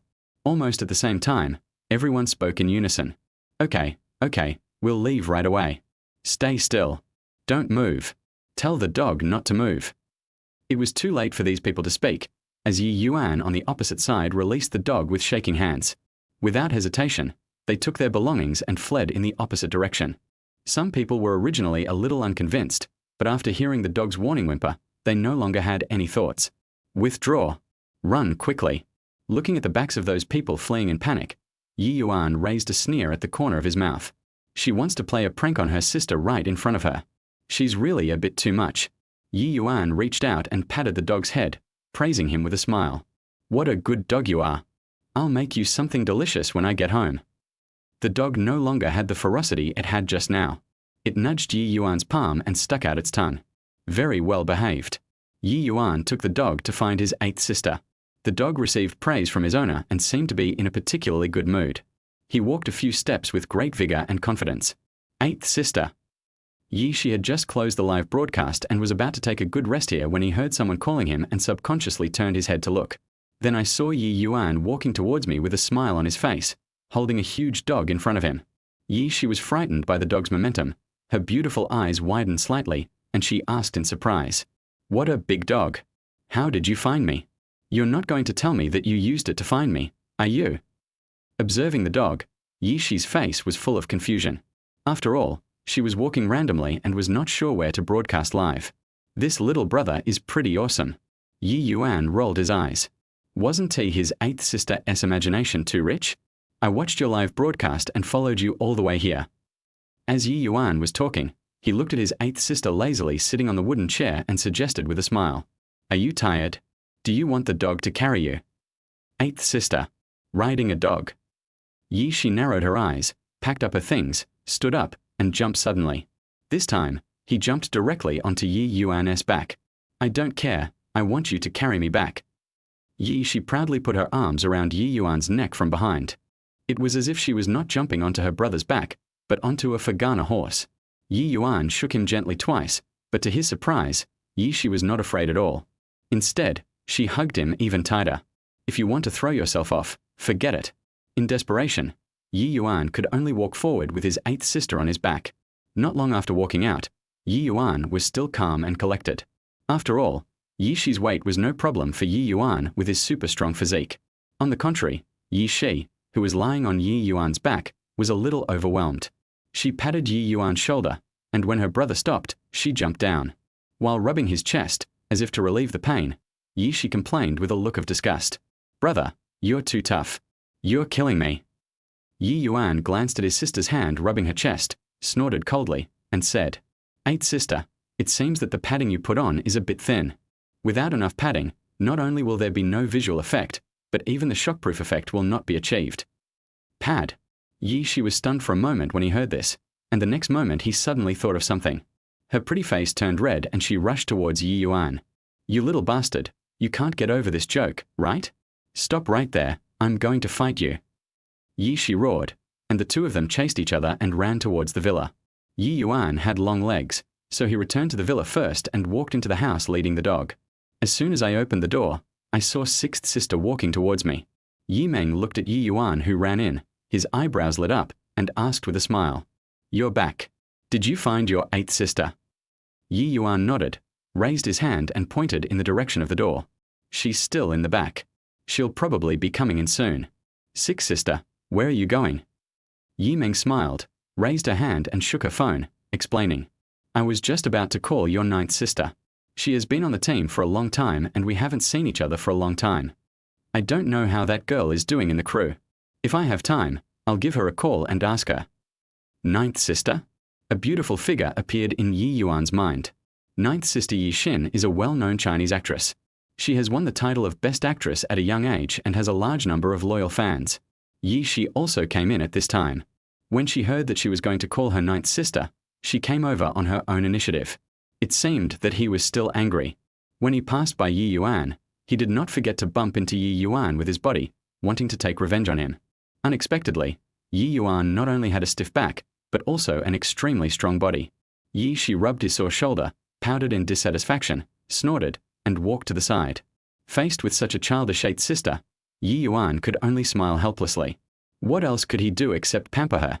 At this time, Ye Meng took out his mobile phone and made a video call to Ye Xin on WeChat. No one answered the call until the music played louder. Ye Meng called again, and this time the WeChat call was picked up after only a few rings. However, a girl with a round face appeared on the screen, not the stunningly beautiful face of ninth sister. As soon as the round-faced girl saw Ye Meng on the screen, she immediately grinned and greeted her enthusiastically. "Hello, sixth sister, Shinshin is filming right now." In one sentence, it explains why I didn't answer the phone immediately. Ye Meng and others all knew this round-faced girl. She was Ye Xin's assistant. Ye Meng looked at the girl and said with a smile, "Since Shinshin is busy, we'll hang up first." They didn't have anything to do. They just wanted to make sure Ye Xin was doing well. Since they were filming, they didn't bother them. The round-faced girl listened to Ye Meng's words and suddenly spoke up to stop him. "Sixth sister, just wait a moment. This is the last shot. It will be over in a moment. Wait a minute."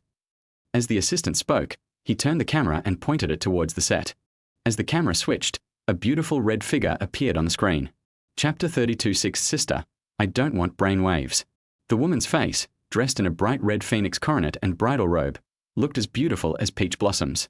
Her stunning beauty was fully revealed at this moment. A face as unique as that of Wu Meinyang, but this time, the beautiful face was filled with coldness and domineering aura. The next moment, the woman waved her long sleeves, sweeping across the utensils on the table, and all of them fell to the ground and shattered. As the utensils fell to the ground, the woman's voice, as clear as an orchid, said with a hint of dominance, "If you want to achieve great things, You can kill anyone who is extremely affectionate. The woman had her hands behind her back, standing proudly between heaven and earth, her dominance fully revealed at this moment. Such a scene, even though it was transmitted through a mobile phone video, still stunned Yi Meng and the others. Card! The director shouted loudly, and the shooting of this scene was completed. Many people gathered around and expressed their amazement to Yi Xin. Yi Xin looked humble and expressed her gratitude to everyone. At this time, the assistant ran over and handed the phone to Yi Xin. Yi Xin looked at the name of the sixth sister on the phone, smiled faintly at everyone, and said, "Excuse me, everyone. I have to take a call." After saying that, Yi Xin walked to the side, held up her phone to Yi Meng and the others on the screen, and greeted them with a smile. "Sixth sister and eighth sister, you two are together. Why did you think of calling me?" Yi Xin had a sweet smile at this moment, especially the soft and gentle voice, which was completely different from her previous description. She looks exactly like a delicate and pampered concubine. When Yi Xin saw Ye Yuan squeezed into the screen, her smile became even sweeter, and she said with surprise, "My little brother is here too. Come here and let me see you. I miss you so much." When Ye Yuan heard Yi Xin's words, he took the initiative to move in front of the phone and said with a smile, "Ninth sister, you acted so well just now that I was stunned. That peerless beauty and the domineering aura that emanates from her bones are hard to forget." Yi Meng and Yi Shi also nodded vigorously and echoed, "Yes, we were all stunned by the scene just now. It was so domineering. Ninth sister is so majestic." Listening to the praise from her family, Yi Xin smiled very happily. She smiled and said, "I'm almost done here. If there are no scenes that need to be reshot, I'll be able to go back soon." While Sister Ju was talking, the dog looked at his owner walking away and also came to the front of the sofa. Just appeared in front of the camera. Seeing the huge dog head suddenly appear, Sister Nine was startled and exclaimed, "Wow, where did this dog come from? This is what I just brought back. I'm keeping it for family use." Yi Meng explained as he reached out and touched the dog's head. Sister Ju looked at the dog who was trying hard to stick out his tongue at the phone and was silent for a while. She was silent for a long time before she said, "Brother, your vision is really unique. This dog." Yi Xin wanted to say that the dog was a little ugly, but before she could finish her words, she heard the dog whimper, turn around and walk out of the villa. That lonely back figure looks quite haggard, giving people a very strong feeling of depression. Sixth sister. Eighth sister. This dog is amazing. Can it hear people saying it is ugly? Sister Ju was also embarrassed when she saw the dog being driven away by her. Who would have thought that although this dog looks a little ugly, it is so smart? Ye Yuan smiled as he looked at Gozi's back. At this moment, another light curtain popped up. Two options appeared clearly before my eyes. Option 1, comfort the dog, reward Bajikan proficiency, God-level management ability, God-level computer ability. Option 2, let go of loneliness, and be rewarded with 500 G of God-level T. They talked for a while, and then Yi Xin hung up the phone because she had other things to do in the crew. Ye Yuan got up and went to the kitchen to find a bone with meat on it. He deliberately picked a piece with more meat and walked out of the villa. The dog was lying in the yard at this time, chewing the grass on the ground out of boredom, looking aggrieved. "Dog, come here." Ye Yuan called out to him, and the dog stood up immediately and ran towards him, with all the depression on his face gone. Patting the dog's head gently, Ye Yuan handed the bone to the dog. The dog immediately became excited and started chewing the bone happily. Just when Guzi was getting extremely excited, a light curtain popped up in front of Ye Yuan. It is detected that the host has chosen option 2 and rewards a Bajikan proficiency, God-level management ability, and God-level computer ability. Ye Yuan only felt a warm current rushing into his brain, merging with his memory at an extremely fast speed. After everything calmed down, Ye Yuan took out his cell phone and called his eldest sister. As soon as the call was connected, Ye Yuan said, "Big sister, when you come back, please bring me some dog food. It would be better if you bring some things that the dog needs. I bought a dog." Dog. The eldest sister was stunned for a moment, then agreed. Not long after, the eldest sister returned home. She got out of the car and greeted everyone at the door. Everyone come out and help move the things. Ye Yuan and a few others were watching TV in the living room. When they heard their eldest sister's call, they all came out. Ye Lu not only bought a lot of dog food and canned dog food, she also bought a big doghouse for the dog. It took a few hours to build the doghouse. After everything was settled, they gave the dog food and water and then walked into the villa. The eldest sister made some simple food. After Ye Yuan finished eating, He said hello to his sisters and went back to his room to take a shower. After taking a shower and lying on the bed, Ye Yuan was also thinking about going to Fenglong group tomorrow. As he was thinking, he fell into a deep sleep. The next morning, Ye Yuan got up early. After washing up and going downstairs, Ye Yuan found that his elder sister had already prepared breakfast and went to work. Seeing that his two sisters had not gotten up yet, Ye Yuan simply walked into the yard and started practicing Bajikan. Although it was his first time to practice boxing, these skills had already been integrated into his body and he did not feel unfamiliar at all when practicing. Ye Yuan started boxing, and his whole aura changed, becoming fierce in an instant. After a while, Ye Shi woke up. In a daze, Ye Shi heard a sound in the yard of the villa and muttered, "What's going on? Could it be that the dog is destroying the house in the yard?"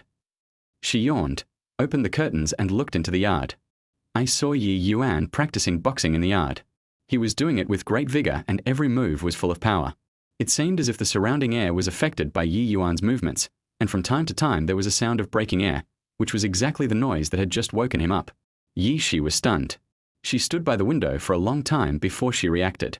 She didn't even have time to put on her slippers and ran to her six sisters' room. "Sister, come and see quickly." Ye Meng had just gotten up and changed her clothes when Ye Shi broke in and pulled her towards her room. "What's going on?" Ye Shi did not answer, but simply pulled the curtains a little wider, pointed at Ye Yuan outside the window and asked Ye Meng to go and see for herself. Ye Meng looked outside, and after a while, her beautiful eyes widened slightly, with an incredible look in her eyes. "When did I learn how to box so vigorously and powerfully?" At this moment, Ye Yuan suddenly turned around. After turning around suddenly, he threw another punch. It was as if an invisible fist wind was blowing towards him. Ye Shi felt his legs go limp, and with a plop, he sat down on the ground like a duck. Ye Meng was better. She stood a little further back and held onto the wall to steady herself. The other half leaned on Ye Shi, looking downstairs in fear. Feeling the pressure on his head and the soft touch, Ye Shi was speechless. Ye Shi. "Sick sister, I don't want any brain padding." Chapter 33. I have something to explain. However, both sisters were attracted by Ye Yuan's boxing skills and were shocked. At this time, Ye Yuan downstairs felt as if someone was watching him. Ye Yuan seemed to have sensed something and suddenly thought of something. He suddenly raised his head and looked upstairs. I didn't see anyone upstairs. I could only see the curtains still shaking.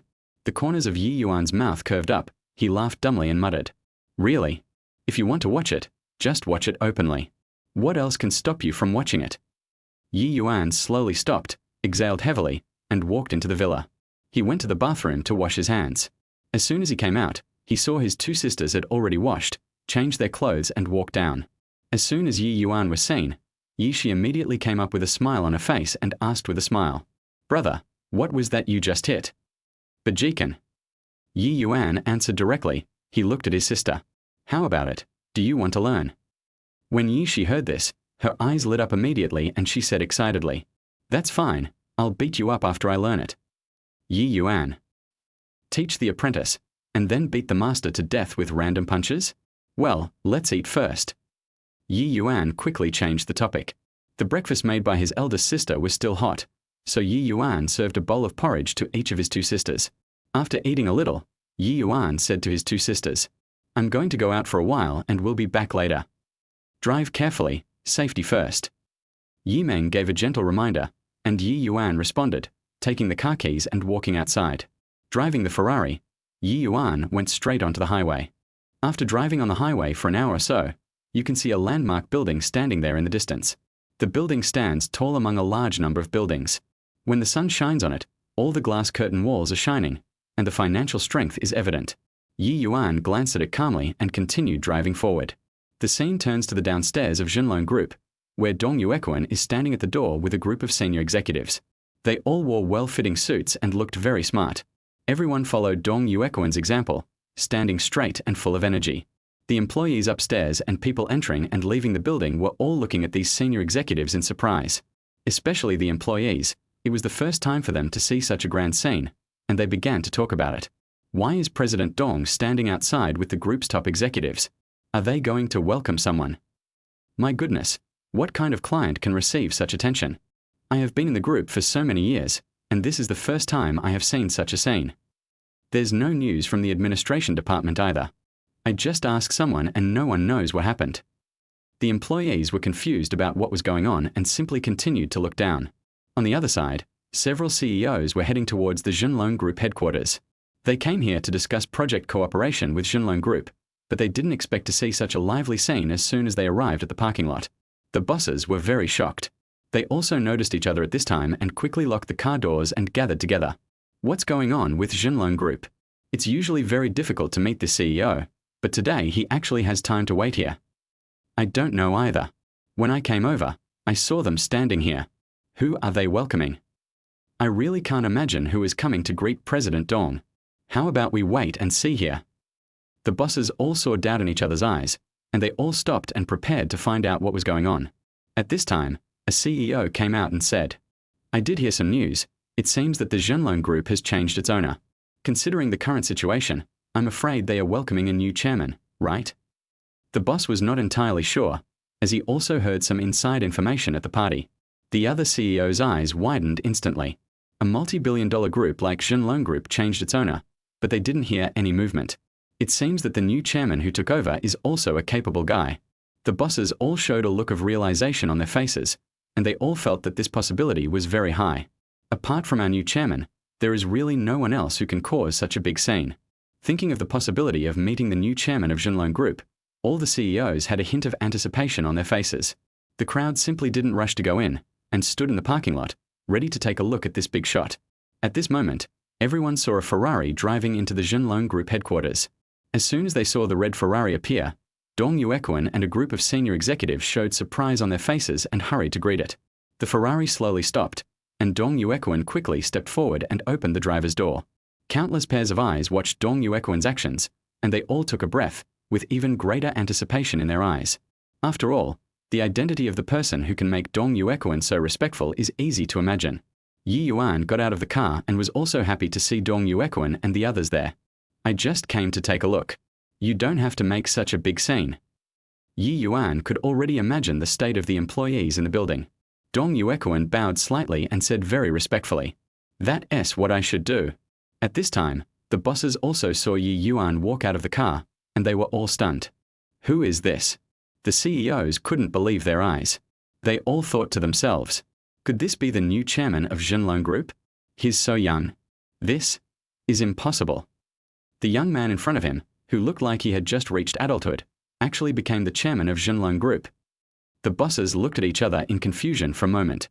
They looked at the shock in each other's eyes, their hearts filled with horror. At this time, apart from saying that heroes emerge from youth, they don't even know how else to express their feelings at the moment. The higher-ups also came forward at this time, their faces also showing deep respect, and they kept bowing. "Mr. Yi, I'll take you in now."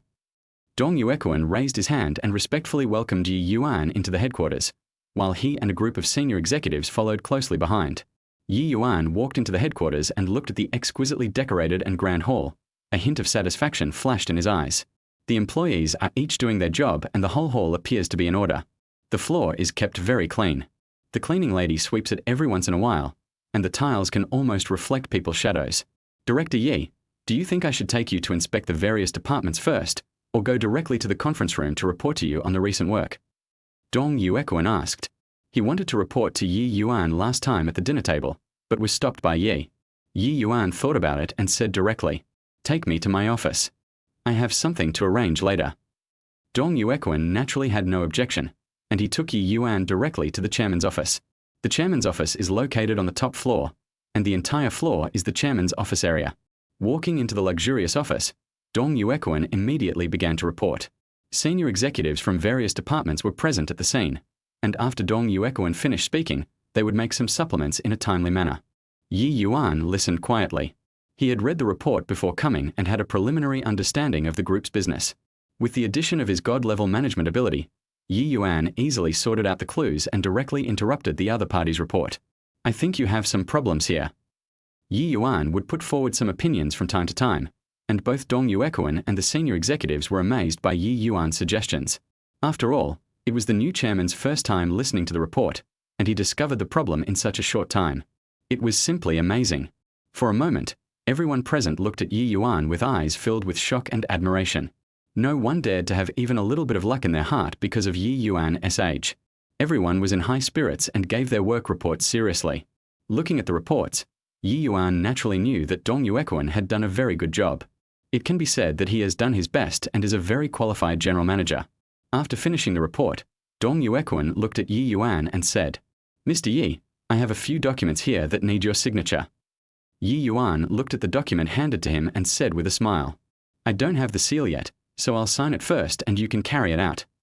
Ye Yuan hadn't considered this point, so he could only sign instead. Dong Yuequan nodded and kept this matter in mind. He is already planning to create a new seal for his chairman. After all, as the chairman of Fenglong Group, there are still a lot of documents that need to be signed. For the security of the documents of this level require a large number of local signatures.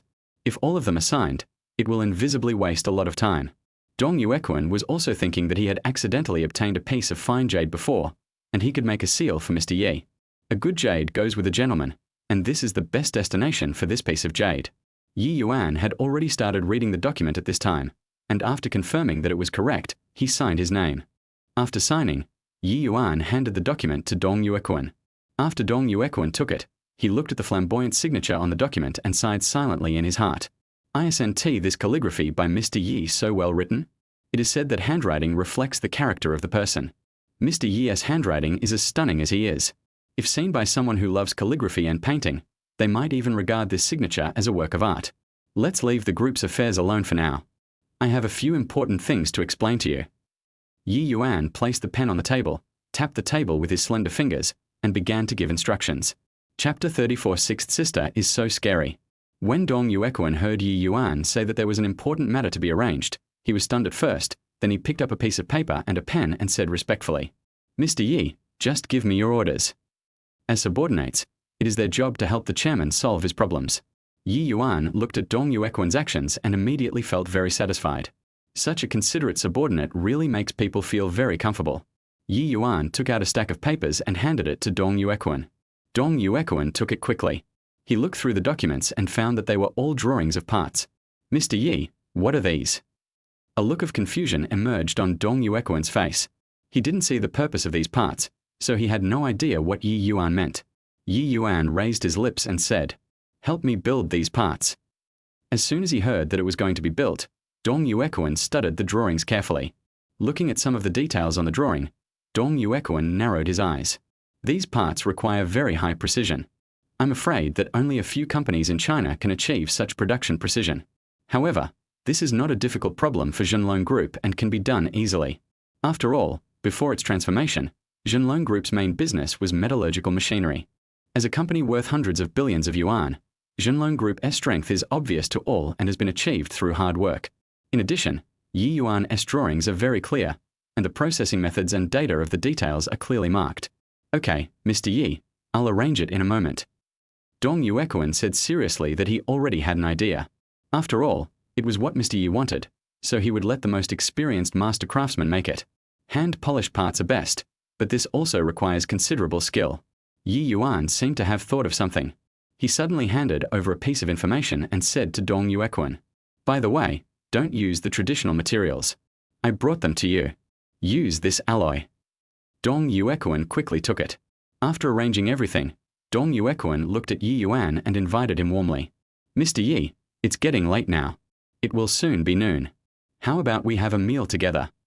When the other senior executives heard this, their eyes lit up and they looked at Ye Yuan with burning eyes, waiting for his answer. It is definitely an honor for them to have dinner with their own chairman. Ye Yuan gently waved his hand to refuse. "Please arrange your affairs first. I won't eat here at noon. Please prepare some chips for me and I will take them away directly." Ye Yuan expressed his thoughts directly. To him, these parts and chips are the most important. Dong Yuequan nodded quickly and responded, "Okay, I'll make a note of that." Everyone talked about some problems in the operation of the group. After all these things were settled, Ye Yuan stood up and prepared to go back. As soon as they saw Ye Yuan stand up, Dong Yuequan and the senior executives present also stood up and walked Ye Yuan to the door. "Everyone go back. If you have any questions, you can always call me." Dong Yuequan had already arranged for his secretary to fetch the chips. After he took the bag, he personally sent Ye Yuan to the car. Everyone watched the Ferrari leave until the taillights were completely out of sight, and then they looked away. "Let's go, we have to start working too." At Dong Yuequan's call, The senior executives immediately followed suit and prepared to hold a new meeting and make new work assignments. Especially when it comes to parts, we also need to meet with a few experienced craftsmen to have a chat and determine the construction period. No matter what, we can't delay the boss's work. Ye Yuan drove directly back home. He sat in front of the desk, looking at the blueprint of the 8th generation supersonic aircraft. The parts drawings he gave to Dong Yuekuan today were reproduced from this drawing. Ye Yuan's purpose is already obvious, which is to replicate the 8th generation supersonic aircraft. Ye Yuan looked at the drawing several times, his face full of interest. This thing is quite interesting, and Ye Yuan is really looking forward to the actual effect of the production. After going through the necessary materials, Ye Yuan was obviously relieved. Now, the hardware is almost ready. The next biggest project is to write and run the code. Only after the code is written can the 8th generation supersonic aircraft be said to have a soul. For others, this may be an insurmountable hurdle. But for Ye Yuan, who possesses God-level computer skills, it is a piece of cake. Technically speaking, these are not difficult for him at all. Ye Yuan flipped through the chips that Dong Yuekuan found, selected a few suitable models, and directly turned on the computer. Now his room has become a temporary studio. Ye Yuan put his hands on the keyboard, his whole aura suddenly changed, and he began to operate quickly. Writing chip content is definitely a huge project. Even if Ye Yuan writes it, it will take a long time. In the next few days, Ye Yuan spent most of his time in his room, editing the underlying logic. Apart from the necessary rest and meals every day, Ye Yuan worked at the desk. In the huge room, the only sound that could be heard was the crackling sound of the keyboard. All processes are progressing slowly and orderly. Downstairs in the villa, Ye Yuan's 2 sisters looked at their brother's closed door and began to worry. "Sixth sister, do you think I won't become a homebody?" Ye Shi sighed when he said this. When he saw his brother boxing before, he thought that boy was going to turn into a tough guy. Why have I become such a homebody these days? Yi Meng listened to Ye Shi's words and nodded worriedly. It's really not good to continue like this. How can I find a girlfriend in the future? The Yi family has only one child, so he is definitely the apple of everyone's eye. How can he not have a girlfriend? As Yi Meng thought about this, he began to feel worried, with a hint of worry showing between his brows. Ye Shi looked at the worried sixth sister, curled her lips, and said indifferently, "Sixth sister, why are you worrying about that? Don't worry, I have so many girlfriends, and every one of them is a beauty with extraordinary beauty and the ability to bring harm to the country and the people. When the time comes, just assign one to me. I guarantee that kid will be unable to sleep at night and eat a lot of wolfberries to replenish his body. My little brother is good looking and has a great body, so how could he not have a girlfriend?" Ye Shi said these words almost spontaneously. After all, she was just chatting with her sixth sister, so she was not nervous. But the next moment, Ye Shi, in a relaxed state, also felt the silence of the atmosphere. Ye Shi subconsciously turned her head to look at Yi Meng, and saw that her sixth sister's beautiful eyebrows were twisted together. Finished. Time for the barbecue. Ye Shi cried out in her heart, "Not good." She stood up and said quickly, "Sixth sister, I have something else to do, so I'll leave first." After saying that, he jumped out of the living room in a few steps and ran back to his room. Otherwise, if I was a step slower, I would be stopped by sixth sister again and given a good ideological education lesson. Alas, we are sisters who grew up together. Why is there such a big gap between us? Ye Shi sighed. She really couldn't understand why her sister, who was so beautiful, had such old-fashioned ideas. I have to talk to you from time to time. It's so scary. Chapter 35. Learn how to take care of your body from Brother Ye. At the same time, Jiangcheng Liu family. Mr. Liu Chuanjun's biggest hobby recently is to appreciate the paintings that were previously modified by Ye Yuan. Looking at the ancient cypress trees and the poems above, I feel that I have a different epiphany every time I read them. After observing for a while recently, the old man feels that he has gained a lot of insights and has some ideas about calligraphy, painting, and life. Perseverance, uprightness, and a hint of persistence in life. Today, the old man took out the painting again and examined it carefully inch by inch. Ah, such a great painting. It would be nice if it had a stamp. Liu Chuanjun was inspired and said that it would be a great pity if such a top-notch work did not have the author seal. The old man sighed as he looked at the empty corner of the painting. If there is a signature and seal at this position, this painting will definitely be full of collectible value. Grandpa, please have some tea first. Liu Kai came in to bring tea to his grandfather. The old man was absorbed in watching, so he did not dare to disturb him. Hearing the old man sighing, Liu Kai took the opportunity to offer him some fragrant tea. Liu Kai also looked at the painting and immediately felt that what the old man said made a lot of sense. He felt a sense of emotion in his heart, wondering if the ink stain at that time was God's arrangement. It was by coincidence that my old man got such a good work of art.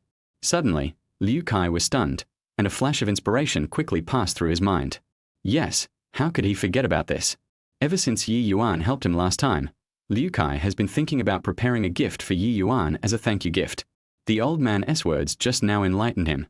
Giving Ye Yuan a seal would be the best of both worlds, wouldn't it? Not only does it express his gratitude, but he can also ask for a seal and fulfill the old man's wish. Liu Kai's eyes suddenly lit up. He thought he was such a genius. This was a rare good idea. Thinking of this, Liu Kai's eyes rolled and another brilliant idea came to his mind. He stood in front of the painting and said to the old man beside him with emotion, "It's really a pity that this painting has a blank corner. But I guess my friend also needs a seal that suits him. Considering his age and painting skills, he may become a great artist in the future. It's a pity that we have the works but no stamp. Grandpa, you said this is such a good seedling. How about I give him a seal? It can also be regarded as a way of thanking him for his previous repairs and inscriptions. What do you think?" Upon hearing this, the old man nodded with deep concern and said in agreement, "Your idea is good, but if you want to give it as a gift, give it a better one. Don't lose face for our Liu family." Liu Chuanjun is a particular person. The most important thing is that he knows very well that a mediocre seal is not worthy of such superb skills. Especially when I think that if I send this seal over, that young man might be so happy that he might give me a new seal. This is a great way to kill two birds with one stone. I definitely know what to send.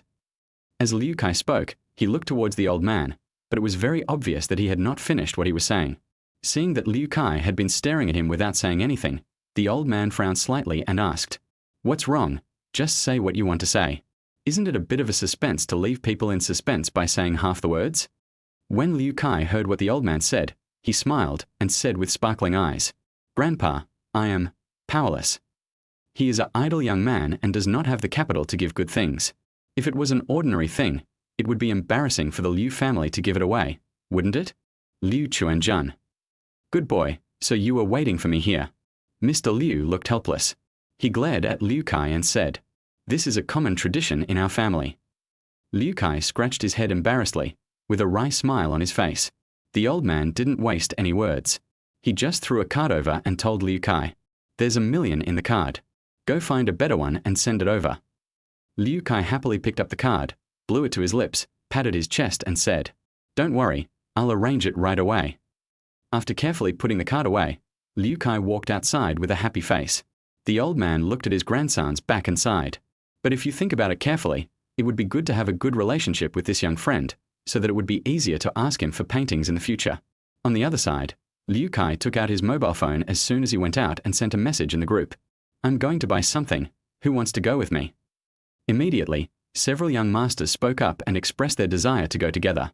Liu Kai directly sent them the address and arranged to meet at Lingyu's High.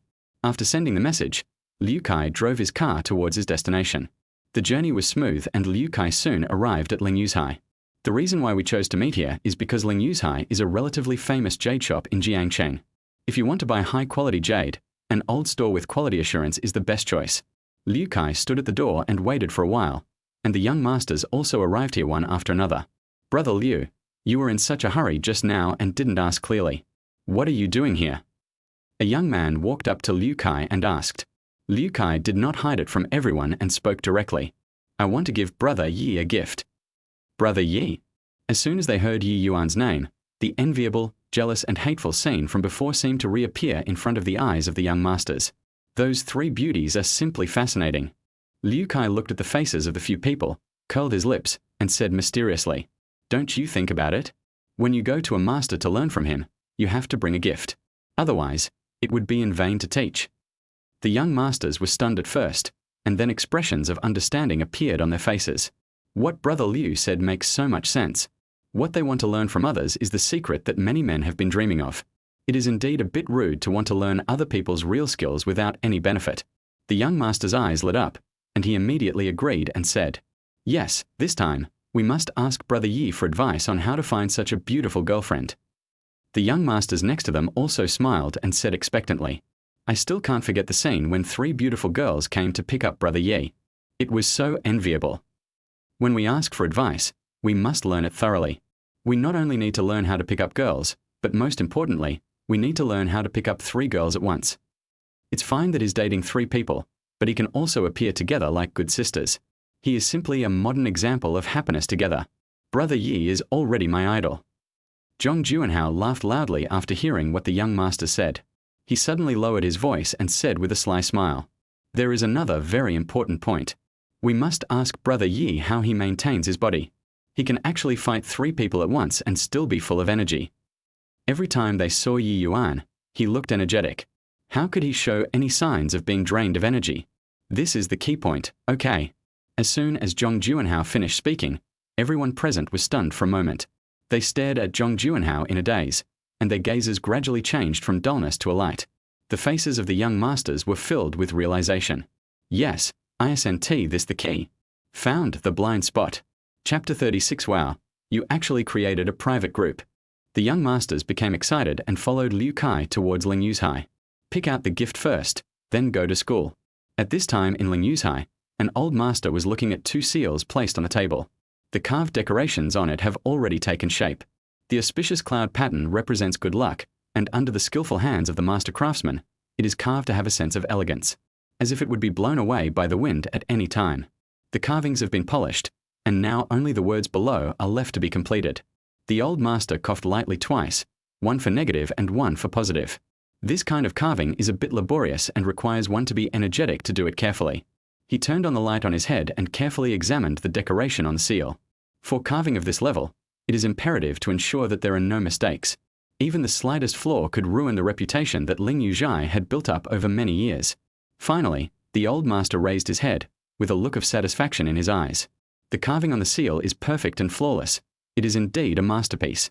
The apprentice standing by, watching the master carefully place the jade on the tray, also smiled and said, "Such a fine piece of jade, after being delicately crafted by the master, has reached a new level."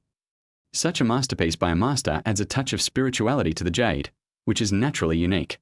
When the master heard his apprentice's flattery, he gently waved his hand and whispered to his apprentice, "This is expensive. It will take a few days to carve the upper layer. Another day and it will be almost ready for production." When the apprentice heard the master say that it would take another day to complete the product, a look of shock appeared on his face. You know, for ordinary jade, plus the surface carving, it only takes 1 day in total to be ready for production. This piece of jade has been in the works for so long, and it's not finished yet. Take the 2 seals out first. Remember to be careful. I'll take a rest for a while. The old master gave several repeated instructions before gently closing his eyes. He had been working continuously for a long time and was indeed tired and needed a good rest. At this time, outside, the manager was talking to Liu Kai and taking him to the store to select jade. "Take a look at this one. The quality is pretty good. Does it meet your requirements?" At this moment, Liu Kai looked up and saw 2 seals brought out by his apprentice. As soon as he saw the smooth and gentle Zhongzi, Liu Kai was stunned. "I want this quality, make one for me." Liu Kai's eyes suddenly lit up and he spoke to the manager without hesitation. "The quality of this jade is so amazing." The manager glanced at the jade in the apprentice's hand, nodded slightly, and replied, "Of course, but this kind of jade is quite rare. If you want to customize it, you need to verify your capital." When Liu Kai heard about the capital verification, before he could say anything, a young master beside him spoke up in dissatisfaction. "Isn't it just a piece of jade? Can't Brother Kai afford it? They even require capital verification. Isn't this looking down on people?"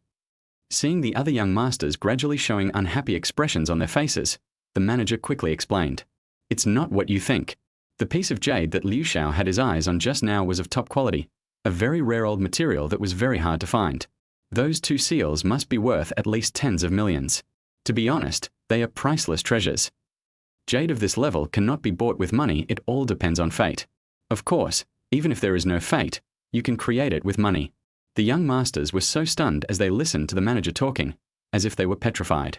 A young man took a deep breath and asked, "How many?" "Tens of millions. Still can't buy it." Everyone was shocked. If the price was this high, they would indeed need to verify their capital. After all, who knows how much money one would have to invest in jade? Liu Kai was also helpless when faced with the manager's offer. "The product is good, but the price is totally beyond my budget. If the excess was not much, he would make up for it at his own expense. But this number is a bit scary. In that case, I'll try again." Liu Kai had no choice but to choose for a while and finally chose a piece of jade worth 1 million yuan. To be honest, the quality of this jade is very good. After all, a piece of jade worth millions is also a very valuable thing. It's just that once you've seen the sea, you'll never be impressed by other puddles.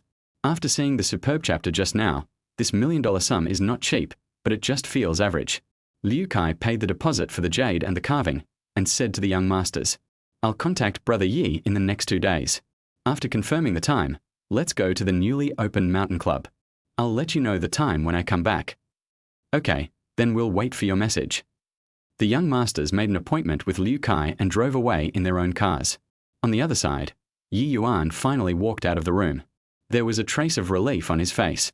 After several days of unremitting efforts, the problems with chips and other issues had finally been basically solved.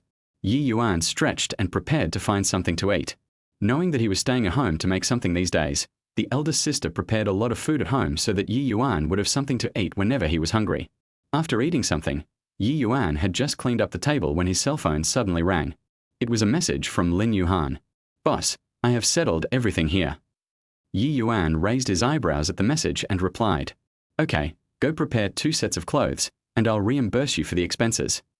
Just as the message was sent, Ye Yuan received a new message on his phone from Liu Kai.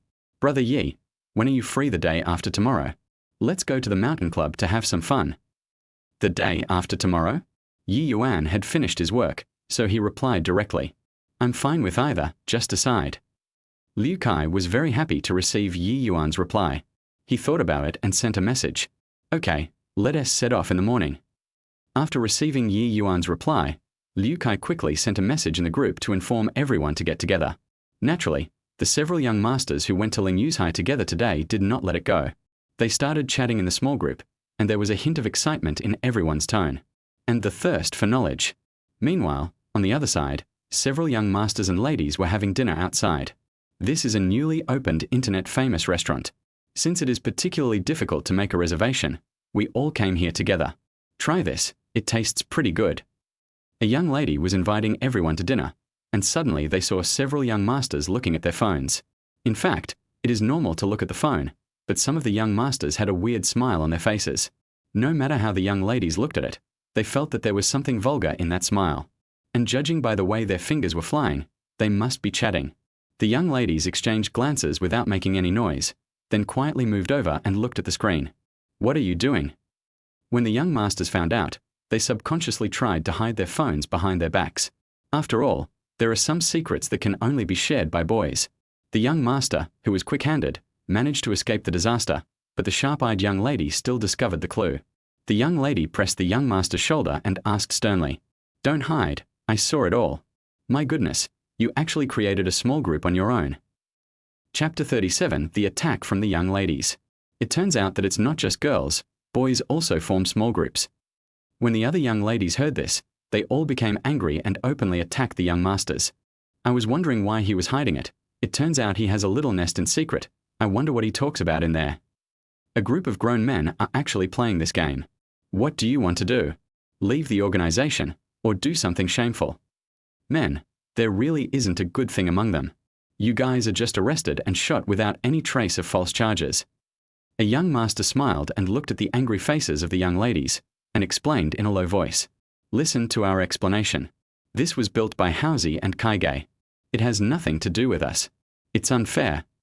When the young masters saw that the situation was not good, they immediately started to pass on the blame in an attempt to save their own lives. It's a pity that such nice words could not ease the anger of the young ladies. The young ladies refused to give in, and stretched out their hands to the young masters, saying, "Stop fooling around and take out your phone, quick." The young masters tried to resist, but unfortunately they were no match for the young lady. After all, they can't fight back, and if they just take it head-on, they're not particularly tough. Finally, they had no choice but to hand over their phones. Several young ladies were holding their phones and looking at the chat records in the small group. Their seemingly ordinary chat always felt a little unusual. "What do you mean? What do you mean by asking Brother Ye for advice on how to take care of your body?" A young lady asked doubtfully, with scrutiny in her eyes. "Brother Ye is indeed very capable, but I haven't heard that he also knows how to take care of his body?" The young masters became nervous when they heard the young ladies' questions. They looked at each other, and just as they were at a loss, one of the young masters smiled and said, What does this mean? It means literally. We just saw that Brother Ye had a good figure and was full of energy, so we wanted to learn from him. Although I said this, I was secretly thinking in my heart, you can't f***ing say this. If you say this, people might misunderstand that you're not in good health. Wouldn't that ruin you? Literal meaning? The young ladies sneered in their hearts. Looking at their extremely hypocritical faces, they knew there was something fishy going on. However, these young masters refused to speak, so they couldn't get anything out of them. The eldest lady rolled her eyes and said directly, in that case, let's go together the day after tomorrow. The young lady next to him also nodded, and added, not only are we going, we have to call the other sisters too. Aren't you asking about my body shape? Then why don't we go and listen to it in person? Is that okay? We also want to lose weight. After the young ladies finished speaking, they immediately became happy. Looking at the young masters at the table, their faces were very dark and their hearts were full of helplessness. It's over, it's over. Now I don't need to ask anything else. In front of these tigresses, asking how can I fight 3 people alone? Isn't this just courting death? The young ladies didn't just talk, they threw their phones back to the young masters and started to criticize them in the group. Sisters, since the young master in the group has opened a private group, I would like to make a private appointment with Brother Ye to ask for advice on body management. We have to unite and defeat these boys. We have to go together tomorrow to see what they are up to. Tomorrow we will also gather in the morning and go to the clubhouse on the mountain for a gathering. We have seen the list of participants. No one is allowed to escape. When the other young ladies saw the news, they also spoke up to condemn the young masters. Faced with the anger of these women, the young masters collectively chose to remain silent. At this time, there is no better way than to accept criticism. Because his phone kept vibrating, Ye Yuan also picked up his phone and looked at the angry scolding of the women in the group. Ye Yuan also felt happy. He shook his head slightly and closed the group message. Ye Yuan put away his phone, watched TV in the living room for a while, and then waited for his sisters to come home. The family had dinner happily together. Time quickly came to the day after tomorrow. Liu Kai got up early in the morning, packed up, and went straight to Lingyu's. The manager had sent him a message yesterday, asking him to pick up the goods today. The manager had already been waiting in the store. Seeing Liu Kai walking in, he greeted him warmly. Mr. Liu, you are here. Where's my seal? Let me see it. Liu Kai asked anxiously. After all, it was a gift he was going to give to Ye Yuan, so he had to check it first. The manager smiled. To him, it was normal for customers to have such a reaction. After all, there is sometimes a huge gap between pictures and the real objects. However, this does not exist at all in Lingyu's. It is no exaggeration to say that the real objects made by their craftsmen are more vivid and beautiful than the pictures. With this confidence, the manager took out a huge box from the counter and gently placed it on the counter. Under Liu Kai's gaze, the manager opened the lid of the box, revealing the seal lying quietly inside. Liu Kai looked at the seal, and a hint of surprise flashed across his eyes. Although I felt that the raw stone I selected was very ordinary at that time and was not as good as those 2 top quality pieces. But when he saw the actual sculpture today, he was immediately amazed. The carved object is very lively and exudes a sense of spirituality. It is definitely a successful work. How is it, Mr. Liu? Are you satisfied? The manager asked cheerfully. He had already seen the answer from Liu Kai's expression. Not bad. Liu Kai took out his bank card, paid the balance, and then walked outside with the box. He opened his cell phone, checked the time, and hurriedly drove to the foot of Longyu Mountain. If he doesn't hurry up, he'll be late. Today we have a gathering at the mountain club, and we will meet at the foot of Longyu Mountain where the club is located. At this time, at the foot of the mountain, the young masters and young ladies had already arrived early. Ye Yuan also brought Lin Yuhan to the foot of the mountain. Lin Yuhan was wearing a black suit, and his face was expressionless except for being cold. Brother Ye, you are here. The young masters and young ladies immediately came forward to greet them warmly, and were all stunned when they saw Lin Yuhan behind them. This person was the first time they met him and he looked very unfamiliar. Ye Yuan noticed the doubts of the young masters and introduced with a smile. This is my bodyguard. When Lin Yuhan heard Ye Yuan's words, he nodded to the young masters and young ladies as a greeting. Liu Kai also arrived at the foot of the mountain at this time, and everyone saw his car from afar. After parking the car, Liu Kai walked over quickly, greeted everyone and said, Everyone is here, let's walk up. Brother Liu, are you trying to get rid of us on purpose? Climbing a mountain in these high heels could get someone killed. A young lady wailed and said to Liu Kai. Liu Kai was delighted and looked at the young lady and said, You guys all have flat shoes in the trunk, right? Put them on and let's climb up. Although there is a mountain road leading directly to the top, it is still more interesting to hike up. Anyway, we are not in a hurry, and I can take you to a good place. When talking about the good places, Liu Kai deliberately emphasized his tone. When everyone heard this, they agreed and waited for the young ladies to change into flat shoes, then climbed up the mountain together. It is morning now. The air in the mountains is very fresh, with a special fragrance of grass and soil, which makes people feel better. Liu Kai walked in front. He had been here many times and was very familiar with the place. So while leading everyone to climb up, he introduced the situation of Longyu Mountain. This mountain is not only beautiful, but most importantly, it has a very high rate of greenery. The mountain club is opened here, and its main feature is the natural oxygen bar. Today's society is very stressful, and many people choose to come to mountain clubs to relax on weekends.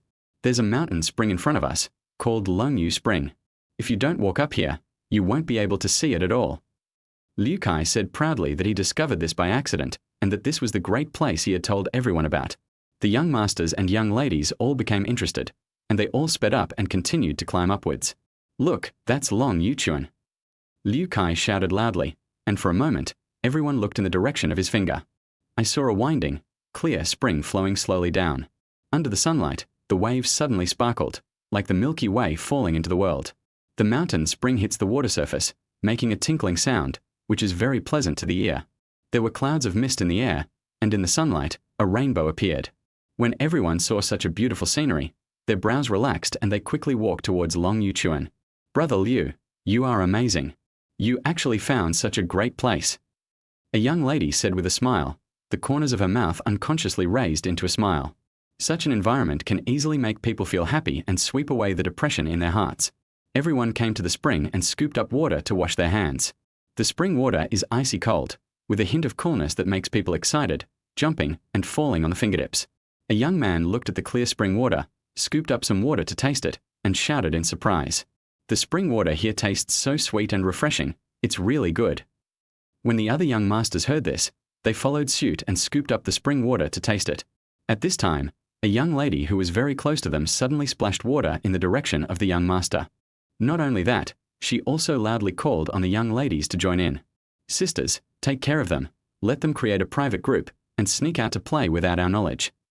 Okay. The young ladies seemed to have discussed it beforehand, and they worked together to throw water towards the boys. Many young and old were still drinking water and didn't react at all. The water was splashed over so hard that some of the young masters' hands shook and the water splashed all over them. Hey, you guys don't have martial ethics. A young man wanted to offer his opinion, but before he could finish his words, he was splashed with water and was speechless. Ye Yuan saw that something was not right, and before he could leave, water had already splashed all over his body from the eldest lady. The young ladies almost attacked Ye Yuan at the same time, and in a few seconds, Ye Yuan's shirt was wet. After all, Ye Yuan is also the protagonist of the Xiaochuan incident. Even if he knows nothing, he must be punished. The young masters and Ye Yuan were already in a state of panic. Unable to bear it any longer, Ye Yuan shouted, "Let's counterattack together." When it comes to throwing water, how could these young guys lose? Everyone splashed water together, and seeing that the young ladies were about to be in trouble, black umbrellas were opened instantly. The water hit the umbrella and slammed heavily onto the ground. Boy. Holy shit, this is cheating. Hey, can't you guys have fun? The young masters were so angry that they pointed at the young lady and protested loudly. Using props and asking for external help are both very shameful behaviors. Seeing the young masters getting so angry, the young ladies were laughing so hard that they were out of breath, and they didn't forget to stir up hatred. Who told you not to have a parasol? Who can you blame? Seeing that the young masters were defeated, the young ladies were in a visibly better mood and the water splashing game stopped. Everyone stopped making noise, but the boys' clothes were all wet. It sticks to my body and is very uncomfortable. Liu Kai pulled his clothes to make them stick less to his skin. But this is not a long-term solution after all. He sighed and said, "There's nothing we can do about it. Take it off. Otherwise it will be too uncomfortable." Liu Kai said to the young masters around him, "We'll go up to the mountain clubhouse in a bit. There should be a laundry room there where we can dry our clothes." As if to set an example for everyone, Liu Kai was the first to take off his wet clothes while speaking. As soon as the clothes were taken off, Liu Kai's muscular upper body was revealed. His figure is relatively good. After all, he pays great attention to fitness and his muscles are very obvious. Many young ladies blushed when they saw it and glanced at him secretly. "Hey, Brother Liu, you have such a good figure." Many young men saw this and immediately expressed their envy. It's not easy to build muscle. It's not something you can do just by spending money. You have to train it hard. Some young men have very rich lives and naturally have no time to exercise, so their muscles cannot be compared with Liu Kai's. Liu Kai heard the envy of the crowd, waved his hands proudly, and said indifferently, "I'm just practicing casually. I'm still far from perfect." At this time, Ye Yuan on the side also took off his shirt. After all, he had been given special attention just now, and his shirt was completely wet.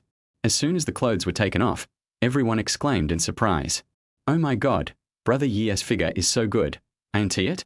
Chapter 38 Jinling Young Master Comes.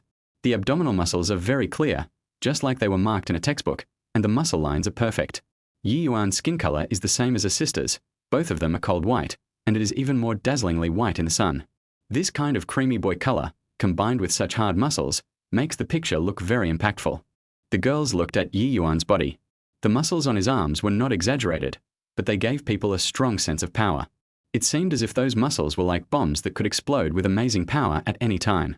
What would it feel like to be held in arms like this? The girls' minds were already full of thoughts. For a moment, her little face turned red with embarrassment. After Liu Kai saw Ye Yuan's muscles, he was also stunned and stood there as if he had been struck by lightning. His mood now is very complicated, with a feeling of resentment flowing in his heart. Since there is Yuan, why do we need Kai? Liu Kai was just planning to rely on his muscles to overpower everyone and become Nanbo Bei. As a result, he was knocked down to the beach by Ye Yuan. His figure is at best pretty good, but Ye Yuan's is truly the best. But taking off the clothes did quell the anger in the young ladies' hearts. After all, seeing is believing. When the young ladies looked at Ye Yuan's figure, they subconsciously thought that the young masters really wanted to ask him about his figure. At this time, Liu Kai exhaled deeply, looked at Ye Yuan and said with difficulty, "Brother Ye, your muscles are amazing." Liu Kai stared at Ye Yuan's naked upper body with deep envy in his eyes. He also wants to have such a good figure. After looking for a long while, Liu Kai reluctantly looked away. Only then did he notice the unusual looks from the other young ladies nearby.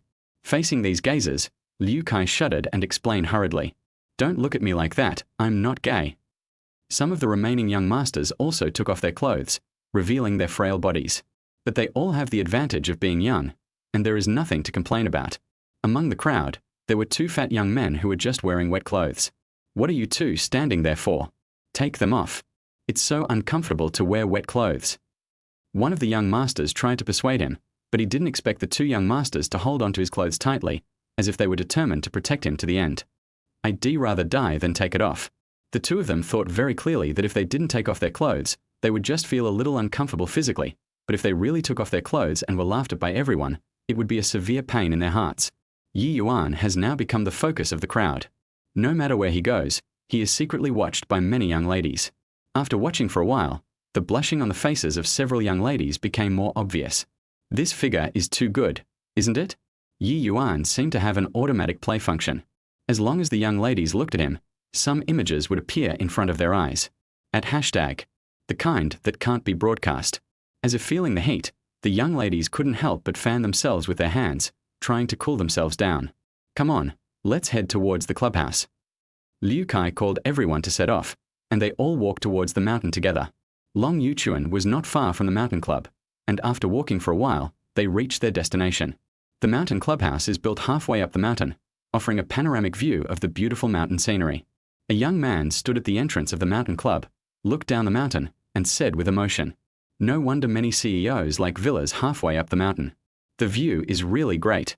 After admiring it for a while, everyone headed into the clubhouse. The clubhouse is built in a modern style, appearing and disappearing in the dense forest, which gives it a unique feel. Seeing everyone coming, the lobby manager quickly came up and greeted them warmly.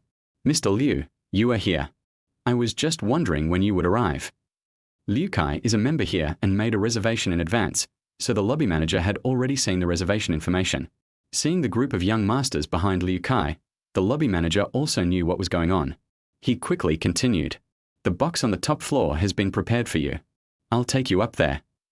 The lobby manager finally noticed that the young masters were all shirtless, and asked in surprise, "What is this, everyone?"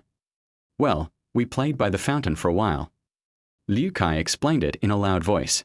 By the way, is there a dryer in the club? Let's dry our clothes first. It's a high-end club after all. It's not appropriate for them to always be shirtless. Yes, yes, everyone follow me. The manager led everyone inside. Just as everyone left, several young masters walked into the lobby of the mountain club. The young master in the lead was wearing all international brands. He was very tall, and he walked with a ruffian air. There were many people following him, and at the end there were two men in black suits, who, judging by their attire, should be the young master's bodyguards. Everyone walked in, each with their eyes high and their heads held high. A young master nearby looked at the young master in the lead and said with a smile, "Mr. Li, what do you think of this mountain club? We came early, so we are one of the earlier ones. If you are satisfied, let's try it here at noon." Li Hai looked at the surrounding environment, nodded with satisfaction, and said with a smile, "You are worthy of coming to Jiangcheng in advance to find a place like this. This place is quite good. Let's eat here." Wang Zhoning was obviously relieved to see that Li Hai was satisfied. Hearing the other party's praise, I felt even more excited. Wang Zhoning quickly waved his hands and said very modestly, "As long as young Master Li is happy, isn't it my duty to do this? Alas, let us not mention what happened earlier." When Wang Zhoning said this, he also sighed and looked annoyed. When Li Hai heard this, he frowned and asked carefully, "What happened? Tell me in detail." Having said that, Li Hai straightened his clothes and said with a cold face, "We can't let ourselves be bullied so easily." A hint of malice flashed across Wang Zhoning's eyes, and it turned into grievance in the next second. "I almost found an authentic Zheng Banqiao painting at a low price before, and I was going to give it to you. As a result, just when the transaction was about to be completed, it was disrupted by a bad boy and a woman. That guy seemed to be a local rich kid. Damn, he was so arrogant, he almost beat me up." The young masters nearby heard it, and after a moment of surprise, they all spoke up. "The people of Jiangcheng are so arrogant. They don't take us seriously at all. Do you know who the other party is?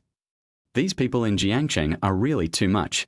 Not only did they steal the paintings, they even beat people up. We can't just swallow this anger." At this time, Li Hai, listening to what the people around him said, also snorted coldly. In his opinion, Jiangcheng was indeed a good place, but compared with Suzhou and Hangzhou, it was not even on the same level.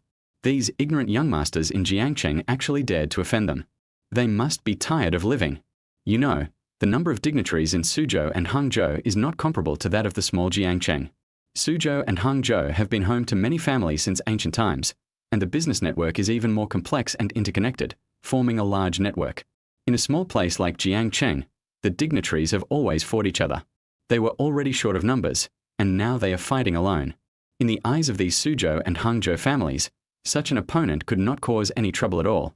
Thinking of this, Li Hai snorted coldly and cursed in a bad tone. "They are just a bunch of country bumpkins. Do you think you are the local bosses in this area?" Chapter 39. How dare you talk to me like that? When the other young masters heard what Li Hai said, they all started to curse and said, "I'm afraid that in their own eyes, they are the powerful dragons in Jiangcheng. Are they worthy of being called powerful dragons?" Wang Zhoning listened to everyone quietly and nodded. When he thought of what happened that day, he got angry. After these young masters had cursed enough, Wang Zhoning looked at Li Hai and asked, "Mr. Li, is Mr. Zheng busy recently? Can you introduce me to Mr. Zheng after we go back?"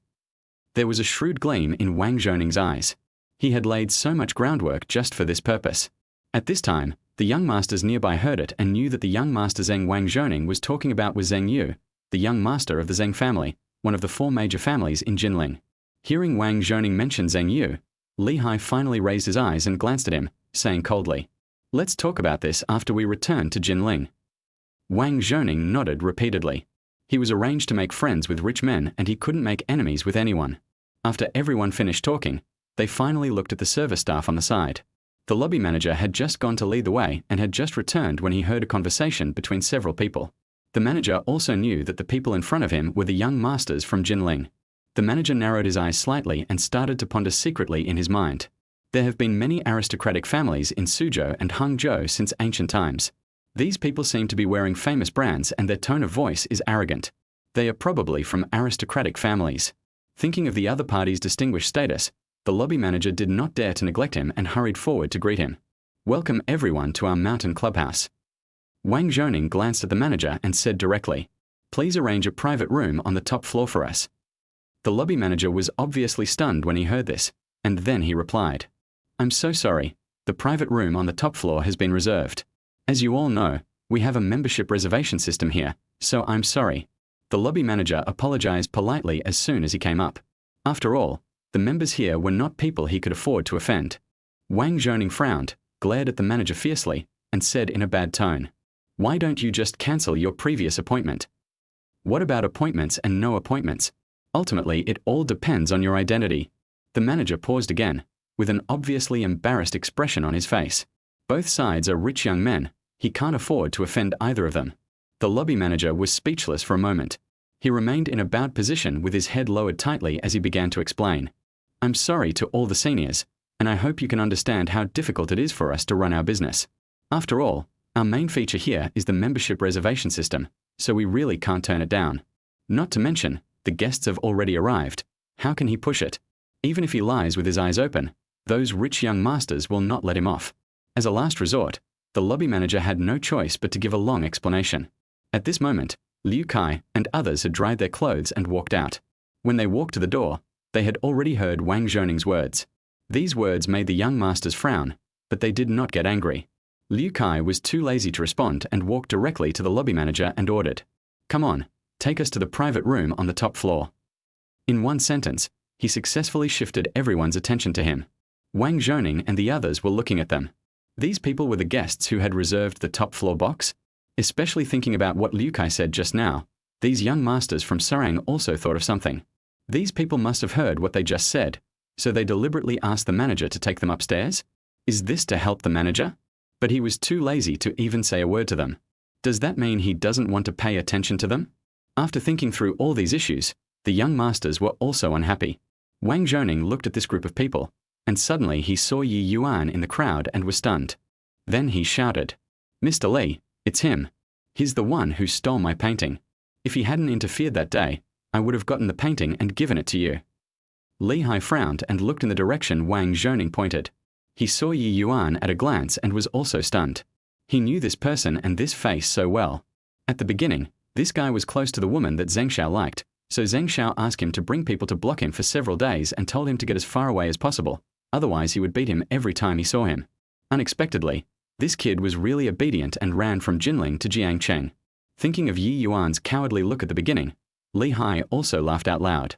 He touched the tip of his nose lightly, smiled disdainfully, and said, Boy, you are obedient. I brought people to block you and told you to get as far away as possible, but you ran straight from Jinling to Jiangcheng. Having said that, Li Hai waved towards Ye Yuan, with a very disgusted expression flashing across his face. All right, take your people and get out now. Give up the private room on the top floor, and I won't punish you. Liu Kai and others listened to Li Hai's words and looked at Ye Yuan, obviously stunned. Even Wang Zhoning and his group were stunned for a moment, and then began to get excited. Oh my God, it turns out this guy has been bullied by Mr. Li before. I ran into them today. Wang Zhoning walked up to Li Hai and suggested in a very flattering manner, Mr. Li, it's not enough to just ask him to get out, but you also want him to pay for the painting that messed things up. Get him out again. Liu Kai and the others also reacted at this time. Liu Kai took a step forward and shouted loudly, How dare you? Who are you to speak so arrogantly in Jiangcheng? In Jiangcheng, no one dares to talk to them like this. Seeing that the situation was getting a little out of control, the lobby manager quickly stepped forward and briefly explained it to Liu Kai and the others. Liu Kai was also stunned when he heard this. He was actually from the Suzhou and Hangzhou family. As the manager was quietly introducing, Ye Yuan looked at Li Hai and the others with a sneer on his face. You are just a few lackeys, and you dare to show off your power. Do you think you can act wildly in front of me? Li Hai was stunned when he heard this. When did this guy become so tough? But it was so soft at first. It seems you don't plan to leave. Li Hai frowned and instructed the two bodyguards behind him. What are you still standing there for? Throw him out. You dare. Liu Kai raised his eyebrows and walked forward without saying a word. The young masters behind him were not afraid either and followed him forward. At this moment, Lin Yuhan suddenly moved. He took a step forward and stood directly in front of Ye Yuan. Looking at the situation in front of him, Lin Yuhan became even more furious. Originally, Wang Zhoning wanted to set up a trap to steal his painting, and now they have humiliated Ye Yuan, and now they want to touch Ye Yuan. This made Lin Yuan even angrier, and he glared at the two bodyguards who were coming over. The atmosphere at this moment became tense. Watching Lin Yuan moving forward, Ye Yuan smiled faintly, as if he was talking about something insignificant. Don't kill me. If you cripple me, it's my fault. Beat to death or cripple. Li Hai sneered from his nose. These two bodyguards were hired by his family from abroad. They were ruthless men with many deaths on their hands. This kind of person's attacks are deadly. How could he be injured? This Ye Yuan is still so childish. The two bodyguards had already taken action at this time and rushed towards Lin Yuan together. Lin Yuan narrowed his eyes, and he rushed forward, punching and kicking at the same time to fight the two of them. He punched a bodyguard hard on the chest. With a cracking sound, the bodyguard was knocked to the ground. At this time, the other bodyguard was kicked in the stomach by Lin Yuan and flew several meters away. He took care of the two bodyguards with one move, and his methods were extremely brutal. The sound of bones breaking just now seemed to still be ringing in their ears. Everyone was stunned in place, not daring to gasp too loudly. This is too fierce, right? Li Hai and others were also shocked. After all, they knew the past of these two bodyguards very well. Now they were defeated in one move. How could they possibly accept it? It was also at this time that Ye Yuan walked in front of Li Hai. Li Hai's heart suddenly jumped, but he still pretended to be shocked and said, "Do you dare to move?" Before I could finish my words, Li Hai was slapped twice on the face. There were two loud bangs, and everyone was frightened and trembled. Li Hai was stunned by two slaps.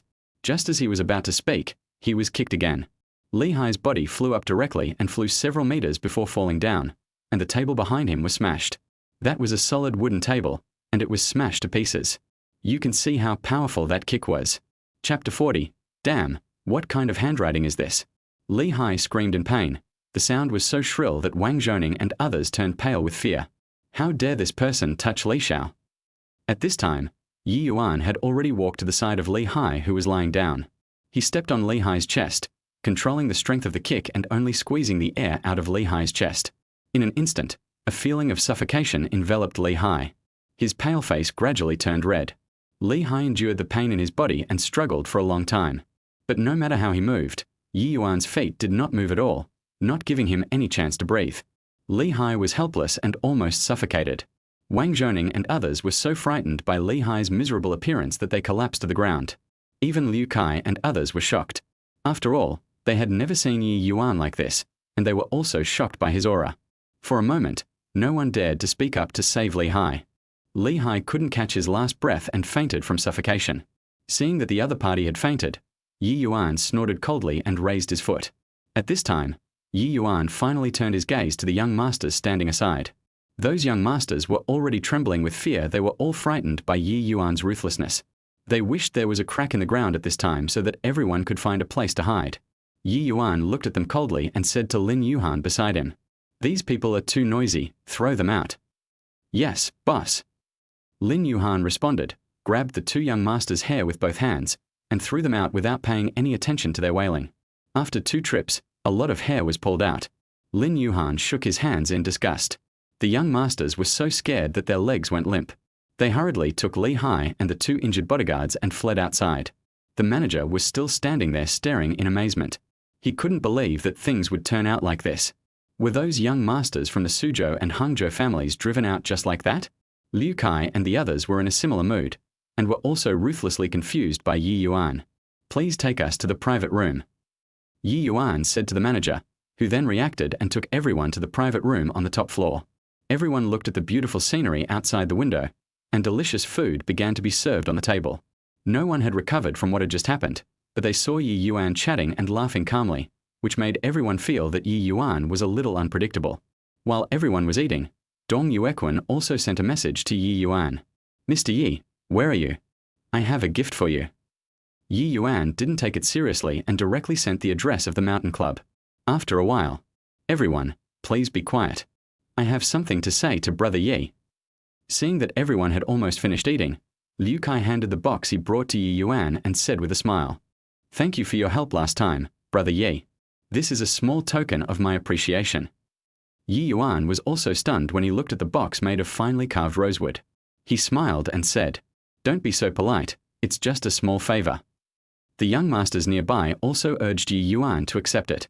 After all, if he accepted the gift, They would have to ask for advice in the future, right? A young man gently opened the lid of the box, revealing the jade seal inside. When everyone saw it, they were attracted by the exquisite carvings on it. Isn't this too advanced? Even the young ladies opened their eyes wide, with a hint of surprise in their looks. The jade seal doesn't look big, but the jade is round and watery. It's really beautiful. Several young masters who had gone with them to select were also shocked by the finished product and exclaimed in admiration, "This is really great. It instantly raises the standard." Hearing everyone's praise, a hint of pride flashed in Liu Kai's eyes. That's it. How can something that I got with the money I cheated from the old man be bad? As everyone was talking, there was a knock on the door of their private room. Everyone was stunned. Lin Yuan immediately walked towards the gate, and the other young masters also looked at him with frowns. They subconsciously thought that some people were still evil and came back to seek revenge. Lin Yuan opened the door and saw a young man holding a box. He looked at everyone, nodded, and asked, "Excuse me, who is Mr. Ye Yuan? Here are your things, and you need to sign for them." Sign for? Everyone was stunned and looked at Ye Yuan in unison. Ye Yuan raised his eyebrows, walked over to sign, opened the box, and revealed 2 seals inside. "Mr. Ye, if you make sure the items are intact, I will go back first." The young man was an employee of Ling Yuzhai. He did not leave with the order until Ye Yuan had inspected the goods. At this moment, the young men and women in the room were looking at the seal in complete shock. Aren't these the 2 they saw in the store before? At that time, these 2 had not been fully completed, but the quoted price was over 10 million. This was actually ordered by Brother Ye. Everyone gasped and looked at the seal in front of them, with shock on their faces and in their hearts. Under the skillful hands of the master craftsman, the 2 seals are carved more vividly. The auspicious clouds that had looked extremely spiritual before now seemed as if they could fly into the sky at any time. These 2 seals have more water content, and the jade is more transparent, with no visible flaws at all. Not only Liu Kai, but several other young masters also had expressions of horror on their faces, and their hearts were in turmoil. This is the real good stuff. Compared with other people's seals, his is just an ordinary piece of garbage. The young ladies looked at the changed faces of the few people, a little confused, and looked at the young masters and asked, "What's wrong with you guys? Although this seal looks more beautiful, it shouldn't be so scary, right?" A young master took a deep breath and recounted what happened that day when he went to order the seal. The price of these 2 seals is over 10 million, and they are priceless treasures. Sometimes you can't even buy them with money. Not to mention the labor costs of the master's meticulous carving, even the jade requires luck to find. At this time, the young ladies finally understood why the young masters looked so horrified. Such an expensive seal actually belongs to Brother Ye. Isn't Brother Ye's spending habit a bit too aggressive? At this moment, Liu Kai had an embarrassed look on his face. He had carefully prepared a gift and thought it was a sure thing, but he didn't expect it to be even half as good as the one Ye Yuan had prepared himself. This. To be honest, Ye Yuan's strength completely exceeded Liu Kai's imagination. In an instant, Ye Yuan had risen to a higher level in everyone's hearts. Almost at the same time, everyone thought of what Liu Haikang said when they met him before. Ye Yuan rents out hundreds of school district houses, so it doesn't seem like a big problem for him to spend so much money to buy 2 top-quality seals. After all, Ye Yuan's painting and calligraphy skills are obvious to all. Thank you for your kindness, young Master Liu. This jade seal is very beautiful and thoughtful. Chapter 41 Seventh Sister is here. Ye Yuan noticed Liu Kai's embarrassment. He picked up the box with a smile and accepted his gift. To be honest, Ye Yuan didn't expect that Dong Yuequan's gift came at such a coincidence. Not only was the timing coincidental, but even the 2 seals were rare items that the young masters had seen before. It's really an inexplicable fate. But it just so happens that I am short of a seal, so it would be great if I could keep one at home and at work, which could be useful. Brother Ye, you are so polite. This is what you should do. Liu Kai was very happy to see Ye Yuan accept the gift, and he was also very grateful for Ye Yuan's kindness. Originally, he was very nervous. After all, compared with the other people's 2 jade seals, his jade seal was not even as good as theirs. I thought I was going to lose face this time. Unexpectedly, Ye Yuan not only did not despise him, but also spoke so considerately. Liu Kai felt really comfortable. Everyone had finished their meal, and after experiencing this little episode, everyone relaxed and chatted happily. The waiter brought tea, and everyone sipped tea and chatted, appreciating the scenery outside from time to time. It was so comfortable.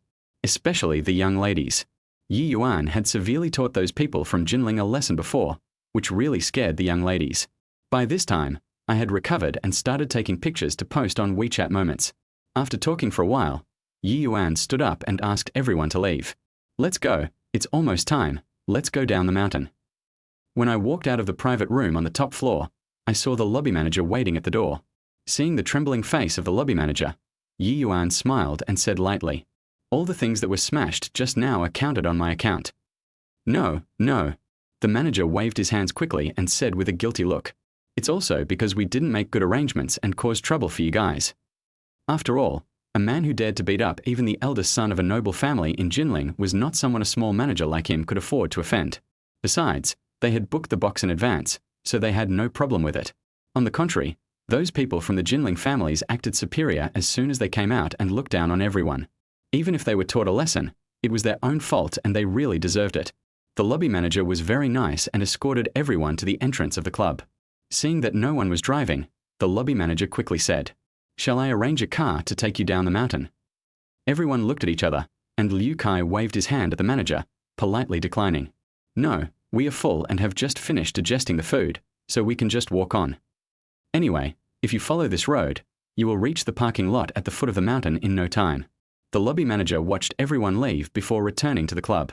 Everyone walked and talked, and soon they reached the foot of the mountain. Ye Yuan looked at everyone and said with a smile, "Then we'll leave first. If you have anything, we'll contact you by phone." The young masters and young ladies naturally nodded in agreement, and respectfully saw Ye Yuan off as he drove away with Lin Yuhan. Listening to the Ferrari roaring away, Zhong Juanhao sighed heavily and said quietly, "Why do I feel like Brother Yi is too extraordinary?" Every meeting brings them some surprises and reveals some strength that they have never known. Zhong Juanhao also had a very strong premonition in his heart that what they saw was just the tip of the iceberg. As long as Ye Yuan is willing, he will give them a big one at any time. The other young masters and young ladies also nodded and agreed with this idea. Today, Ye Yuan seemed like a completely different person, full of domineering and full of firepower. He is completely different from the humble young man who was finishing the painting earlier. What is more, the seal they used was worth tens of millions, which completely refreshed their consumption concept. Liu Kai, who was standing aside, also nodded, as if he had something in mind. At this time, on the other side, outside the villa of eldest Sister Ye Lan, on the clean and tidy road, a graceful figure was walking forward, dragging a suitcase in her right hand. The girl has a slim and graceful figure, and she is wearing 10-centimeter high heels, but it does not affect her light steps at all. The black dress fully highlights her coolness and efficiency. As she walked, a faint herbal fragrance instantly floated in the air. It's not the pungent smell of boiled herbs, but a minty scent that can calm the mind with just one breath. The girl looked at the villa not far away, a frown on her cold face, and she muttered to herself, "Sister definitely didn't expect me to come to Jiangcheng on a business trip, so I just happened to come and see her." Imagining her elder sister's surprised look when she sees her, the girl sped up even more. At the same time, just as the girl was approaching the gate of the villa, the god-level watchdog sleeping in the doghouse heard the footsteps. Its round eyes opened instantly. It looked alertly in the direction of the gate, and suddenly rushed out. Woof woof.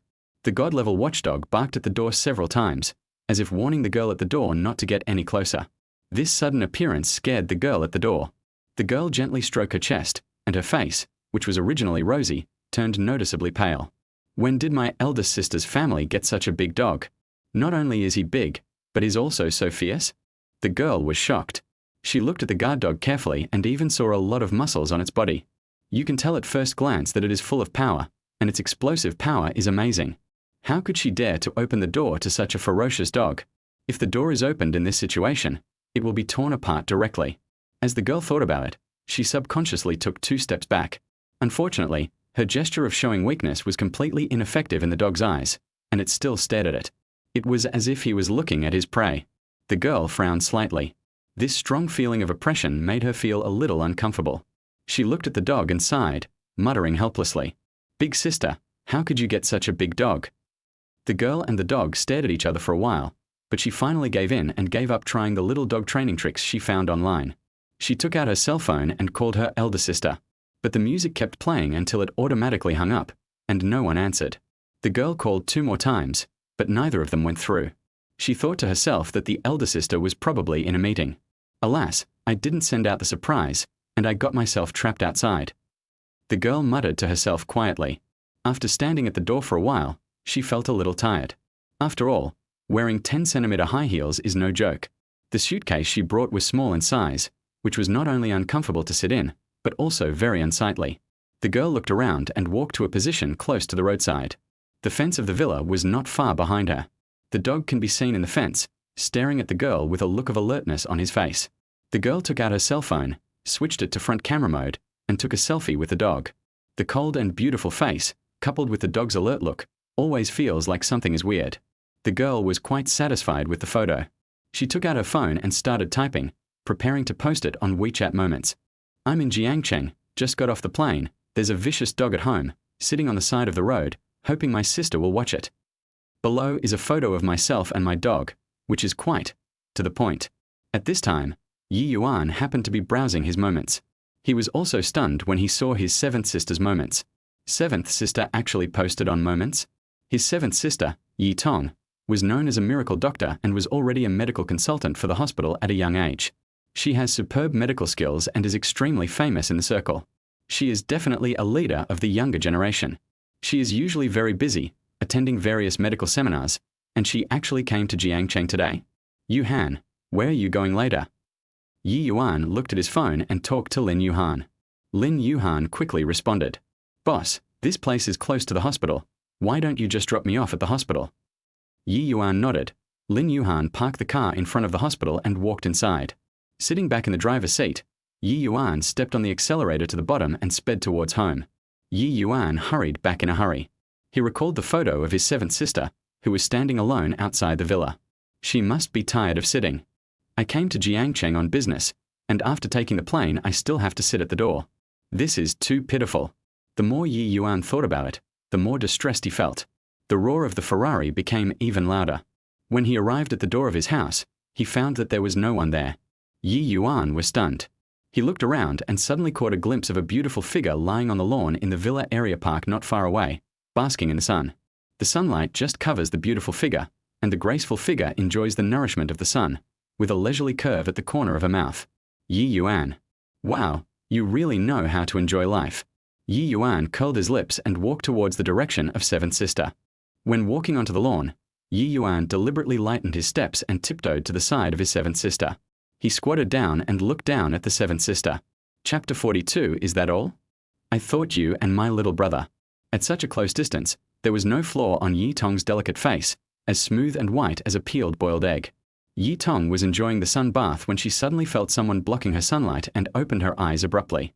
Looking at the figure in front of her, Ye Tong was obviously stunned. Who is this person? But the next second, the eyes full of surprise turned into a pool of joy, and Ye Tong said sweetly, Little brother, you are here too. Ye Yuan looked at the seventh sister unhappily, stretched out his hand towards her, and said, Let's go home. First, he pulled up the seventh sister. Ye Yuan held her sister with one hand and her suitcase with the other, and walked towards the villa. Ye Tong's cold face was filled with a smile, and she muttered to her brother, Little brother, you don't know, that dog looks so fierce. Ye Yuan was delighted when he heard this and walked into the villa gate with his sister. The dog no longer had the ferocious look it had just now. It wagged its tail violently, looking at Ye Yuan eagerly like a pug. Come on, doggy, come here. Ye Yuan called the dog over and asked it to smell the scent of seventh sister. This is my sister. You can't be mean to her in the future, okay? The dog looked at Ye Yuan obediently, walked to Ye Tong and rubbed against her, showing his affection. Ye Tong bravely touched the dog's head, then followed her brother into the house. On the other side, Yi Meng and Yi Shi were outside, chatting with Chen Bingyu. Yi Shi looked at Chen Bingyu with a smirk on his face and said with a smile, Bingyu, come with me at night. I want to sleep with you tonight. After saying that, Yi Shi suddenly turned his head and winked at Yi Meng at an angle where Chen Bingyu couldn't see. For a moment, Yi Meng was also stunned and his heart suddenly skipped a beat. This girl, could it be that what I said to her before, she is now thinking about this? Are you trying to help me prepare for a rainy day? Yi Meng also glanced at Chen Bingyu secretly.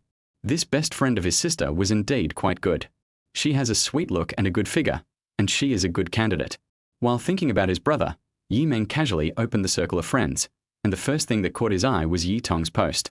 Looking at the photo of Yi Tong and the dog, Yi Meng's eyes widened and he exclaimed, Seventh sister is here too.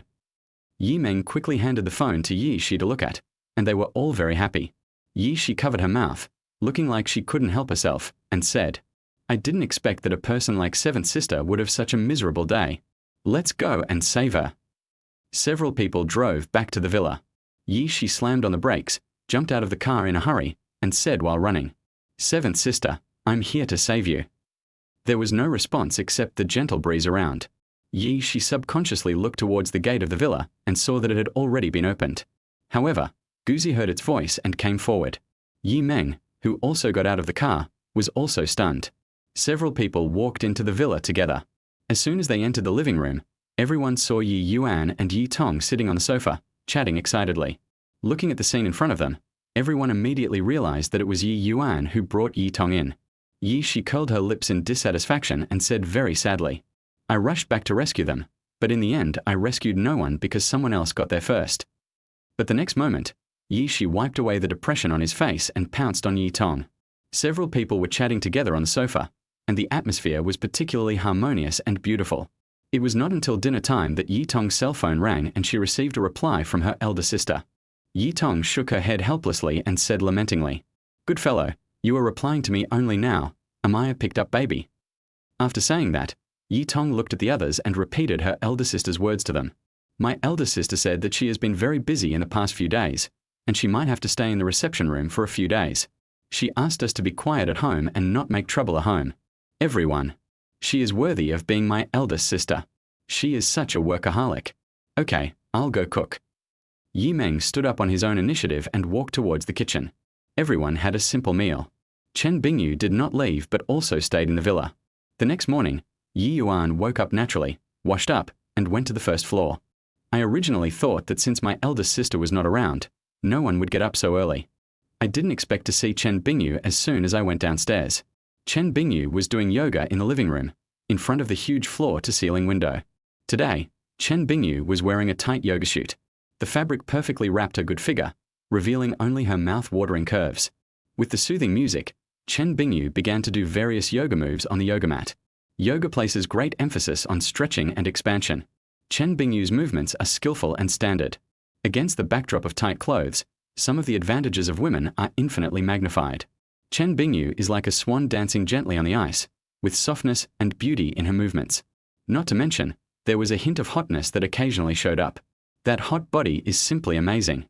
The big bear also looks even more fiery as he moves. Yi Yuan admired it for a while, then slowly withdrew his gaze. "Wow, the things in my own home are all very delicious. Except for one pad, of course." Yi Yuan poured himself a glass of water, walked towards Chen Bingyu, and greeted her with a smile. "Sister Bingyu, you're up so early." When Chen Bingyu heard Yi Yuan's voice, she immediately turned around and smiled. "Xiao Yuan, I didn't expect you to get up so early. How about coming to learn some yoga?" Yi Yuan curled his lips, spread his hands helplessly, and replied, "I'm a grown man. Why should I learn this?" Chen Bingyu chuckled. She stood up and put away the yoga mat and said in a coaxing tone, Okay, but your sisters all treat you like a child." As she spoke, Chen Bingyu had already rolled up the yoga mat and put it back in place. After doing yoga for so long, Chen Bingyu was a little tired. She picked up the water that had been prepared on the table and prepared to drink it. The water cup blocked Chen Bingyu's vision, and she didn't see the road under her feet. She accidentally stepped on the fist-sized softball next to her. Chen Bingyu's body became unstable and then twisted, and it was obvious that she was about to fall down. Even the water in his hands spilled out and fell directly onto his grey tights. At this critical moment, Yi Yuan hurried forward, hugged Chen Bingyu, and took her to the sofa next to him. "Be careful and sit down first." He was about to ask Chen Bingyu to sit down and have a rest, but when Chen Bingyu came to her senses, she found herself in a warm embrace, feeling embarrassed. Just when Yi Yuan was about to ask Chen Bingyu if she was okay, he heard a burst of irregular footsteps. When I turned my head, I saw my 8th sister coming down from upstairs in a daze. She hadn't woken up yet, and his eyes were not even open. She walked towards the kitchen, probably to drink some hot water. She saw someone in the living room, opened her eyes, glanced at Yi Yuan and Chen Bingyu, then looked away and left. After a while, she suddenly walked back, staring at the two of them. The eyes that were unable to open just now were now not only wide open, but also shining with a gleam of light. At this moment, she noticed the water stains on Chen Bingyu's pants. As soon as the grey leggings got wet, they immediately turned dark grey, which was very eye-catching. She looked at the water stains, his eyes suddenly widened, as if he had seen something extraordinary. Ah! Ye, she screamed suddenly. She subconsciously raised her hands to cover her eyes and shouted loudly. Well, I didn't see anything. After saying that, Ye, she trotted up to the second floor without even giving him a chance to explain. Ye Yuan, what the hell are you thinking about? Also, why are the corners of your mouth curled up so wildly? Just when Ye Yuan was complaining madly in his heart, suddenly a light screen popped up and the system presented options. Option 1, catch up and explain, and you will be rewarded with 100 bottles of physical medicine. Option 2, no explanation, reward of divine medical skills. Looking at the reward content on the options, Ye Yuan suddenly felt that he was too lazy to explain. Facts speak louder than words, not to mention there are rewards at stake. Ye Yuan sat directly on the sofa, and another light screen popped up, indicating that the system had issued a reward. It is detected that the host has chosen option 2, and the reward is God-level medical skills. At the same time, a warm current surged into Ye Yuan's mind. On the other side, Chen Bingyu was stunned. Her pretty face turned red and she chased towards the second floor.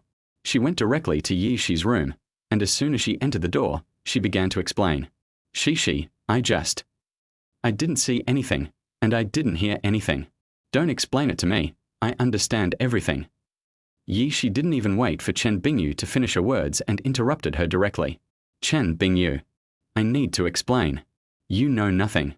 Chen Bingyu took a deep breath, looked at Ye Shi's fingers covering her ears, deliberately leaving a huge gap, and recounted what had just happened. When Ye Shi heard that it was just a misunderstanding, he immediately lost interest and said, Oh. That's it. Chapter 43 Seventh Sister is having her period. The tone and expression were full of disappointment and dissatisfaction. Chen Bingyu glanced at her and said unhappily, Or what do you think? Ye Shi's eyes rolled. She grabbed her best friend and said with a smile, I'm telling you, Bingyu, my little brother has a great body, and... Like a top salesman, Ye Shi began to brag about Ye Yuan's skills and advantages. Chen Bingyu listened quietly. She couldn't help but think of the sense of security that Ye Yuan had just given her, and fell into deep thought. As if she had thought of something, Chen Bingyu suddenly felt something was not right. She looked at Ye Shi suspiciously. Why do I feel like you have a conspiracy? How could I have a conspiracy? Ye Shi let out a strange cry and secretly looked away, but was almost discovered by this girl. Hey, when did you become so alert? The two talked for a while and then got up. Ye Meng got up early and went out to work. Ye Shi and Chen Bingyu were also planning to go out. Ye Shi looked at the time and said, I wanted to ask Seventh Sister to go out with me. Why hasn't she gotten up yet? Ye Yuan didn't think much and answered directly. Maybe you were tired from the flight yesterday. Okay, then we'll go on our own. Ye Shi raised her eyebrows, waved at Ye Yuan, and walked out of the villa with Chen Bingyu. Ye Yuan looked at his phone in the living room for a while, and frowned when he saw that his seventh sister had not gotten up yet. He went straight to Seventh Sister's room. He knocked on the door twice before pushing it open and walking in. As soon as I entered the room, I saw Seventh Sister rolling around on the bed wrapped in a quilt, her little face pale. Seeing the look on Seventh Sister's face, Ye Yuan was startled, and quickly stepped forward, asking with concern, What's wrong, Seventh Sister? Yi Tong looked at Ye Yuan with tears in her eyes, and it took her a long time to squeeze out a sentence. That's coming. Ye Yuan. Dysmenorrhea. Ye Yuan asked in surprise. Aren't you known as a miraculous doctor? You are all miracle doctors. How can you not cure such a small matter? Yi Tong was choked by her brother's words. After a long pause, she said dissatisfiedly, Don't you know that doctors don't treat themselves? Ye Yuan was helpless. He knew that the woman at this time should never be provoked. After all, a species that can bleed for 7 days without dying is really terrifying. Ye Yuan went to the kitchen to pour some hot water for Yi Tong to drink, and considerately got her a hot water bottle to hold to warm her stomach. Wait at home. I'll get you some medicine. After Ye Yuan gave his sister instructions, he picked up the car keys and walked out of the villa. Navigating directly to the largest Chinese medicine store nearby, Ye Yuan saw the huge sign of the store from afar. After all, it is a Chinese medicine store, so of course it will not have the most ordinary neon sign, but a pure wooden sign they put up themselves. When you get closer, you can see many customers coming in and out, and business is very prosperous. Ye Yuan parked the car on the side of the road and walked quickly into the Chinese medicine store. When I walked into the store, I found that the Chinese medicine store was even bigger than I had imagined. Opposite the entrance is naturally the pharmacy where you pick up medicines, filled with a strong aroma of Chinese medicine. The space on both sides is reserved for some traditional Chinese medicine clinics, and the pharmacy has hired some veteran Chinese medicine practitioners to provide consultations here. Ye Yuan took a quick look and saw that there were a lot of patients queuing up for treatment. It seemed that the old Chinese doctor here must be a very important person. "Young man, do you want some medicine?" Just as Ye Yuan was looking around, an old man in a long gown looked at Ye Yuan and asked in a very kind tone. It was the shopkeeper. The shopkeeper looked at Ye Yuan and saw that he was so young. He thought that he might be here to see a doctor, so he asked patiently, "What's wrong? Do you need medical attention?" "Need not." Ye Yuan felt the shopkeeper's kindness. He smiled and shook his head, then gave a string of medicine names. He spoke very fluently, and it didn't sound like he had memorized it by rote. He spoke very naturally. The shopkeeper was also stunned when he heard Ye Yuan's voice, and his eyes were full of surprise when he looked at Ye Yuan. This little guy is quite interesting. He is so calm and composed. I guess he is a medical student. At this time, Ye Yuan reported a particularly unpopular medicine. The shopkeeper shook his head and said, "The reserve of this medicine is relatively small. The last one has been taken away. I'm afraid there won't be much of this medicine around here." While the two were talking, an old man next to them also looked at Ye Yuan with a hint of interest in his eyes. After all, most of the people who come to Chinese medicine shops nowadays are elderly people. There really is no young kid like Ye Yuan. Young people nowadays trust Western medical tests more. The most important thing is that Ye Yuan actually described in detail the types and quantities of medicinal materials he wanted as soon as he spoke. Although they are not very valuable, this one still attracted the old man's attention. The old man walked towards Ye Yuan, followed by a little old man with a face full of grey beard and a strong smell of Chinese medicine on his body. The old man looked Ye Yuan up and down. He had just heard the prescription and asked with a smile, "Are you getting medicine for your girlfriend?" When Ye Yuan heard the question, he also looked around. He looked at the old man and knew that he had seen the effect of the prescription, so he asked this question. It seems that this person is also an expert. The old man next to the little old man was also puzzled as to why he said that. Then the little old man whispered a few words and the old man understood. Ye Yuan nodded politely to the two elders, and then answered, "Yes, but there is a medicine missing from this prescription. I have to search for it again." Although the amount of that medicine is not much, it is extremely important in the whole prescription and is an indispensable ingredient. When Ye Yuan thought of this, he frowned slightly. If the largest pharmacies don't have stocks, other pharmacies will just have to take their chances. The old man listened to Ye Yuan's indifferent tone and suddenly laughed. He seemed to be more interested in the young man in front of him and said with a smile, "This last one just happened to be here with me." After the old man finished speaking, he turned his head to look at the little old man following behind him and ordered, "Bring our medicine here and give it to this young friend." Hearing the old man's casual words, the old man's eyes widened, and he said with some surprise and dissatisfaction, "But this medicine is also a very important one in our prescription." Traditional Chinese medicine pharmacology is all about balance. Adding or subtracting one herb may lead to huge deviations. The old man was a little unhappy about giving the medicine away like this, and his beard was about to stand up. The old man looked at the old man, waved his hand gently, and said with a smile, "It's okay. It's easier for us to find it than for these youngsters." It is not easy for the old man to meet a young man who looks pleasing to the eye.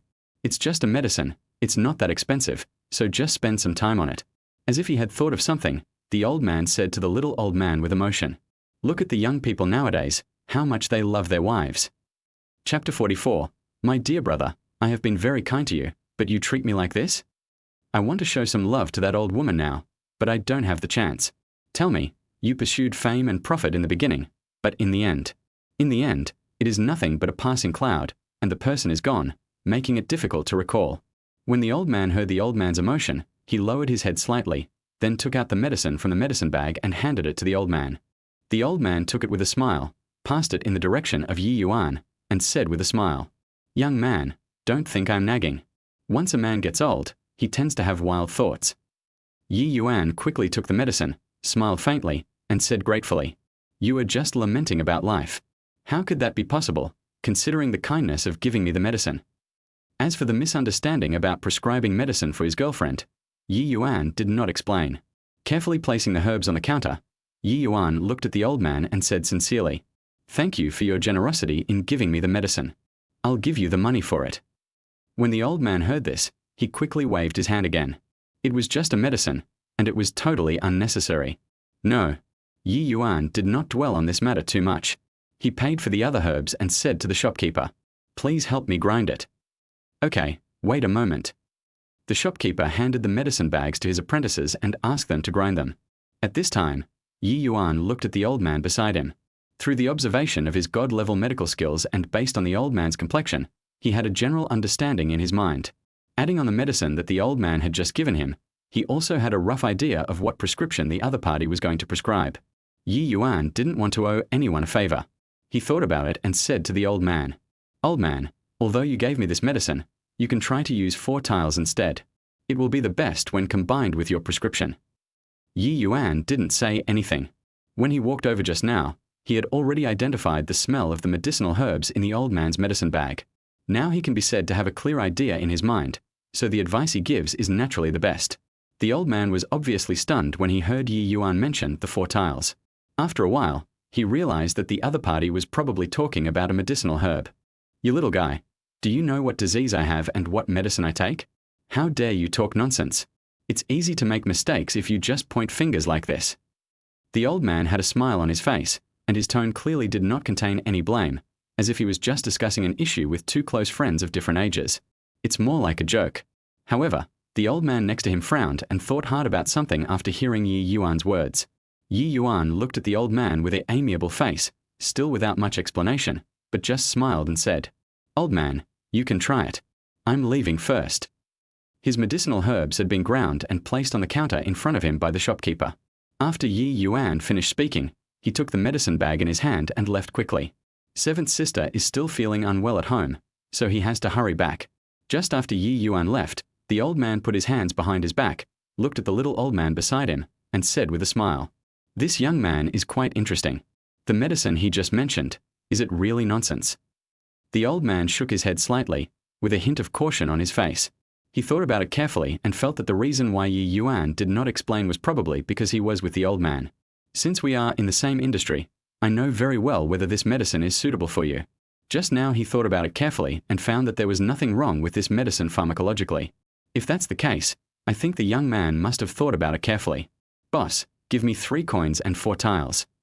The old man felt that this medicine was really worth a try, and he became interested in it. The old man was also stunned when he heard what the old man said. He raised his eyebrows. He knew the old man's temper very well. He was always arrogant in medicine, but today he was willing to listen to the advice of a young man? This was beyond his expectations. The old man smiled when he thought of this, and said happily, "Okay, let's give it a try. Anyway, I'm also tortured by this disease now, so I'm not afraid to give it a try. Otherwise, if I leave, my Dongfang family will be attacked by Su Hang's pack of wolves." After saying this, a gleam of light flashed in the old man's eyes. Whether for himself or for the Dongfang family behind him, he has to stand up. The shopkeeper quickly went to get 4 tiles, pack the herbs, and then the old man took the little old man and left the pharmacy. At this time, Ye Yuan had already taken the prescribed medicine and drove towards home. After arriving home, Ye Yuan went straight into the kitchen and started to boil medicine. As the water boiled, the medicinal materials were constantly tumbling, and the room was soon filled with the smell of Chinese medicine. Chinese medicine requires slow cooking over low heat to extract as much of the effective substances from the herbs as possible. Ye Yuan was very patient and waited quietly in the kitchen for the Chinese medicine to be cooked. After more than an hour, Ye Yuan felt that the flavor was almost done, so he turned off the fire. As soon as the medicine was ready, Ye Yuan used new gauze to pour out the medicine through the mouth of the casserole. Chinese medicine should be taken while it is hot, so Ye Yuan quickly brought it to Seventh Sister's room. "Seventh Sister, take the medicine." Ye Yuan looked at his sister curled up on the bed and felt so distressed that he couldn't help but slow down his voice. Yi Tong raised her head with some effort, looked at the bowl of Chinese medicine in front of her, and then listened to her brother's particularly gentle voice, and began to confess. "Little brother, although I bullied you a few times when we were young, we are still related by blood." As Yi Tong spoke, she looked at Ye Yuan eagerly. There was a hint of moisture in her eyes, which were usually cold and clear, as if tears might fall at any time. Ye Yuan. Ye Yuan narrowed his eyes, stretched out his hand, hooked his slender fingers under the chin of the seventh sister, then moved his face closer and said, "You're still making such a fuss when you come here. Do you think you're Wu Delang? Am I going to poison you to death? Drink it quickly." When Ye Yuan said the last sentence, he almost gritted his teeth. Seeing that Ye Yuan was a little angry, the seventh sister quickly picked up the bowl and took a sip. "It's so bitter." Yi Tong's little face was almost wrinkled. She looked at Ye Yuan secretly, but before she could open her mouth to act pitiful, she was glared at by him. Faced with such a fierce look, Ye Tong said, "Oh," shut her mouth obediently, and swallowed the Chinese medicine in one gulp. The bitter taste in her mouth made Ye Tong's eyes even more watery. Ye Yuan looked at the pitiful appearance of the seventh sister, sighed, said wait, and turned to leave the room. He went to the kitchen to cook some red dates and brown sugar water, and brought it to Ye Tong to help her relieve the bitterness in her mouth. Moreover, this kind of water is steaming hot and can also warm the body, making it most suitable for seventh sister to drink now. This is delicious, much better than what I usually cook. After drinking the sweet syrup, Ye Tong's mood improved. Ye Yuan covered her with the quilt and gently reminded her, "Just lie down. You just took some medicine. Get some sleep if you can." When the seventh sister heard this, she immediately became Linda Yu Tong again and said softly, "You're just going to leave like this without accompanying me?" Ye Yuan, are you so weak now? When you were performing surgery and cutting open someone's stomach, your hands didn't even tremble. It's boring, just go away. Exposed, Ye Tong lay down helplessly, rolled her eyes at the ceiling, then closed her eyes and prepared to rest. Chapter 45 Jinling Zheng Family. At the same time, in an old house in Jiangcheng. The old house covers a very large area, like a huge manor, very magnificent. The design of the Chinese courtyard makes this old house look a bit heavy, but it exudes a classical beauty. The old house was kept very clean, and from time to time a strong aroma of Chinese medicine wafted from the main house. After Dongfang Su came back from the pharmacy, he sat in the main house, flipping through an ancient book in his hand. "The medicine is ready, drink it while it's hot." A voice was heard, and a little old man came in with a bowl of medicine and placed it in front of Dongfang Su. The old man thought for a while and said to Dongfang Su, "I studied it carefully and there is indeed no problem with the pharmacology, but the effect. It is very likely that it will not be as good as before." After all, the previous prescription was carefully studied by the old man himself based on Dongfang Su's physical condition. "I don't know if this combination will be effective." Unlike the old man's worries, Dongfang Su was very open-minded. He laughed and said to the old man, "My body doesn't need this little bit of change. Let me give it a try first." After Dongfang Su finished speaking, he picked up the medicine bowl and drank it all in one gulp. He felt a warm current rushing into his body, and his brows furrowed immediately. The old man standing nearby took the medicine bowl, looked at Dongfang Su's expression and laughed, saying jokingly, "Why, after taking Chinese medicine for so many years, you finally know the taste of bitterness." Dongfang Su didn't say anything. His frown had already relaxed, and an unprecedented sense of comfort gradually overwhelmed him. A warm current flowed out from his stomach and spread to his limbs. Wherever the heat flows, you will feel a sense of comfort. "Call." Dongfang Su let out a long breath, and a hint of shock flashed in his eyes. This. The recipe that young man mentioned was actually much better than the ones I had taken. Dongfang Su just felt it was magical. The prescription was obviously the same, only the medicine was changed. Why was the effect so different? To be honest, the 4 tiles are not as expensive as the medicine I gave to Ye Yuan, but I didn't expect it to have such miraculous effects. What's going on? The old man was also shocked when he saw Dongfang Su's changing expression, and asked quickly. Dongfang Su shook his head and expressed his feelings to the old man. "Not only am I okay, I've never felt better." He described all the changes in his body, and the old man opposite was also stunned. The old man took a deep breath. He knew that Dongfang Su couldn't possibly lie to him, but according to pharmacology, this medicine should be inferior to that one. To be honest, this is beyond the old man's knowledge. He can't fix it in one go. The old man pulled a chair and sat down. He smelled the residue in the medicine bowl and frowned tightly. This combination has indeed never been tried by anyone. It seems that there must be some pharmacological combination that he doesn't know about. Although the 4 tiles are ordinary, they are by no means a simple substitute. They may also stimulate the efficacy of other medicinal materials. After all, he has been dealing with traditional Chinese medicine all his life, so the old man has a quick mind and started analyzing it quickly. The more the old man thought about it, the more excited he became. Some things that he had never thought of before seemed to come naturally to him at this moment. He looked at Dongfang Su standing beside him and said in a serious tone, "If my guess is correct, this person might be from a medical family. It is precisely because of this family tradition that I am so sure of the effect of this combination." The old man did not forget the confident expression on Ye Yuan's face when he left. It seems that the little guy has already known that as long as they try his prescription, they will definitely feel different. The old man was filled with shock. He couldn't imagine that Ye Yuan could make such a judgment in such a short time. Dongfang Su listened to the old man's words, nodded slightly, and felt very emotional. Who would have thought that his good deed at that time would actually save himself? Alas, it's such a pity. It would be great if I could have the contact information of that young man so I could thank him for his help. Dongfang Su sighed, his face full of regret. The little old man beside him also nodded vigorously, with a hint of annoyance on his face. If he had the contact information of this young man, wouldn't he be able to ask him some questions? Just think about it. This is a huge loss for him. But soon, the two old people were relieved. Didn't he, the little guy, return the favor for their good deed? If you ask for too much, it may seem too deliberate. The two were sitting in the main room and talking when suddenly a middle-aged man walked in from outside. The middle-aged man was exhausted. He bowed to the east and said respectfully, "Master, the Zheng family of Jinling is holding a banquet today and invites you to come." How do you think I should respond? When the middle-aged man mentioned the Jinling Zheng family, the old man showed a hint of anger on his face and said directly, "Just say I'm here and can't go back."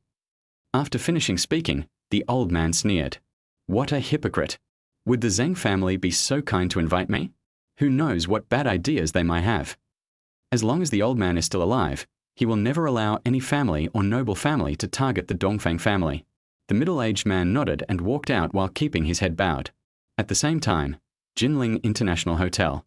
As one of the top 5-star hotels in Jinling, the huge parking lot is filled with luxury cars. The dignitaries were all there, wearing well-fitting handmade suits, and their every move showed elegance. These people gathered in groups of 3 or 5, discussing business and financial situations in low voices, and bursting into laughter from time to time. The International Hotel attaches great importance to this banquet, and a large number of waiters are working in an orderly manner. The lobby manager was also standing outside the gate at this time, with a respectful smile on his face, greeting the dignitaries who came to attend the banquet. After all, he was unwilling to miss such a good opportunity to meet dignitaries. At this time, on the other side, a young man dressed in international brands got out of a luxury car. He shook his head slightly and adjusted his clothes to make himself look more energetic. But anyone with eyes could see that this man was clearly drained of his body by alcohol and sex. The huge dark circles under the eyes are so obvious. Less than 2 seconds after being alert, the young man yawned again. "I just took a nap in the morning, and now I'm feeling sleepy again." At this time, many young masters had already seen the young man and were walking towards him. These young masters gathered around the young man and said respectfully, "Mr. Zheng, you are here." The young man surrounded by these young masters was Zheng Yu, the eldest son of the Zheng family. Zheng Yu seemed to enjoy the flattery from everyone very much, and a smug smile appeared on the corner of his mouth. Suddenly he looked around, frowned and asked, "Where's Li Hai? Why hasn't he arrived?" Normally, this kid would be the first one to arrive when he heard about a banquet. When the young masters nearby heard Li Hai's name, their faces changed. Zheng Yu immediately felt something was wrong. He looked at everyone and asked sternly, "What's going on? Tell me." An old man took the initiative to step forward. He observed Zheng Yu's expression and said softly, "Master Li won't let us say it, saying he's afraid of being embarrassed." Zheng Yu was already getting impatient. He stretched out his hand to rub his temple and said with strong resentment, "Stop talking nonsense and speak." The Major General told Li Hai's situation, especially what happened in the mountain club, and he told every detail. That's probably what happened. Young Master Li is still recovering from his injuries and probably won't be able to come today. When Zheng Yu heard this, his brows furrowed deeply. He narrowed his eyes, and a hint of anger flashed in his eyes. A country bumpkin who was driven out of Jinling by him in disgrace now claims to be the king of Jiangcheng. I didn't expect that this kid would have the courage to seek death. The more Zheng Yu thought about it, the angrier he became. Ye Yuan naturally knew that Li Hai was his man, but he still dared to take action against him. This was a slap in his face. Okay, if he has the guts, then he won't come back for the rest of his life. Otherwise, if I let him come back, he'll never be able to leave again. Zheng Yu roared in a low voice, his tone full of ruthlessness.